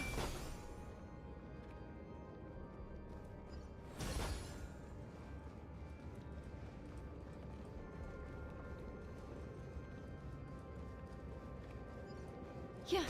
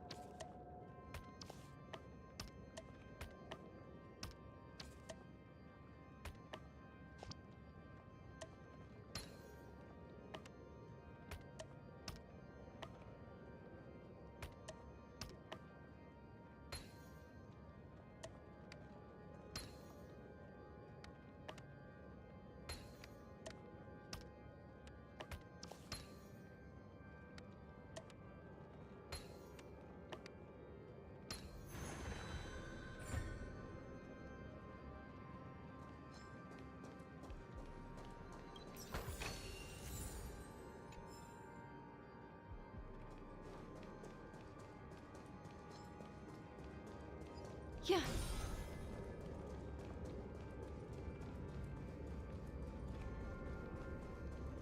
The puppets are gathering around the frame.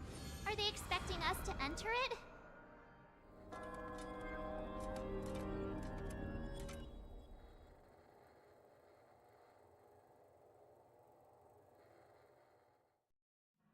Where are we now? The atmosphere here looks similar to Sunday's inner world. Perhaps this so-called stage play is created with his abilities. This act is named Ode to Prisoner. Given the atmosphere here, I believe it's about Penacony's past. I thought things were finally looking up as I managed to dodge prison during my recent trailblazing expeditions. But now it looks like I'll be back behind bars again.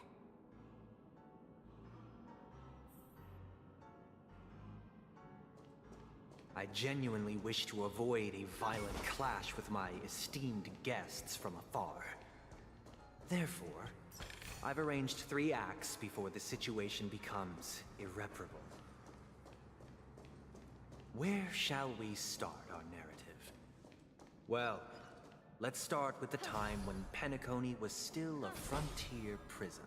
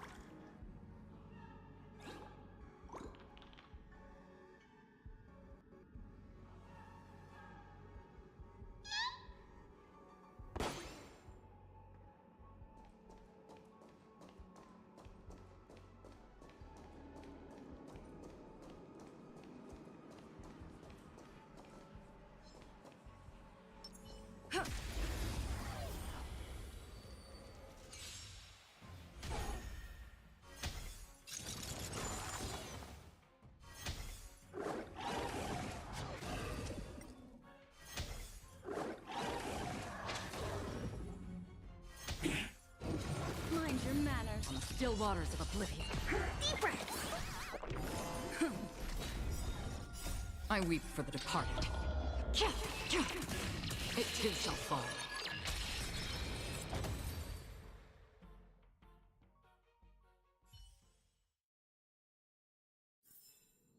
Reach the end of the story in your own way.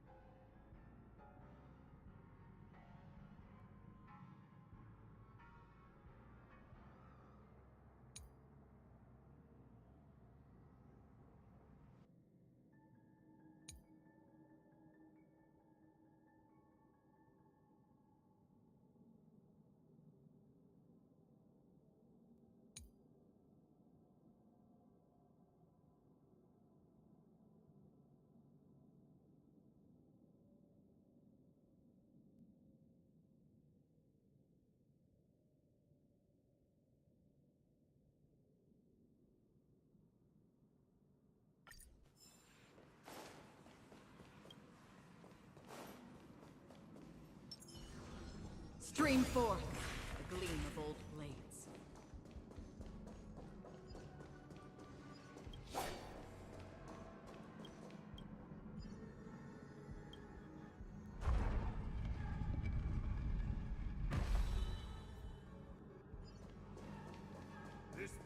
In 2147 AE, a prisoner named Hanunu ignited a struggle for liberty and emerged triumphant. IPC referred to it as the War of the Frontier, while the Asdanians dubbed it the War of Independence.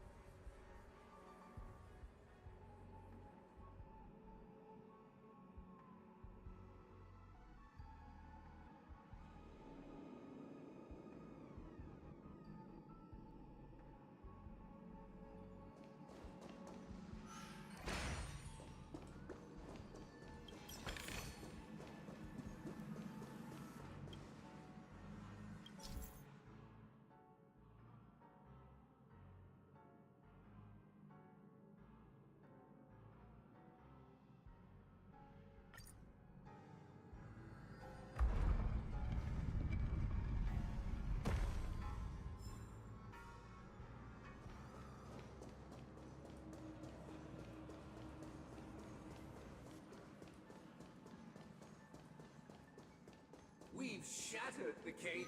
It's true that Hanunu was a legendary hero, but it must be acknowledged that while he bestowed freedom upon the prisoners, he didn't grant them true liberation. Thank you for staying here, honorable travelers.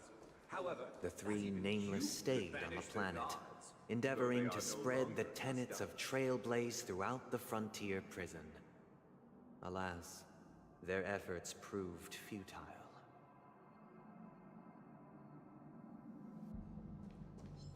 Stream forth the gleam of old blades.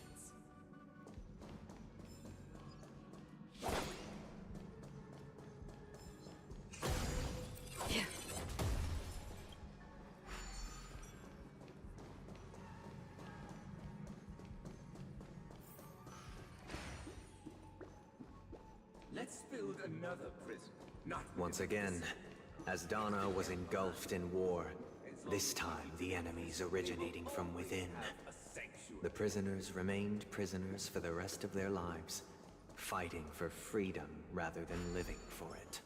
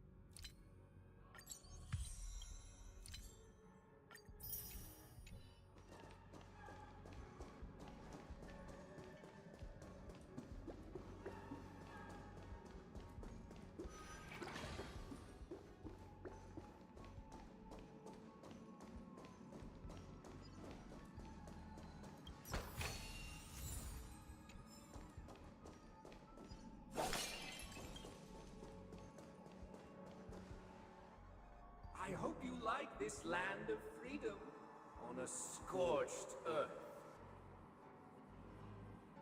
As you can see, their sentences have long ended, and the IPC guards have long been expelled. Yet, these prisoners remain enslaved, not by external forces, but by the confines of their own minds. Freedom permeates every corner, except fragile souls. It gives solace only to those who believe in its existence. Prisoners, this is my order.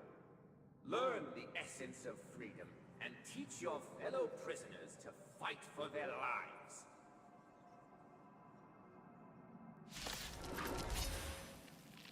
Hey! Why do we have to fight while enjoying the show?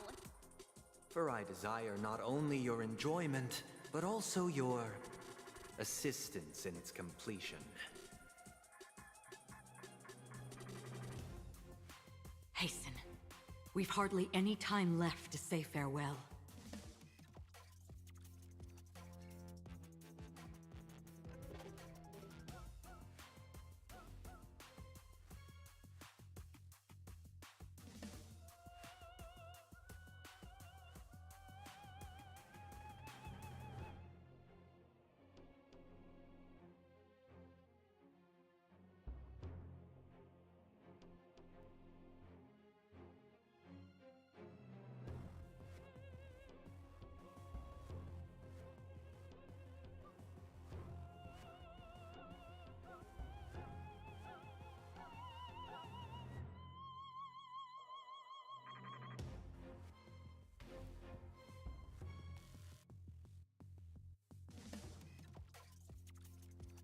On the still waters of oblivion. Commencing research.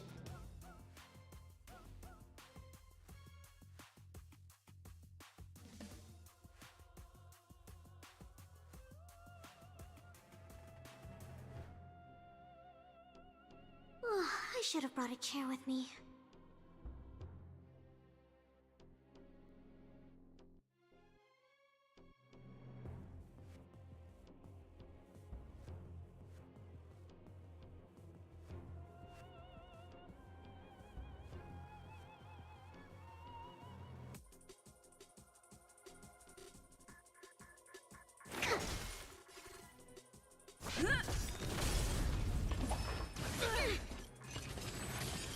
What do you want to know?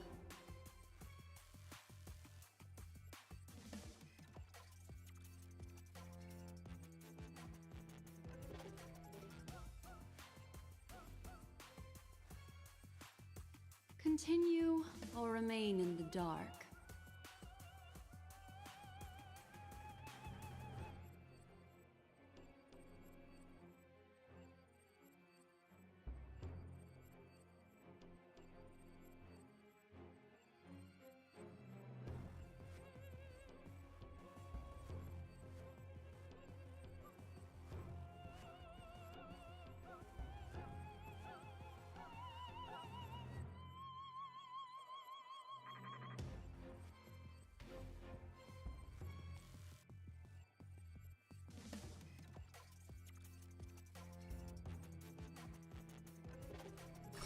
Ill tidings manifest. I weep for the departed. It too shall fall. On the still waters of oblivion. Lance at the ready. Destiny is apparent. Memories are beneath the waters lies an endless abyss. Destined for oblivion.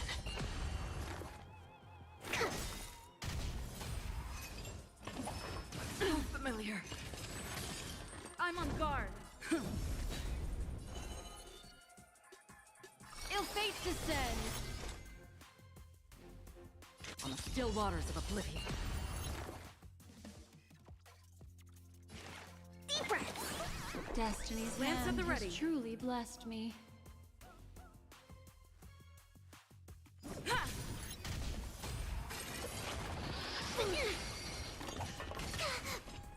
Lance ablaze. Lance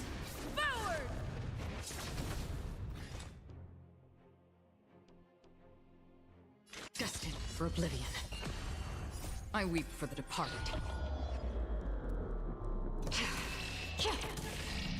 It too shall fall.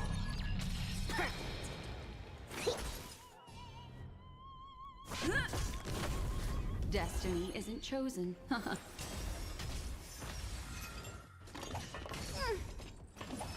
So familiar. To travel far. Destiny's hand has truly blessed me. On the still waters of oblivion. Specimen sighted. What do you want to know? Ill tidings manifest. Another journey begins. Memories are beneath the waters lies an endless abyss. Destined for oblivion. Here, try this. Destiny isn't chosen.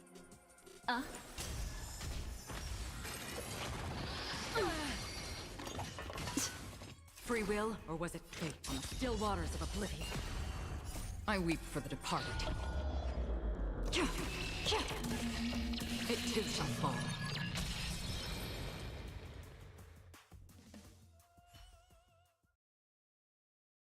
No one can restrain you anymore. You are free. Thus concludes the first act. Amidst a raging war, the frontier prison headed toward becoming Land of the Exiles. This must be how Penacony was constructed. With the aid of outsiders, the prisoners were finally liberated and established the Land of the Exiles. However, it appears that Sunday aims to convey the spiritual plight of the prisoners more than the physical aspects of imprisonment. This show is a bit too literary for my taste. But the battle part is quite easy to understand. Anyway, we've arrived at the exit. Let's go!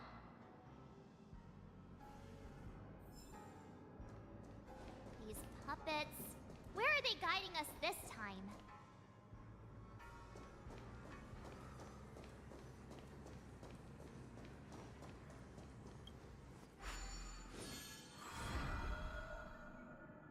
They transmuted streams of stars into inked nibs, creating symbols to be pronounced and counted. They molded stardust into flowing rivers, assigning the righteous upstream and the unjust downstream. Thus, all things were marked, and the world learned to discern between good and evil. That marked the third and fourth days.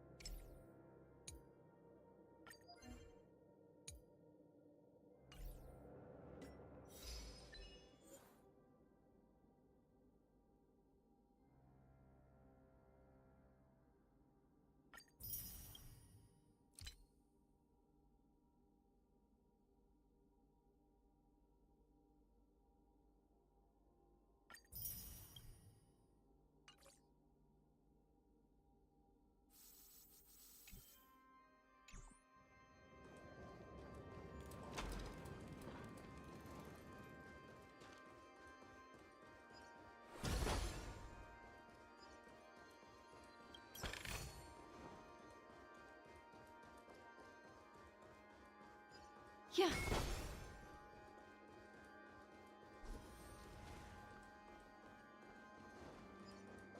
Stream forth, gleam of old blades.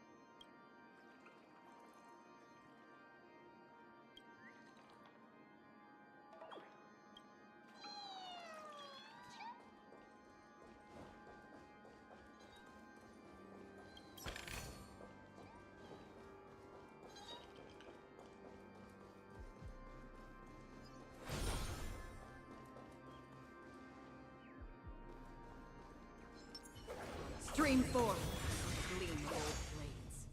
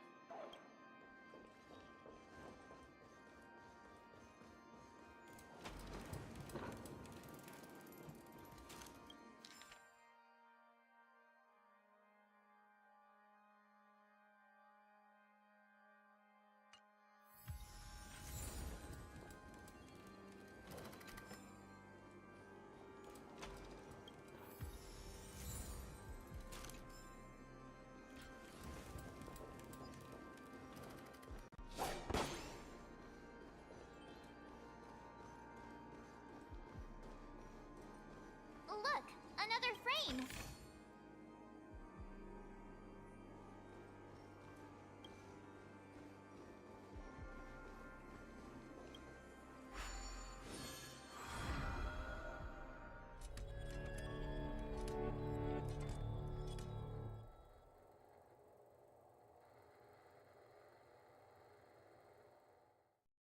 Ode to Fool. This must be the second act. The surroundings are different from before. The stage decorations look a bit tidier now. Behold the ensuing tale, a struggle for power. Penacony witnessed the ascent of the 7 major lineages, tree, grass, flower, bird, beast, fruit, and insect. Peace never truly graced Land of the Exiles. The history in this era is rich and intricate, so please allow me to present it in allegorical form. Stream 4. The gleam of old blades.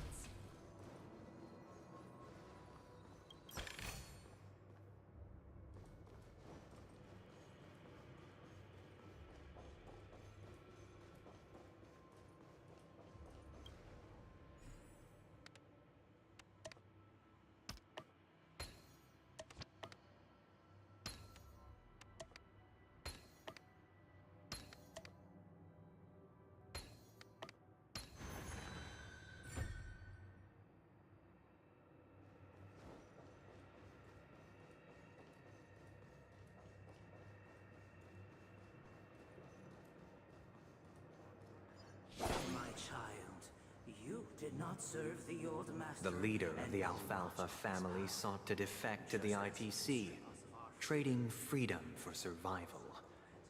However, his eldest son slew him in the name of righteousness, and ascended as the new family head.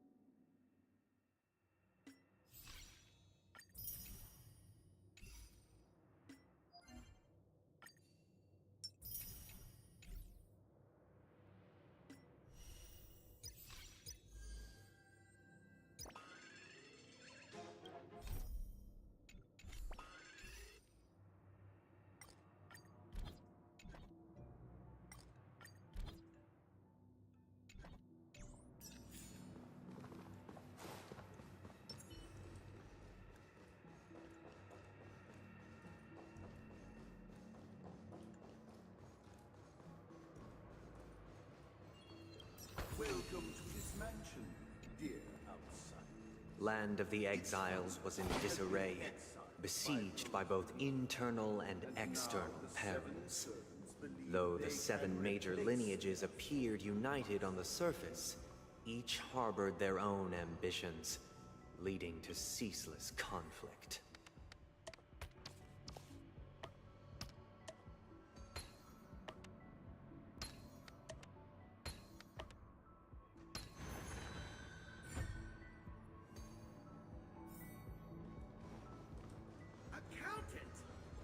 Stream 4. The Black Plum family was the first to fall. They withered away in the White Desert event, orchestrated by the Alfalfa family. Because Master shaped you from clay, but forged me from fire. I'm superior to you.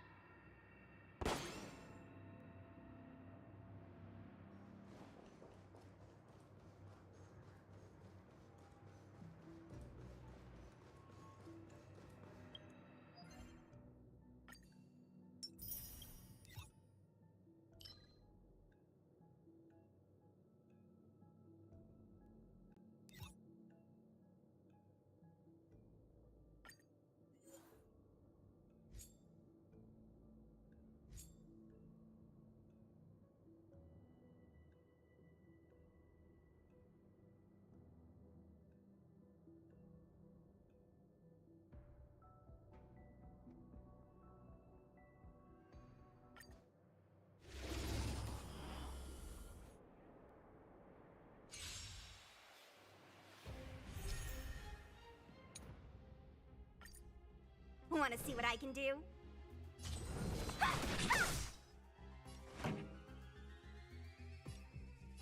Keep up! Let's make it quick. Yeah.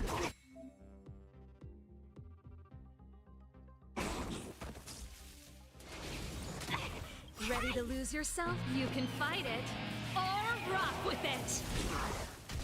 No more playing nice. Take this!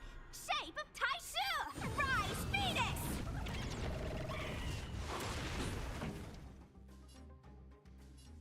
Let's rock! Let me through!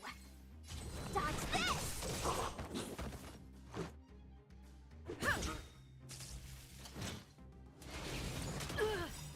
Rules are made to be broken.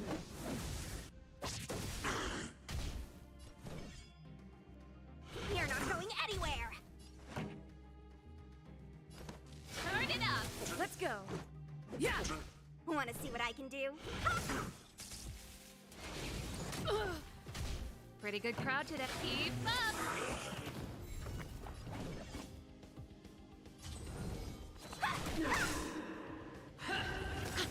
Ready to lose yourself? You can fight it, or rock with it! Prayers won't help you. Take this! Rise, Phoenix!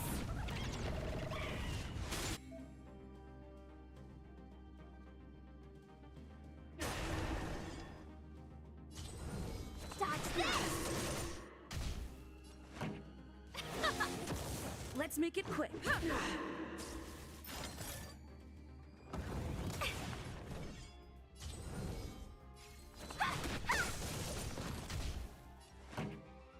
Let's rock. Yeah. The redemption. Dodge this! Take this! Rise, Phoenix! Turn it up. No more playing nice. You're not going Let's anywhere. go. Prayers won't help you. For your sins. Keep up. Ready to lose yourself? You can fight it, or rock with it. Let's make it quick. I've lost my way.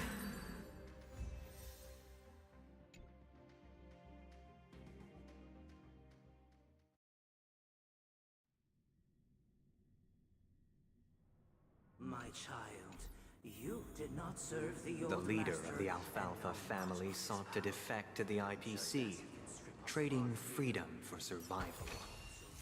However, his eldest son slew him in the name of righteousness and ascended as the new family head.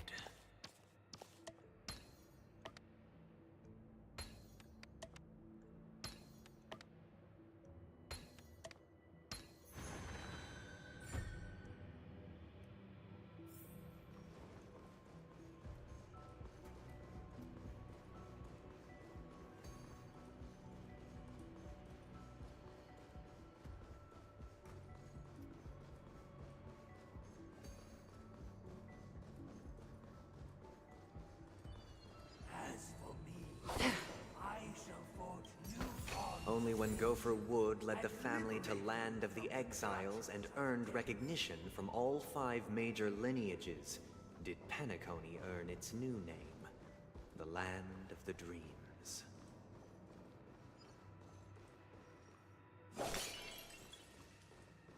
Dear outsider, I beseech your aid in purging this mansion of the poison spread by the lurking instigators.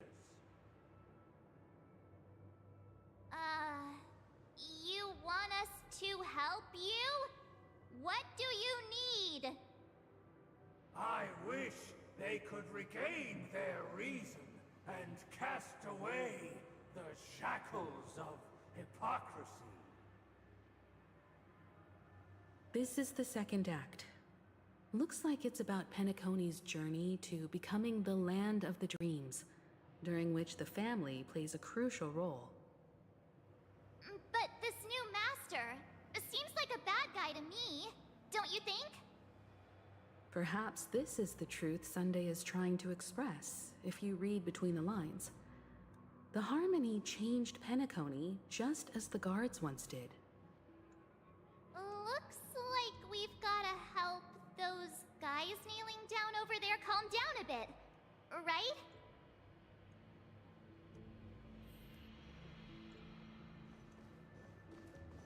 Either I shall be my own master, or I shall return to my former master. I shall not submit to a new master under any circumstances.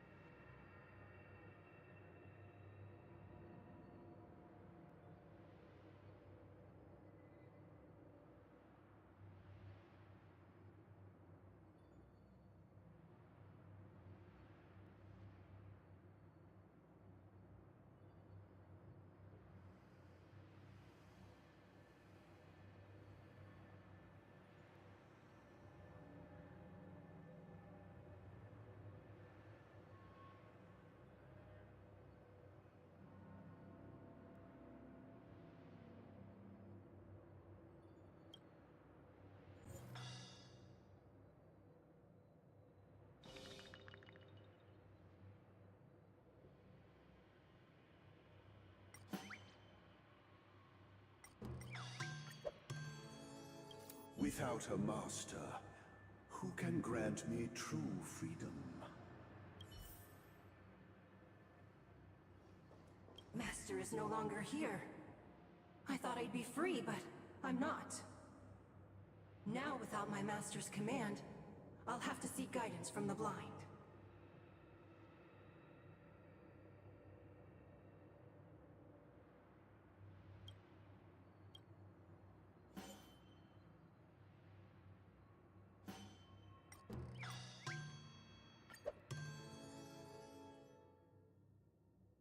Master is no longer here.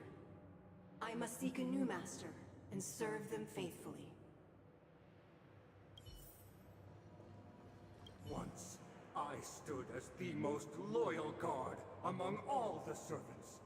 Now, with my master banished, it's my right to assume control of his dominion.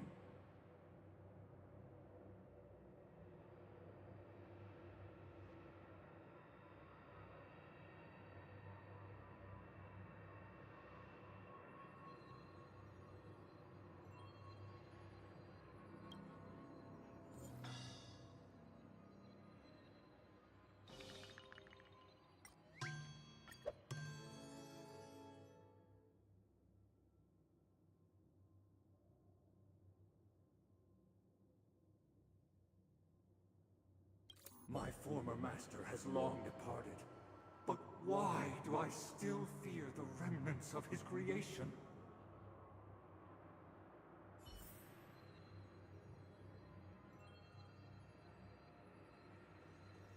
Master! Oh, you will return in due course, and I shall stand vigilant, awaiting the reward for my loyalty.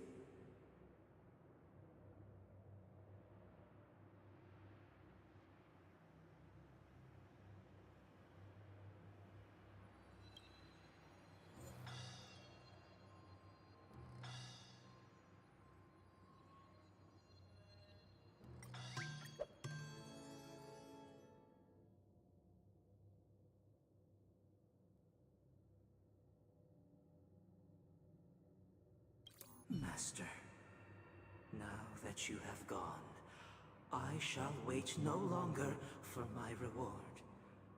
I shall seize what is rightfully mine.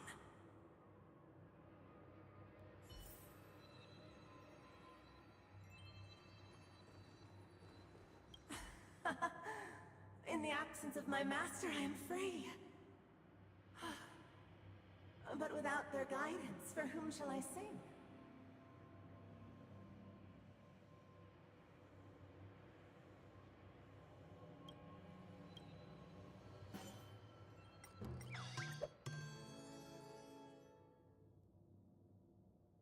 I shall sing for my new master, just as their noble voice once resonated throughout the cosmos.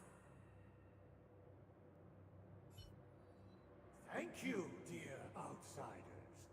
My servants have regained their sanity. Heed me, one and all. Your former master shall not return. It is through righteousness and unwavering support for one another that we shall attain true perfection. Cast aside the veils of hypocrisy and embrace one another. Get ready. Looks like another fight is about to begin.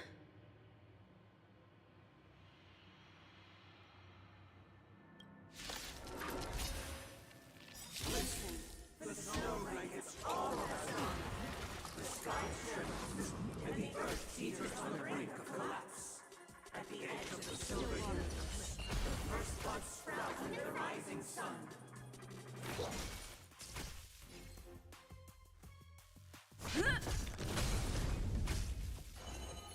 Ill tidings manifest.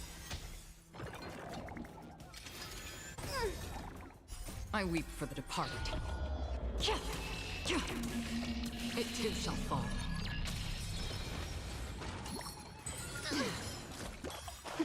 To travel far away. Arrival! Destiny's Another hand journey has begins. truly blessed Destined me. for oblivion.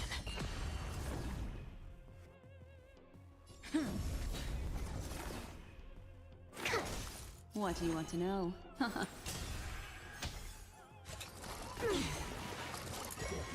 Again? Free will, or was it fate?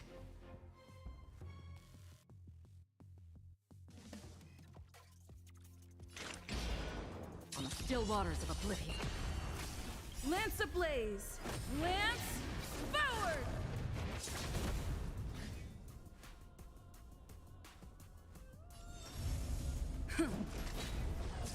Commencing research.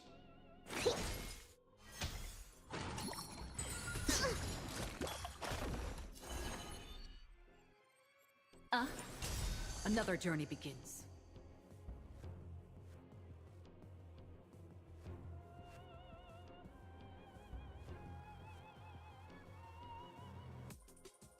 Destined for oblivion.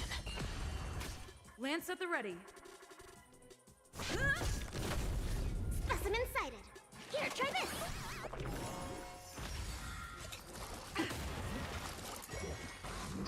I think something bit me. On the still waters of oblivion. Destiny is apparent. I weep for the departed. It too shall fall. Ill tidings manifest.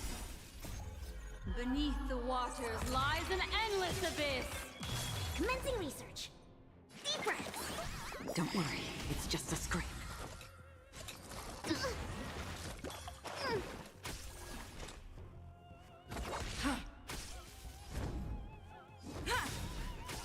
Specimen sighted. To travel far. Don't worry, Lance it's just a ablaze! scrape. Lance forward!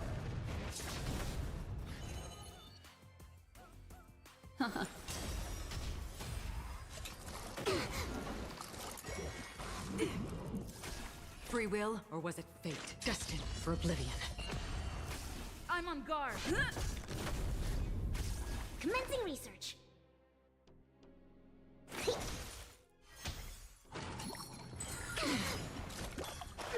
Destiny isn't chosen. Ill fate descends. Another journey begins on the still waters of oblivion. Specimen sighted. Here, try this. Lance at the ready. Not a scratch. Free will, or was it destined for oblivion? Commencing research. Deep breaths. Destiny's hand has I'm on truly guard. blessed me.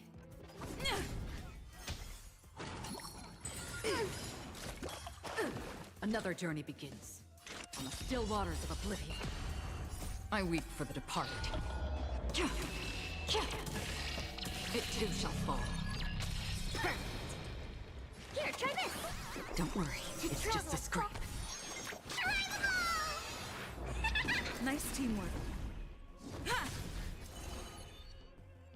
I think something bit me. Free will, or what destined for oblivion. Specimen sighted. Lance at the ready.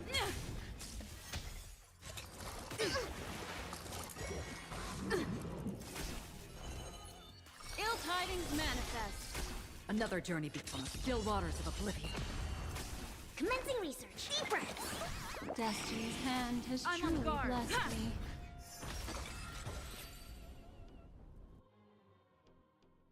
Alas, they remain but slaves till the very end, with the illusion of freedom. Thus concludes the second act. Amidst an illusory harmony, Land of the Exiles charted its course toward becoming the planet of festivities. This is how Penacony fell under the family's control. Since the arrival of the Harmony, the Land of the Exiles has undergone dramatic changes, not all of which have proven beneficial. This guy really loves dramatic scenes. Bet he comes from a whole lineage of stage performers.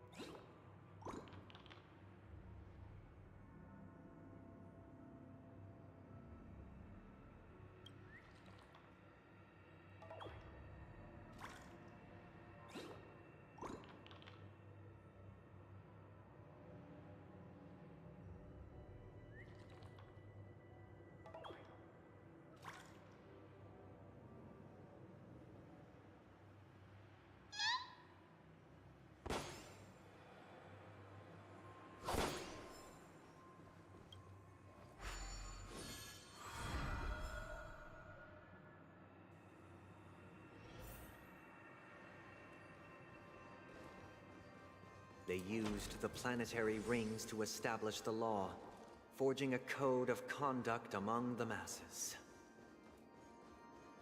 A grand lyre with black and white keys served as an instrument, while symbols of articulation and numerical notation took the form of musical notes. The downward flowing river became a melody, and the canon of law dictated the form.